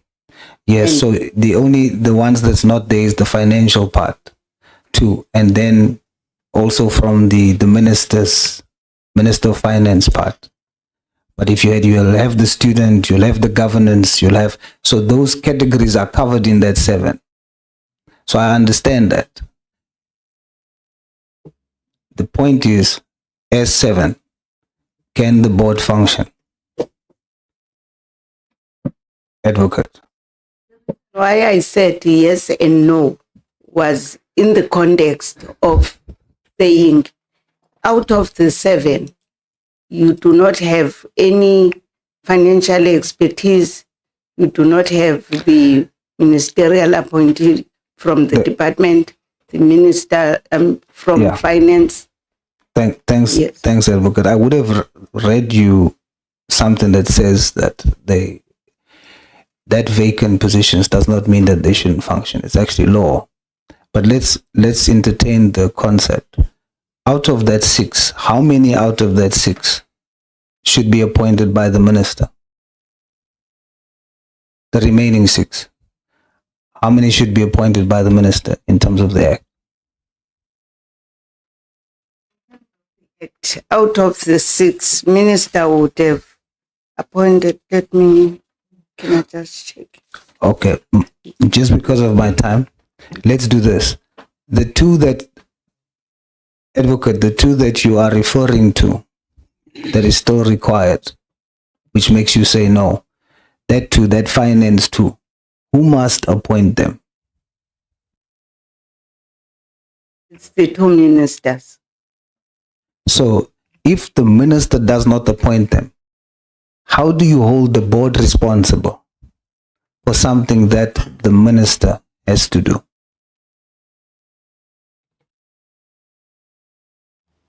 If you recall, Honorable Souls, the minister is before court, and for him to have gone ahead and put in new members, it would mean that he disregard that application that he had lodged in court.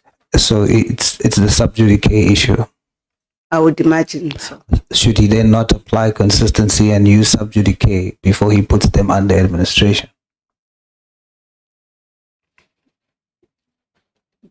It would have been considered. However, sub judice, even from the legal opinion that we received, is not restrictive. And I would imagine when there are new facts that appear, you would want to look at those new facts. You cannot ignore them simply because... So you are saying that the minister, just now you must confirm with me, Advocate, the minister has done the correct thing legally to, on the one hand, not appoint 2 appointees that the minister requires for him to consider the board properly constituted. He refuses to put those 2 members because of the sub judice rule. Then in the same breath, puts them under administration because those 2 members are not there. I do not want to speak on behalf of the minister. We'll go there, but we're dealing with the legal issue. What do you legally... That's not the chair, so ignore that one. That's the... We want to legally, before I go to the ministers, my last, because now my time is up, we need to establish, do you see the inconsistency? If you believe that there's inconsistency... No, forget my belief, Advocate. Just based on the law, give us the advice on the law.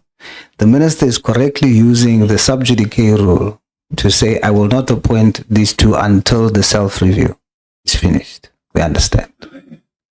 Then he says, I'm going to put you under administration because these two people are not appointed. You are referring to two separate, distinct processes. Explain. Yes. And the first one of the self-review, it is the minister himself who is taking his decision to court. That with the time remember it's him now. At the time this board was appointed, there were some irregularities and he would want the court to make a determination I understand that. on that. I fully understand that. I fully understand that. He's taking that under self-review, but he's using that as a reason not to appoint the two members needed for the minister to look at the board as properly constituted. These are not two separate issues. They are two separate legal processes, but not the one affects the other.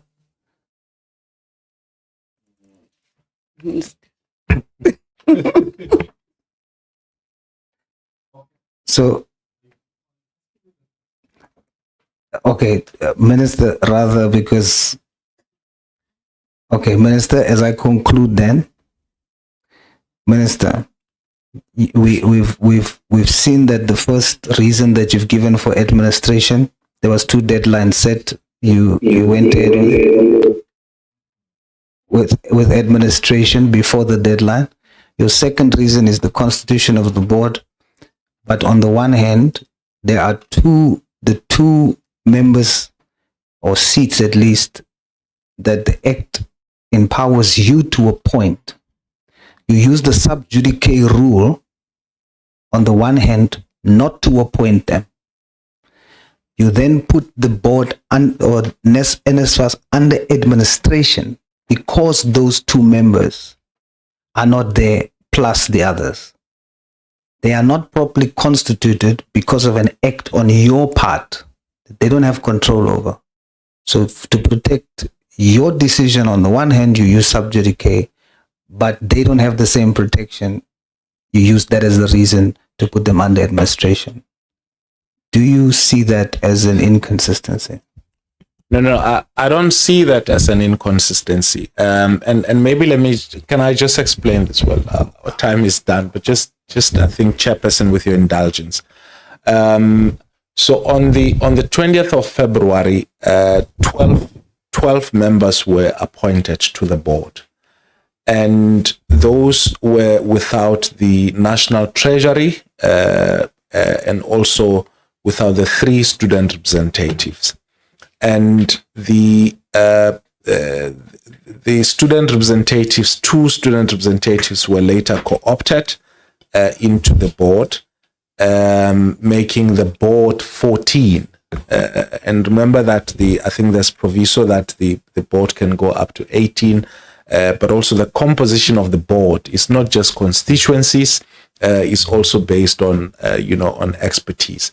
But the point that I'm trying to say is that, the external legal advice that Advocate Kuta referred to earlier on also implored on us that further actions which were taken, for instance, to co-opt the student members in order to correct the composition of the board at the time, was actually inappropriate or improper. And that's why we approached the court to set aside this decision.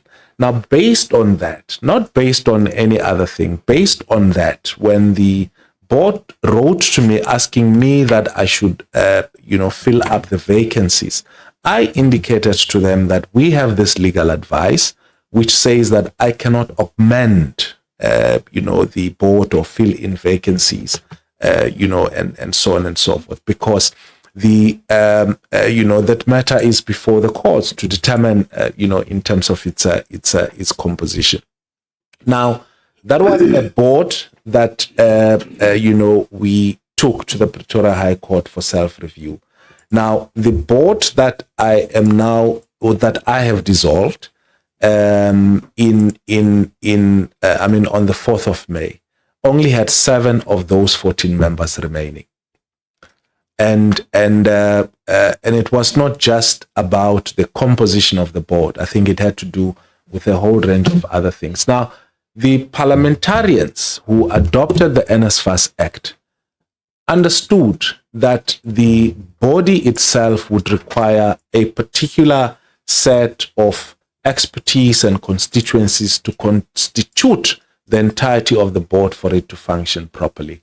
And as at 4th of May, I did not believe that the board, as it stood on that particular day, fulfilled those legislative requirements. And I think that that's the, I do not believe that there was a contradiction. I believe that we need to separate the two matters. They may seem to both matters be related. I think that they are actually separate. Okay.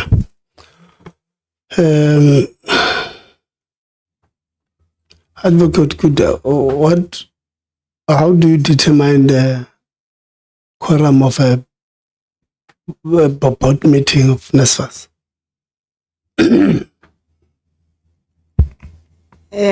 Chair, I've checked the Act. The Act does not refer to any quorum. And I think it's one of the gaps that we've identified. That's why we are smiling.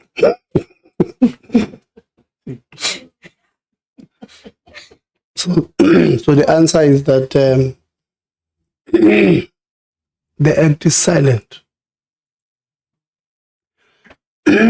Okay. So, Chair? Yes. Your time had long expired, no?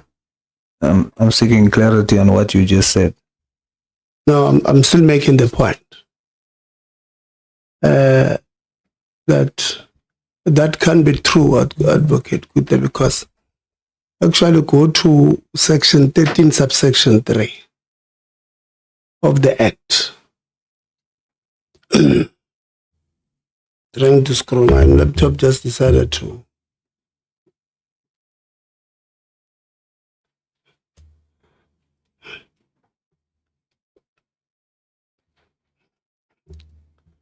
I can't scroll, but I wanted to read to you what it says.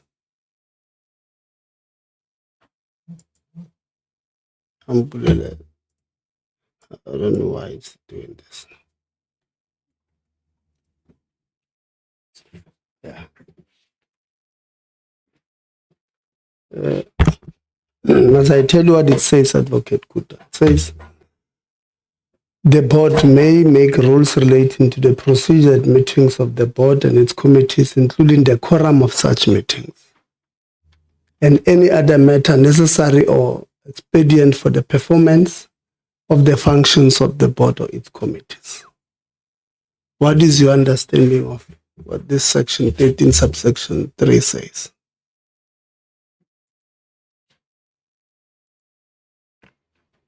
My understanding, Chair, is that the Act, as it is, does not say what the quorum is. It talks about the board making rules, meaning how much the quorum would be in the rules, not in the Act. Yes. Yes. Now, so in order for you to know what is the quorum, if you say the board does not meet quorum, you will need to know what is the quorum that they set for themselves as a board. Now, the argument is that you are saying legally, Honorable Souls ask you, legally you are saying this board did not meet the legal scrutiny to be a board. And you said it's because they don't meet quorum. So where did you get this quorum of this board, this particular one, when the Act itself says you should have asked them to give you what was the agreed quorum? I mean, the board would have given us the rules which determine what their quorum is. Yes. Because that's what the Act says. Section 13, subsection 3 says they will decide what the quorum is. I don't agree with such an act myself because it doesn't make sense in my view. But it's there. It's an act which I've said I don't agree with it. Now, this act says there's no rule if you have not gotten it from the board or the board secretary that says 7 out of 18 does not meet quorum, because now that's an assumption. So you have based your argument on assumption because you don't know the rules. It says they must determine their own rules. And then, so you agree that the assumption that says 7 out of 18 does not meet quorum is based on something outside of what the Act says.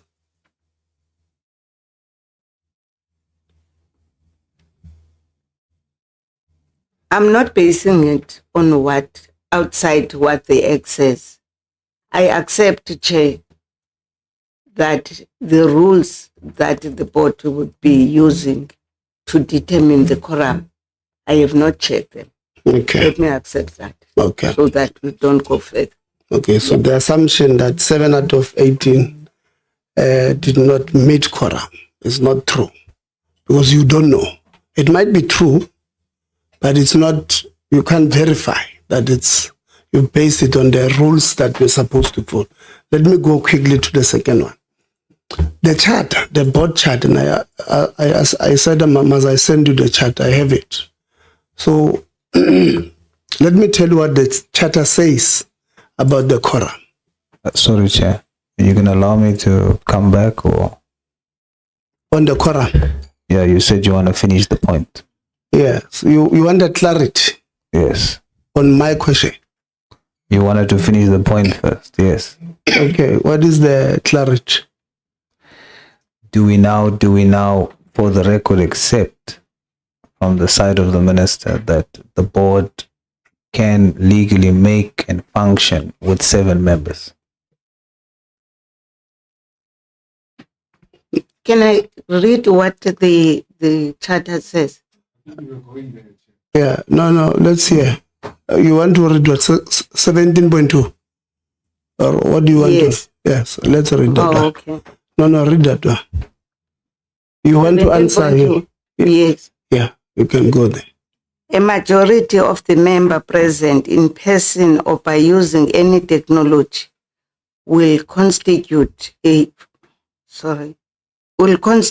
quorum, provided that at least 3 members of the executive committee as contemplated in Section 10 of the NSFAS Act is present.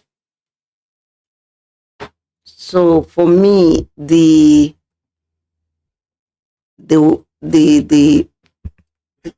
3 members of the executive committee would be the determining factor for the quorum to be legitimate. And then in the 7 members, there were no 3 executive committee members. I can still check that. Yeah. So you see, that's why I was saying, I'll give you just now. Yeah. I'm going to give you. That's what I was saying. You can't say there's no quorum when you've not determined this thing. You must first determine that this is what the charter says, this is what the Act says. And because if you say there was no quorum, you are making a very definitive statement that there was no quorum. And now that's why I was taking you to 17.2 to tell you that there's 2 determining factors for quorum. And the other one here is that one of EXCO. It says, even if you can be 15 in the meeting, if there's no at least 3 EXCO members, that meeting does not form quorum. So quorum It's not a matter of having, there are determining factors, and that's what you should have done to get from the EXCO, from the board members to say, we are making a determination that you don't pass the test of time as far as you being a legal entity is concerned, or legal structure, because you don't meet the legal issues. So you have said they don't form quorum or meet quorum, and you have not satisfied what the NSFAS Act 13.3 and 17.2 of the Charter suggests or tells you, defines as a determining test for what a quorum is. So that's where the problem is. I think you can see. Now, I'm going to, no, maybe let me give you an honorable soul so that you ask that particular, the final question before I go to Honorable Zondo and Honorable Manamela on the line. I think your direction is brilliant, Chair. So maybe I should first allow you to do what you wanted to do with the board members and get that clarity, and then I come, if it's okay with you. Okay, your time is up. You want to come again? Just based on the question you've just posed to me, I appreciate your benevolence. Okay. I don't know what is the meaning of that word, but we shall get concurrent.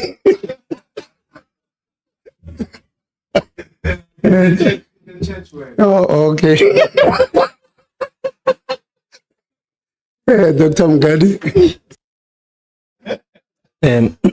Thank you, Chair. Just for record, 3 board members that are sitting here are also members of EXCO. In addition, Chair, the issue of a quorum is not something that we took lightly.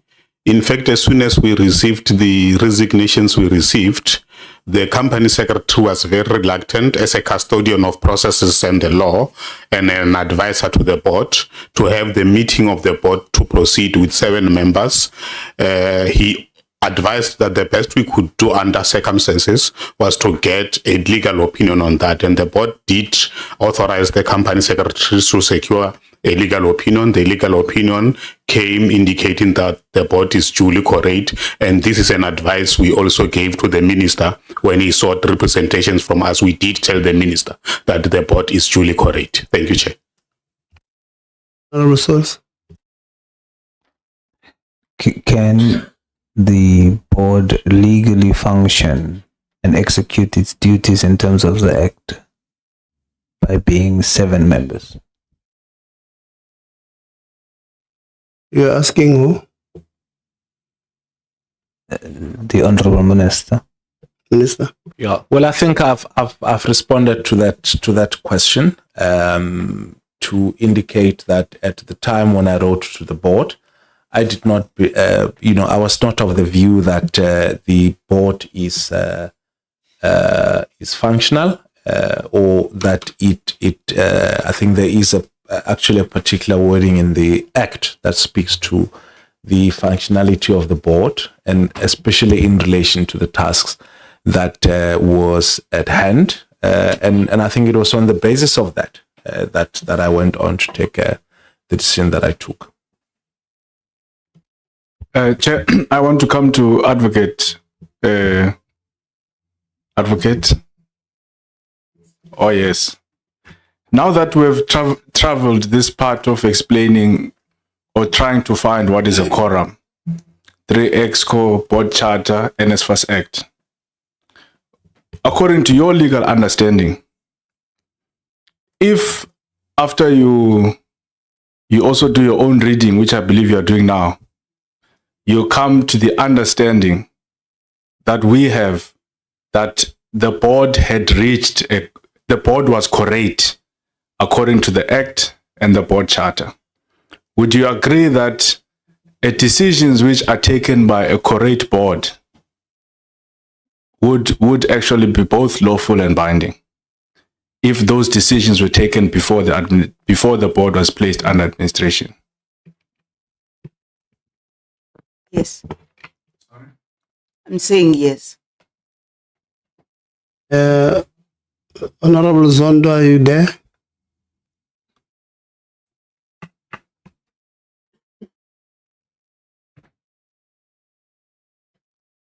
He's not here, Chair. He's not here. We can pass. Okay. Honorable Manamela. Thank you very much, Chair. I am here. Thank you. I see the acting chair that I'm contesting with is ready or eager for the meting to be finished. No, there's no acting chair. There's only one chair. Honorable Manamela, your network, I wanted to say your network is a bit weak. If it persists, I'll ask you to close the video just so that we improve the bandwidth. But it was hugging a bit, so let's hope that it will hold now. Okay, thank you very much, Chair. I can hear you properly, but I know it will persist because I'm at Acacia's. Thank you very much, Chair. Chair, for me, there's three bottom lines that I want to get responses on. The first bottom line, Minister, is that as a former beneficiary of NSFAS and for students who are sitting at home now, they want to understand how does this conversation affect them? Will they still receive their funding? Prospective students who are going to be applying in September want to understand if their applications for funding will be considered, if the accommodation of the current students will be paid. So for me, I really want to get an assurance from yourself and the team from NSFAS, given the fact that the GTEC report raises a whole lot of issues. 8,000 deceased students who are on the beneficiary list and they shouldn't be there. Non-qualifying students who are appearing on the beneficiary list as qualifying students and qualifying beneficiaries that are not being approved on the beneficiary list. And that for me is the crux of the issue. I'm extremely worried about that aspect because it speaks to the plight of students at home who are watching us to say, how does all this affect me as a student at home? So I want to get assurance firstly. If these issues that you've raised in the presentation, if there's any plan, firstly from yourself to resolve those issues, then I'll come back to the second bottom line. Thanks.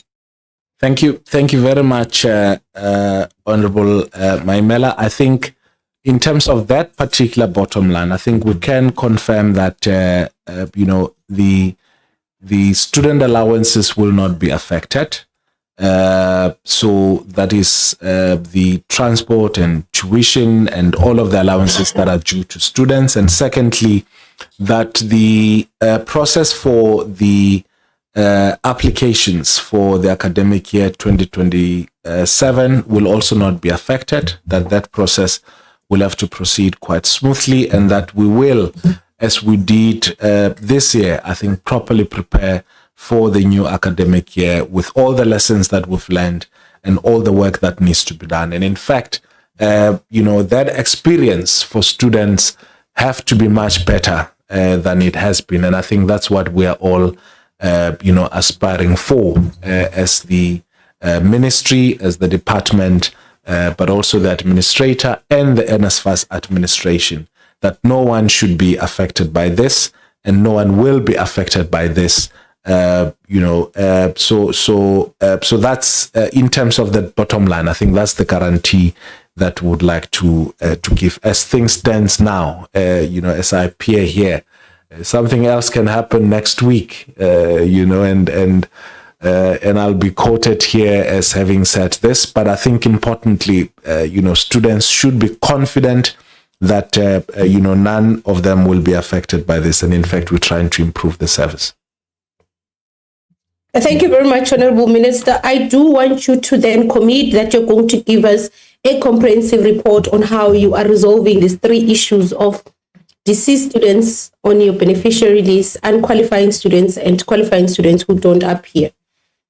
The second bottom line for me, Chair, is that the minister and the department must understand that as Parliament, we have a responsibility to ensure that the executive adheres to the lawful framework established and that the executive decisions that they take are in a structured, informed, transparent, and accountable manner. And as a result, that's why we're asking these difficult questions. And I want to continue on the line of other members to ask these difficult questions. The first one, Chair, goes to us as members of Parliament. And this question is prompted by the fact that there is an allegation that is made by one of the former board members saying that the other former board members who is no longer a board member because they resigned, called them and make inferences to the minister instructing who should be appointed as a CEO. Now, I want to ask the invitation status of former board members. Did we invite former board members who were only dissolved, or did we invite all former board members, inclusive of those who had resigned? Because if Miss Karabo, because that is the specific board member that is mentioned, was here, I would have really wanted to hear her side of the story in terms of the allegations that are made, because they're quite damning. So I just wanted to check, Chair, if we did invite them, and how do we get to a point where we are able to hear the side of the story of this specific board member? No, thank you very much, Honorable Manamela. Just to remind members that the decision to bring in former board members was taken by yourselves in the committee initially on the 6th and on the 20th when we met. And I asked members who must, when you suggested, and the meeting resolved that we must invite the dissolved members of the board. So the initial invited went to the dissolved members of the board. And then early yesterday, I then asked Anela to invite the two members who resigned last, just to get a clearer picture of the issues. We did get a response from Karabo Mohale, who indicated that should not be able to participate meaningfully because of the late arrival of the invite to come and participate in the meeting. That invite that was sent yesterday, it was just me thinking that to get a comprehensive picture, I must invite them. But your meeting of the 6th and the 20th had resolved that we must bring in the dissolved members of the board, which were the people that were invited. Thanks.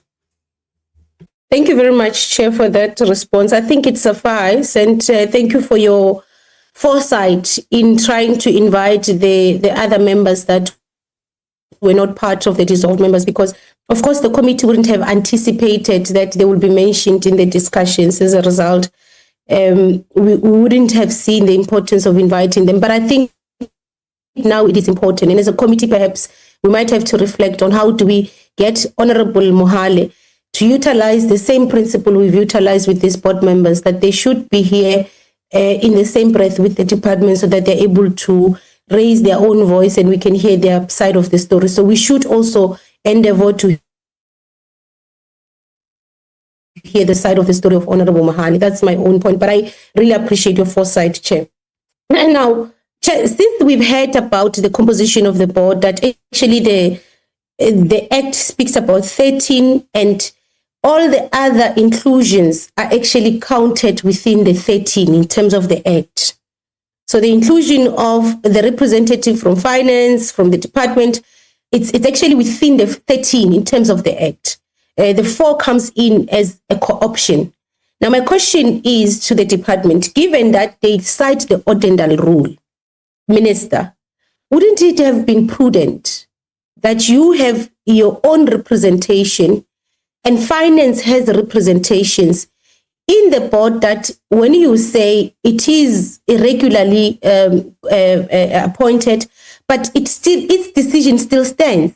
So they are going to take decisions on money, they're going to take decisions on students, they're going to take decisions on how students are going to be financed. Wouldn't you want representation, and wouldn't finance feel that it is prudent to have representation in such a board, even though there is a self-declaration matter before the court? I just... I think just to indicate that, you know, by the time we before we approach the court for the self-declaration, I think the representative from the Department of Higher Education was still a member of the board. I hope I'm right about this. And that I'd also had a discussion with the Minister of Finance, you know, for them to fill up that slot, because that slot was not filled up in February on 20th February, when this board was when the board we're talking about was was appointed. So there were intentions of doing that, or of ensuring that the board is properly constituted. But I think the trick becomes the legal advice that suggests that if we make any addition to the board, so that will actually be acting contrary to the to the matter that we've already approached the court about, which is asking for the court to declare that decision, to set that decision set aside. So that's the quagmire which we faced ourselves in, which is the response which I furnished to the interim chairperson of the board when he requested that we do fill up the vacancy. So it's not something we took lightly, because the operations of the board, and I think you can see consistent with my action, the proper operations of the board, I think for us was important. Okay, thank you very much, Minister. I think for me, what is important is the fact that you saw it prudent for representation, because if you look at the NSFAS board and the composition, representation is at the center of the board. So the intent of the lawmakers was that students must be represented, you must be represented, and as well as Treasury must be represented. And the fact that you saw it prudent for you to be represented, for me, that's okay. I want to then understand who sought the legal opinion and why. And I want to hear this from the legal team. Who sought the legal opinion and why was the legal opinion sought?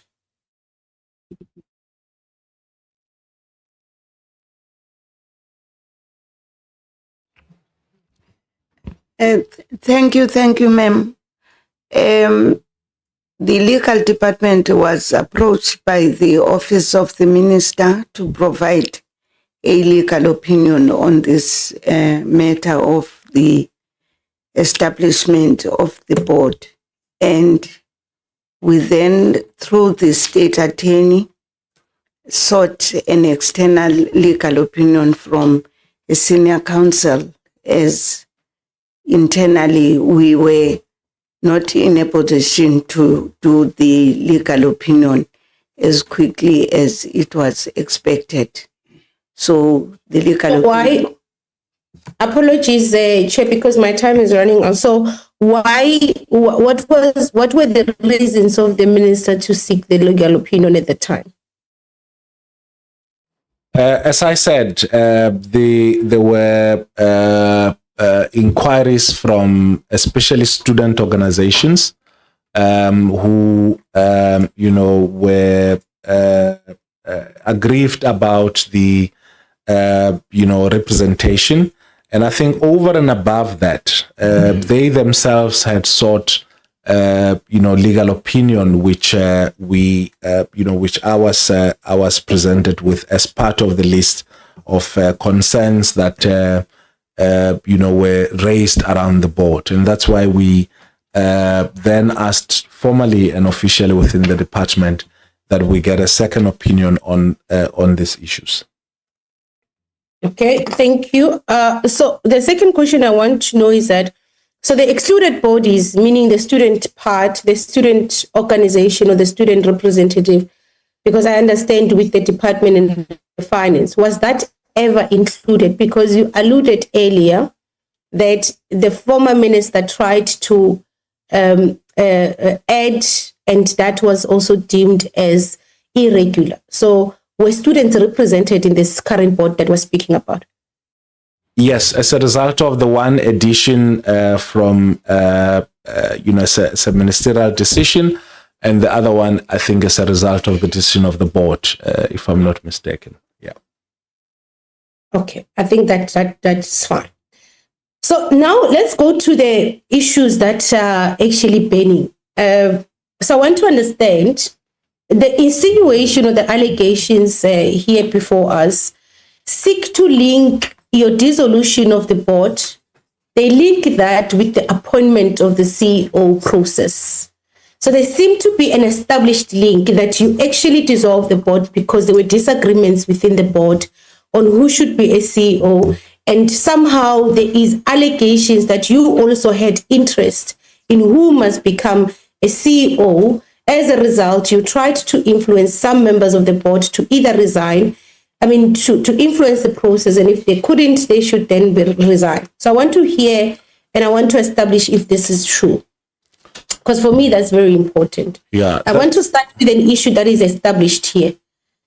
There is an established fact that there were two advertisement processes where the board firstly said there is no enough representation of female candidates, and as a result, we should go out on advertisement again to get more representations. Were you part or were you informed of these two processes? Were you ever part? I know you answered something towards that point, but I want to make sure I heard you correctly. Were you part of this process, or were you aware of this process? Did you ever influence that process of the board's decision to go to advertisement again? No, I was not part of the board's decision to re-advertise. I did not issue such an instruction. The only time when I issued an instruction was when the board was asking for my concurrence with regards to the extension of the acting CEO, which was outside of the 12-month period. And so the undertaking from the interim chairperson of the board was that, yes, we will proceed with, the acting CEO, and then we'll also start with the process or, fast track the process of the appointment of the substantive CEO. So I was not involved in any of those, and I was not party to. And I think any other thing is basically innuendo and, suspicion and so on and so forth. Okay, thank you, Minister. Second one, I want to ask on this process. So deal with shortlisting and, of course, interview process, and finally a recommendation to the board, because the board then must make an appointment. And my question is, do you know who, or did you know who the board finally, who the panel, the candidates which the panel finally recommended to the board? Did you know? And also, did you actually have an idea of the candidates that appeared before the panel for interviews, for example? Because then that will substantiate if you knew why you would have an interest or preference, because you would know who appeared before the panel. Well, I only made aware of all of this when the stories broke in the news. They were all over the Sunday newspapers. one of the weekends. That's when I knew with everyone else as to what were the process. This was never a subject of discussion between myself and the board members, you know, and I never sought to interfere with, you know, with that process. Okay, Chair, I want to know now from the board members, the former board members. One of the former board members, I think it's Mr. Ramashia, says the meeting was strange or was weird. I'm using now Gen Z's language, weird. And it was instructive. Now, I want to know, because when you say a meeting was instructive, it means there is a set of instructions that were meted out in the meeting of the 13th of April. Now, I want to know the specific instructions that the minister issued to the board on that day, because the meeting was instructive and that was how it was characterized. So we then need to understand the specific instructions that were actually issued by the minister in that meeting. I just know of, I heard when the Mr. Ramashia said there was an issue, an instruction on the acting chair, which was Miss Mohale. But what were the other instructions? So was that the only instruction in that meeting, or were there other instructions issued by the minister? I did not get your point about the instruction relating to Ms. Mohale. I'm not sure if it is something that I would have said, but be that as it may be, the specific instruction that I'd made reference to was the instruction not to proceed with the appointment of the chief executive officer until such a time that the minister comes back to us in a period which was rounded up to close 2 weeks. He actually specified a particular Friday. I think I had made note of the particular date, but that is the specific instruction that I've referred to. If you may refresh your question relating to Ms. Mohale, I don't remember any instruction in that regard. Okay, just to refresh our memory, if I got it wrong, Chair, you'll assist me. I remember the Mr. Ramashia specifically saying that the minister's meeting was instructive because it instructed them to say Ms. Mohale was the acting chair. And Mr. Ramashia even said to us that was not the responsibility of the minister. So that's the reference I was making. If I got it wrong, I apologize, Chair, but I think the other instruction that I got, because now I have clarity on the other instruction that was given to the committee, to the board, I'm fine with it. But that was if I'm wrong, Chair, please clarify that I'm wrong so that I apologize. Yeah, no, thank you very much. I'm trying to think of the word that he said. In fact, I think a member here, I can't remember who said, oh, it was Honorable Khabo, who said it means the minister imposed the name of Karabo as the deputy chair, and the advocate there said, no, that's not the case. It's what the minister had said in the meeting and not instructed them that she will be the deputy chair or imposed her. I think that was the response there. So he did, in fact, when it was put to him earlier on, he did indicate that that was not the case. Okay, thank you very much. Because and the minister agrees. The minister says, and he agrees with them. So finally, we get the concurrence. Finally, they got a concurrence at last. Okay, thank you very much, Chair. The third bottom line for me, Minister, is now how do we move forward from where we are now? And Chair, this also goes to us as a portfolio committee, because there is certain facts that we've established out of this engagement with the both the former board members and the department. And for me, I would really want us as a portfolio committee to reflect on these facts that we've established and those that require, and that's my proposal to the portfolio committee, that perhaps we need an in-committee reflection on how then do we want to move forward so that we're able to establish what are facts that we established, what is it that we need more information on, and we get that information. But the third for me is this issue, Honorable Minister, is what I asked earlier. Is there a link between your dissolution of the board and the appointment process of the CEO? So finally answer that question, because that's the perception that we all have, that is out there, that there is a link between the timing of the dissolution of the board comes at the time where the board must finalize the process of appointment of CEO. And seemingly there are issues with the names that are flying around and what is out there. So you need to take us into confidence if there is such a link. If it exists, what is the nature of that link? If it doesn't exist, how then do we move from here? Because the board did not finalize the process of appointing a CEO, and you said to us, AG said you must finalize that process. Yeah, there is no link as I think it's been suggested.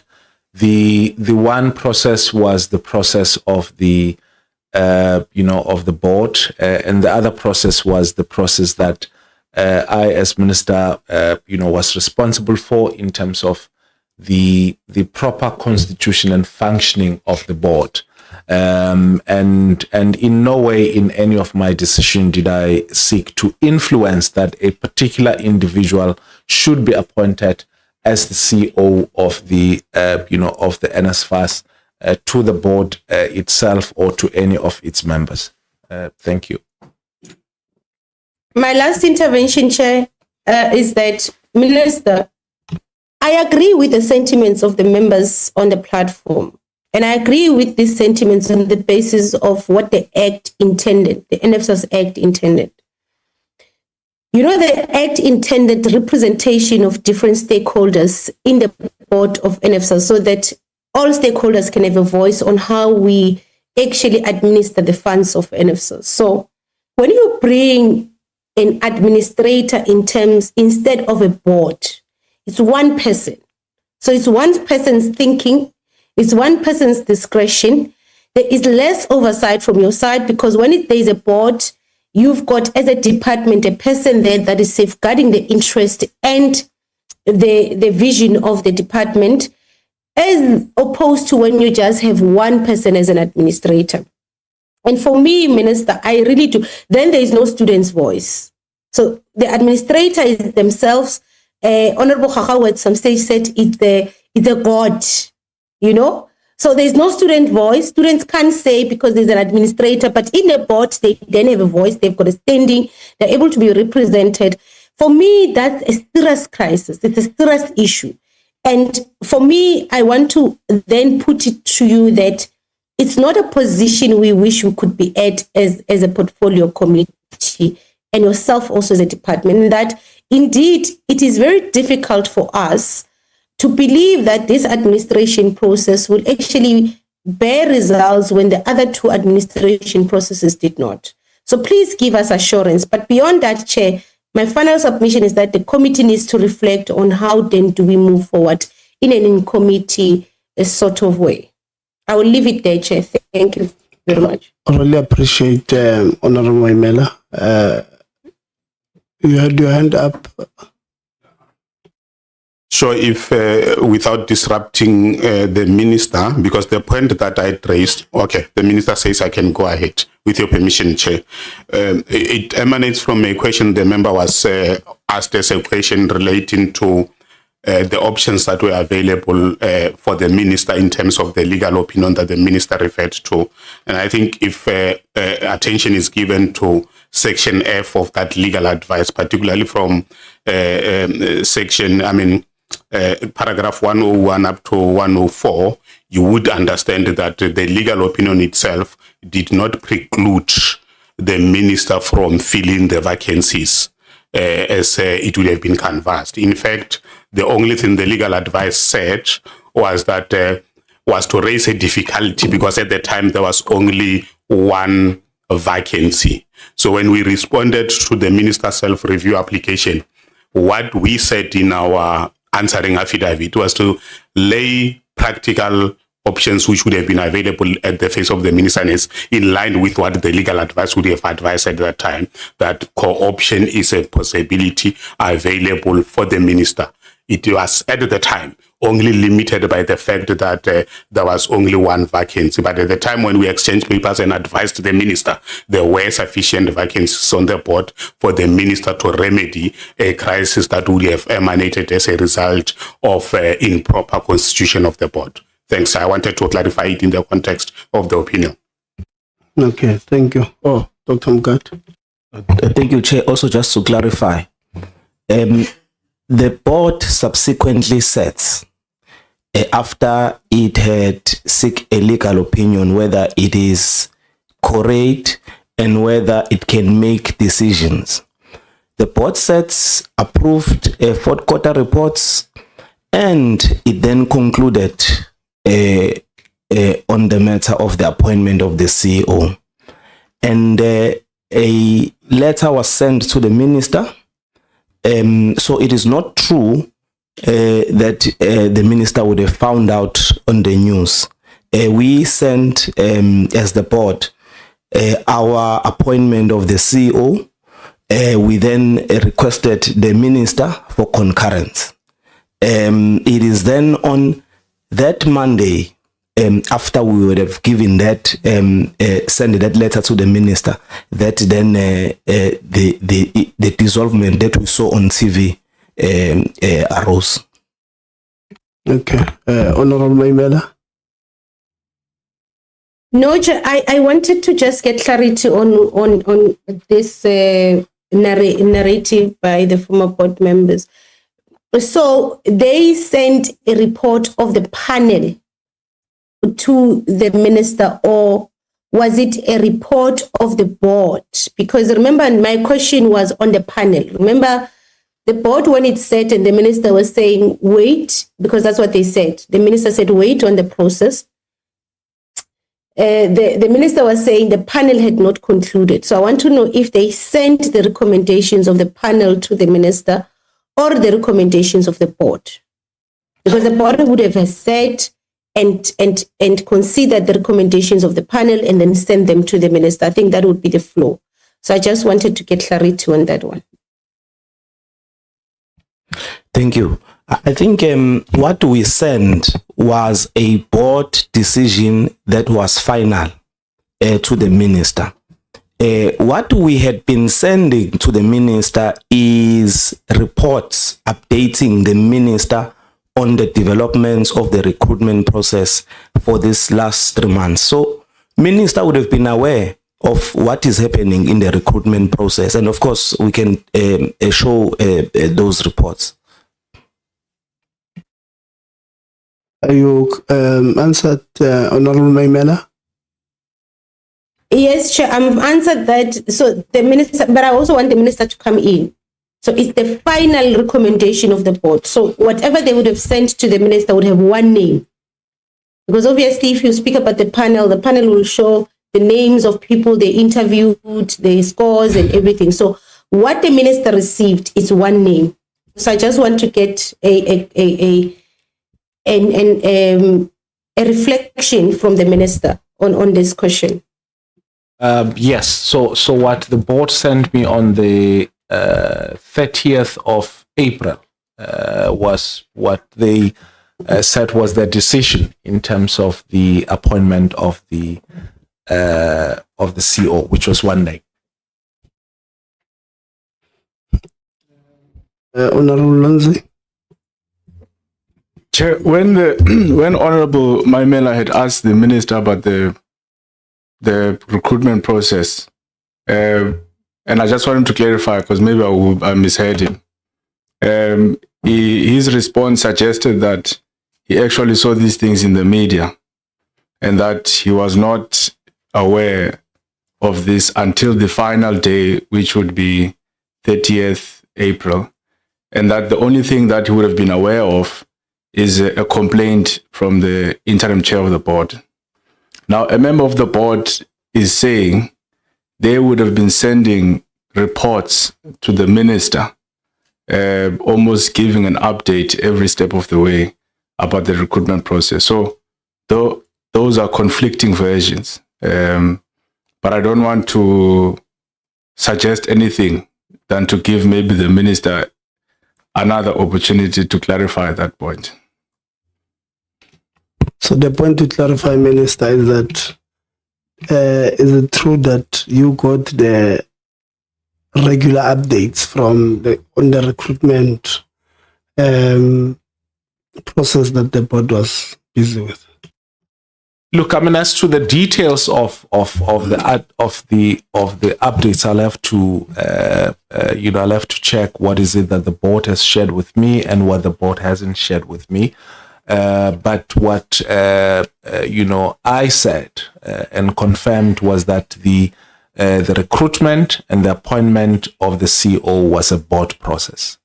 And they may have as well, I think, probably updated me on how far they are since I'd given them a deadline. And in any way, as I indicated, in terms of my discussion with the interim chair, it was around his consent on the entirety of the recruitment process, which resulted in the meeting of the 13th of May. As to the intricacies of who has been shortlisted, who has been interviewed, who is being considered, I considered those fully, the process of the board, and I didn't think that it was important for me to be drawn into that particular process. Yeah, Honorable Nguban. Chair, with the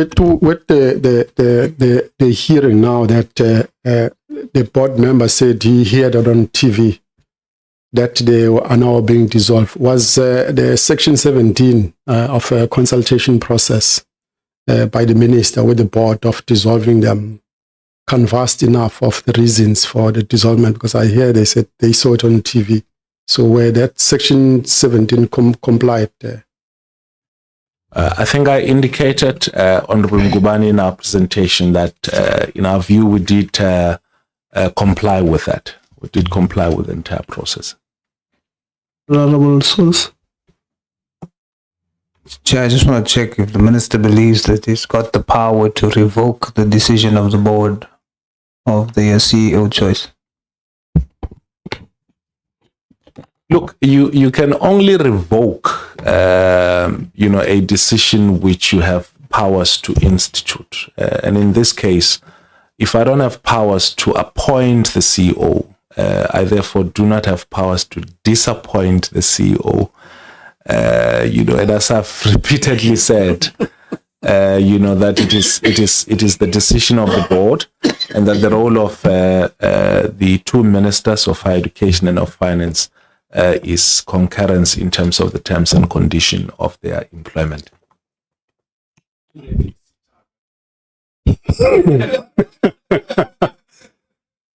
Let's or closer to the closing of our meeting. A few things that I think we must note, Minister, that for a government ministry, let's convene meetings better moving forward. Let's have when we call our entities, let's document it so that it's able to also protect you tomorrow. That this is what I went to discuss with the entity, so that doesn't create this narrative that you went to have a secret meeting to give them an illegal opinion or legal instruction, because that comes in the board. that time, on the 13th of April. And therefore, because there was nothing that you said to them in the meeting that was, or you're going to say to them that was going to be illegal, we could have even kept their phones in the meeting, because it was a frank engagement with the board to say, listen, I'm receiving challenges, or I'm receiving potential problems that are coming from your chair, that you want to finalize this thing without finalizing, or you want to appoint the CEO without finalizing certain steps in the recruitment process. Corporate governance, King 4, King 5 speaks about you doing this things this way. And I don't think there was a personal, I don't see a bad intention there. But when you have taken people's phones and there's no written agenda, it then creates this thinking from some people that indeed this was what was going to happen. So maybe next time let's convene meetings a bit better there. Secondly, I think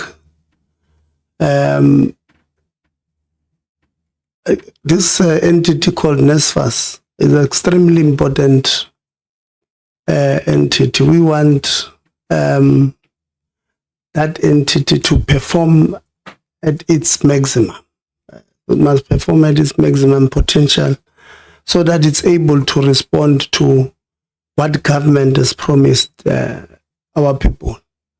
We have promised that we'll take these kids to school, we'll put them in proper accommodation. We promise that we'll give them allowances. This NSFAS should be able to deliver those things, because if it does not, it creates an impression that us as politicians, we go to these institutions, we go to communities, we lobby people to vote for us, we promise them X, Y, and Z, and then we're unable to do so. So what do we do with NSFAS there? Central to it should be, it must be student-centric. It must resolve problems of our people. We don't want the situation where we're unable to pay accommodation providers. And I've said this many times. When you don't pay accommodation providers and they evict these kids, they evict them, let me tell you, they evict them one at night when they know that they will be very vulnerable, and they evict them maybe on Saturday evening or during exam. So they choose a specific time. When you don't pay, this is what you are subjecting these young students into. And many of them who are females don't have anybody else to give them even 30 rands to call their parents. They will speak to them on WhatsApp. And if their parents come from the township I come from, when there's no electricity, there's no network. So it means WhatsApp does not go through. So there's no, literally, sending these girls, these young girls who are students, into the hands of vultures who, would want to take advantage. I said vultures. I saw an opinion piece of former Deputy President of the Youth League last week. He said in Parliament, vultures are circling in. And I decided to use that word. It was purely by mistake, I'm not meaning, there was no intention. There was no malice to use there is no intention, a bad intent to use the language of the minister, at least there. So I think I'm sold with your idea, Honorable Manamela, that as the committee, we will need to meet on our own to have a way forward on these issues. But I hope the department now can see what we've been telling you about the acts. This Higher Education Act, this NSFAS Act, the CET Act, the Skills Development Act, they are literally, they are going to create more mess for us. It's something that must be done. And Minister, I think maybe you must nudge them so that we are able to get to the end. We are able to bring these proposals to Parliament so that we can start our own process of dealing with them ourselves. When we say we need changes in these acts, we want to strengthen them so much that we don't create these problems that we see today.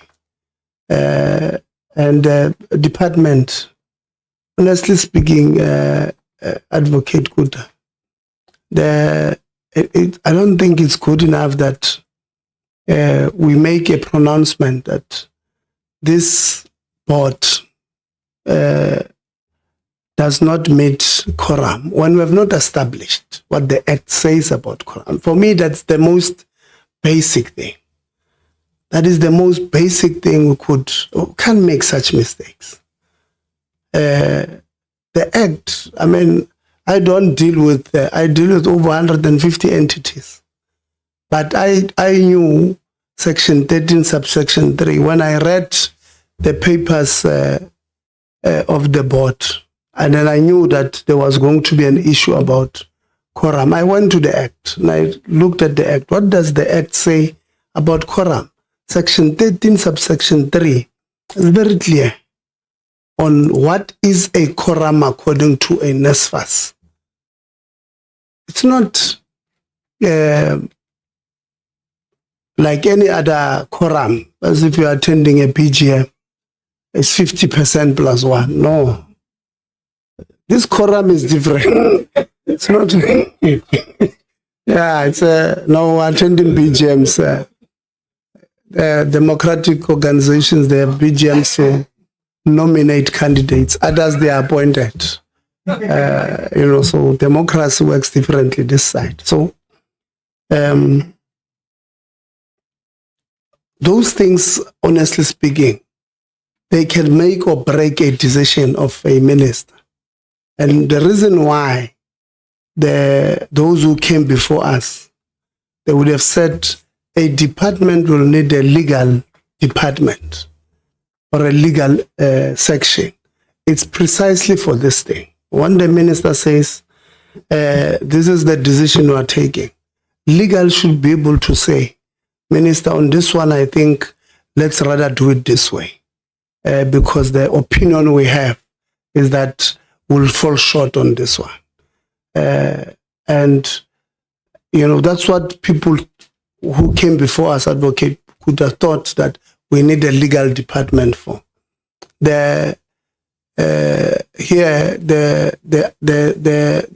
assumption or the reason that you have given in the slide is the first, is that route A, your route A, that there was no quorum, Minister. My thinking is that might not be true because we don't know what is the quorum of NSFAS. What we know from the 17 subsection 2 of the what is called that, the NSFAS, no, not the Act, the book, the charter, the NSFAS charter, is that at least we know the minimum people who must attend there are 3 EXCO members. And Section 13, subsection 3 indicates, of the Act, indicates that the quorum is set by the board. So the board would have set a quorum. And if you don't know what that quorum is, you will not be able to go out and say there's no quorum. And this quorum, according to NSFAS, it's achieved in two parts. The first part is the EXCO members. The other one is in terms of numbers, which we have not established. While even this meeting, we have not established what was the quorum there. So legal of the department must assist the minister, Advocate Kuta. We should not, and Honorable Souls asked you, are you saying this board then did not have the legal rights to be a board? You said yes and no. Yes, because they are there, but no, because they don't meet quorum. And we know that was not correct. So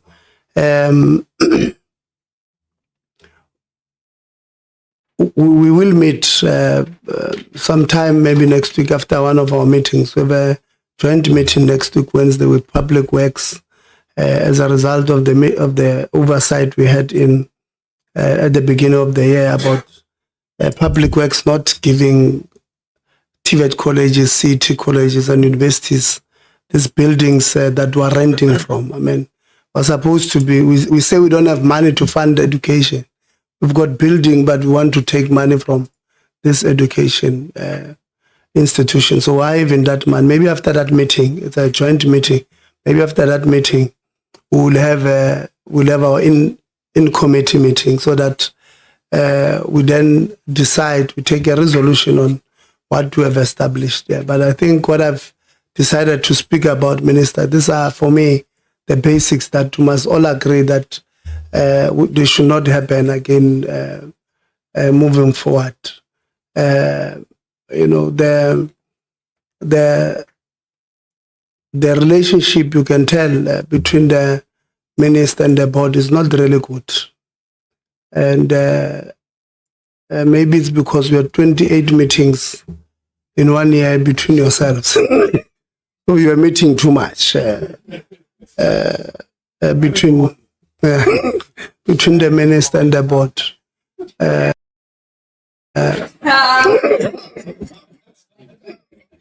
So we must work around these things. I think because there are professionals there. You know, there's 2 doctors and 1 advocate there who came here today. There's other advocates on the line and all of that. Other people, very serious people. You remember that the advert said minimum masters. So everybody would have went there, serious professional or academic, and we must try by all means to preserve the what people have worked for, the reputation of people. So we don't want this thing that you know, there's this fights, unnecessary fights between the minister and people who are in councils or boards of our entities. We must try by all means and find amicable solution. I'm a proponent of peace. I know sometimes I'm not looked at that way. People see something that I don't see in me. They believe that I'm probably this monster, but I'm a very peaceful person. Very peaceful person. So I believe in having cordial, not the peace of chiefs. No, the other one. No. I've got plenty of that, except the one of chiefs. So that's how we're going to close this team, members. Minister, what we want is that you guys are going to court on Tuesday. On Tuesday, the 2nd, 2 June. Yeah, on the 2nd of June. All the best to all of you.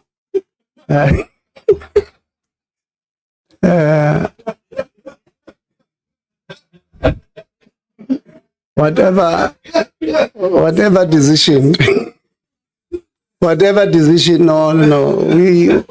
Parliament doesn't take sides. Parliament listens to facts. We don't choose You know, the office of the minister, they want to put me under pressure. They say I must choose. So, well, all the best. We hope that when the court makes a determination on Tuesday, we'll all accept.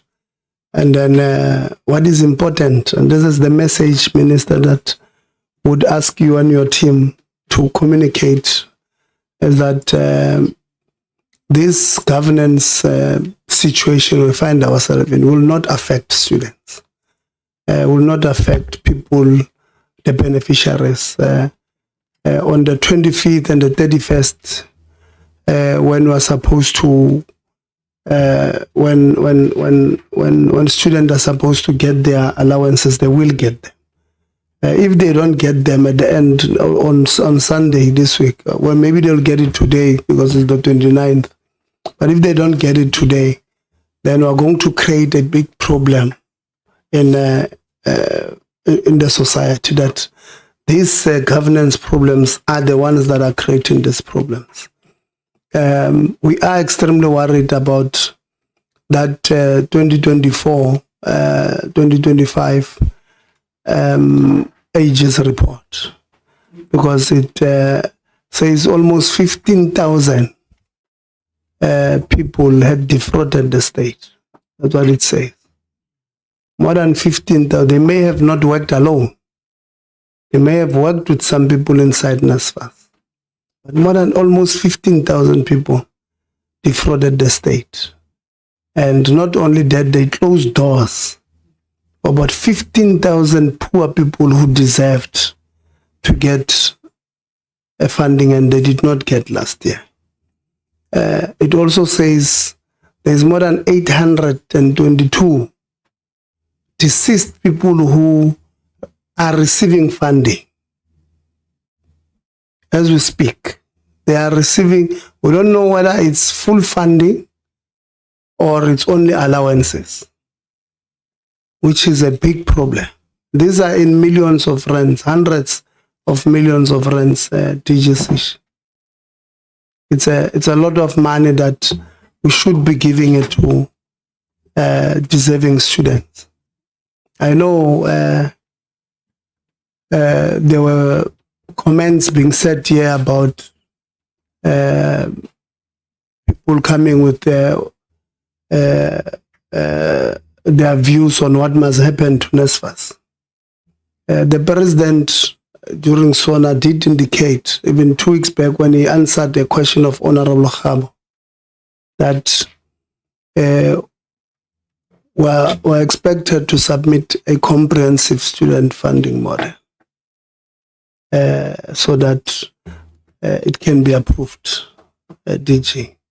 That funding model, comprehensive funding, is extremely important. We have commissioned a number of reports. Earlier on, Minister, you were responding to Honorable Lonzi and you made a mistake. You said it's a higher commission. It's actually the Prof. Balim report that speaks about cutting NSFAS at TVET colleges. It's Prof. Balim's report that speaks about that. So we do have these reports that we have commissioned, DG, but we're not implementing them. And it creates a problem. You see, for me, if we had decided to say, TVET has got 200 and something thousand students this year. Well, probably, I don't know how many last year, but we say we start with this one. So maybe let's try and implement part of this, the Balim report. And I can tell you, would be far by now. My view, I know that some people advise me not to say this thing, but my view is that, Minister, we might be dealing with organized criminal networks. They're stealing money from NSFAS. Very serious. Because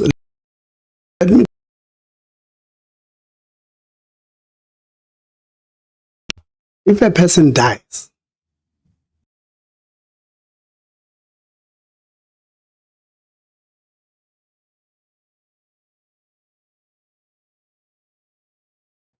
the banks have got, you know, the bank, you know, almost when they verify you, you put your fingerprint. They've got this biometric system that is linked to Home Affairs that confirms if a person is alive or dead.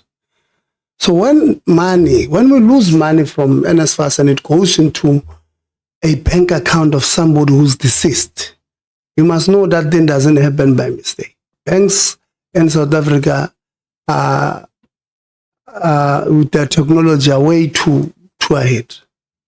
I made an example the other day, Minister, that when I went to Botswana for SADC education protocol in March this year, the SADC wanted to give me SNT. No, SNT. And when they wanted to send me SNT, my bank, because it was in US dollars and it was coming from Namibia, my bank closed it. And I thought, no. You know, Honorable Lonzi, tomorrow I'm going to a funeral. And in my township, when I go to a funeral, they like giving me guns to shoot. So I don't know whether I'll be like your president. They give me a gun. You know. But so banks are like that. Banks knows. They've got these defense mechanisms to protect both themselves and yourself. So these people, when I say they are organized, it's because there's no way money can go into 800 people's accounts and the bank doesn't know. And if these people are deceased. Actually, you might find that this NSFAS money actually goes into one account. But the bank wants to know the source of your income. So the banks would have said, this money, where does it come from? And there they will see it says NSFAS. They've got other clients who are NSFAS who are getting 1.7 per month. Why is this one getting 170,000? The banks will naturally ask. But because they are organized, they might be working with somebody who every month their job is to turn off that red button when it comes on this account.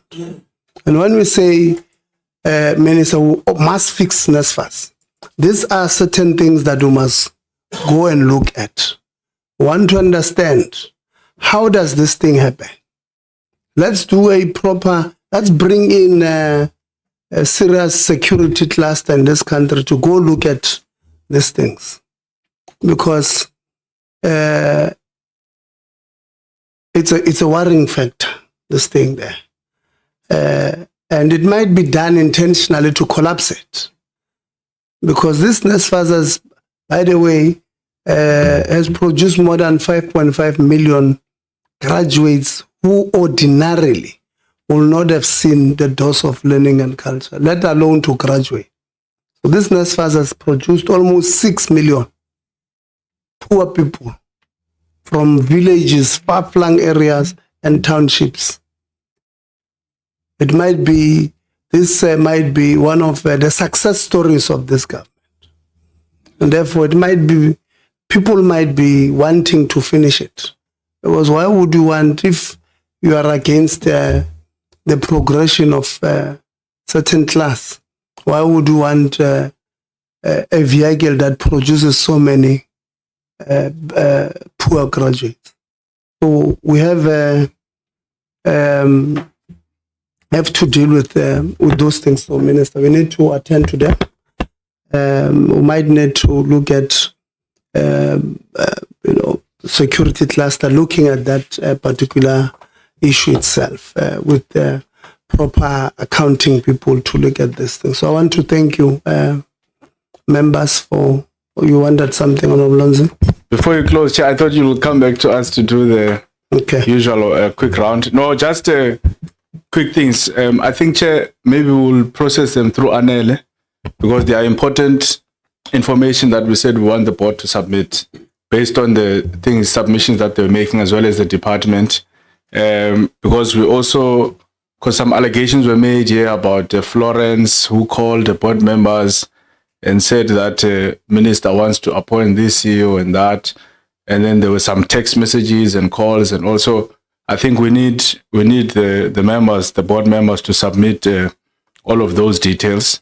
And then the last point, I want to check with the other board members who are present in the meeting, because I agree with Honorable Joy that we may need to sit, and you've also agreed, thanks Chair, we're going to need to sit a meeting of our own to understand how do we get to the bottom of truth in a recordless meeting. And by that, part of that would be to try and contrast the different versions. So I wanted to then check with the other board members who have not spoken, so that we don't make an assumption that the one board member who has said that the minister gave them an unlawful instruction not to proceed with the appointment, and automatically assume that all the board members who are present in the meeting agree with that. So I wanted, as a parting shot from my side, if we can go through very quickly to each of the board members to confirm if they align with this version. And then that's it, Chair, and then I'll be happy. I'll send my questions to Anel. Okay. Just a smaller clarity, Chair. The reference that was made to Ms. Florence Masebe, it's actually not the person who called it. Her name was dropped or was mentioned in the conversation. I just want to clarify it, that at no point did I receive a call from Ms. Masebe. Yeah, there was a name dropping issue. No, I'm told somebody also, Minister, somebody was also name dropping my name and yours, so this issue of name dropping is it's common. But they agree that because if they did not agree, they would have said no. But you agree with the version that yes, yeah, we've agreed, and we've submitted also the affidavits to that effect for a court case. Yeah, I think they all of, including you. Yes, Chair. Yeah, we do agree. There's Advocate Lavan. He also agreed with that version. To all present, correct. I also agree to that version. Thank you. No, thanks. Honorable Manamela. Thank you, Chair. I think. Sorry, Honorable Manamela. Portia's iPhone. Chair, I did earlier on agreed with what Advocate Ramaswamy had said. Okay, no, thank you. I just wanted for Honorable Lonzi's record keeping to hear you guys say it. So everybody has agreed to that effect. Honorable Manamela, I'm sorry I had to cut you short there. No problem, Chair. I think in addition to a discussion or a reflection on how we move forward from this meeting, I think we might also like to use that meeting, as Honorable Karabo had said earlier, to discuss how we conduct our question and responses or engagement sessions, so that we don't do the same thing we did to you earlier, where we wanted to different things and how we approach the session. So I think we might also want to add that. But Chair, I also want to request that as we request the written responses, we might want to write to the people who have mentioned, especially the board members, the former board members. I'm not worried about the other person that was mentioned. I'm worried about the person who was directly a part of the process. The other board member to say these were the allegations. We'll go on record to say exactly what was said and get a response, a written response, their written response, even if they don't appear, so that when we do have that engagement, we've got a full picture. Lastly, I know that Honorable Advocate Rameshi, I've been saying Mr. Apologies, Advocate.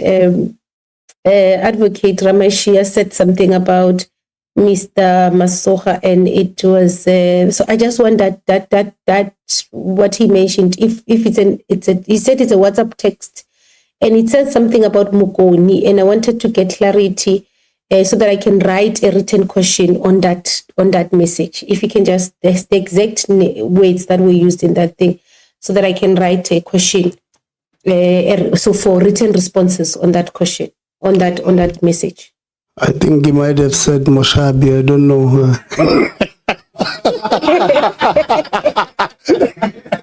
Advocate. Chairperson, it's actually none of the two. The text reads Moshate. So you are from the royal space. You're just being generous and elevating me. Okay. You had that, Honorable Manamela, right? But the message in all, I just the message, because it's a short message, if you can indulge me, Chair. What I said in relation to Mr. Masua is, on the 28th of March, I missed a call from him around 12:55. I text back, leadership, I saw the call. I'm a bit under the weather. May I please call you back tomorrow? He responds, Moshate, can I please steal your 2 minutes to brief you briefly about my issues? I'm just a messenger and due to meet the principal shortly. Thanks. This was at 17:59. I didn't interact, and then the last time he came back was on the 20th of April. ATA, do you have a moment? If you have got a moment, kindly bounce back. Thanks.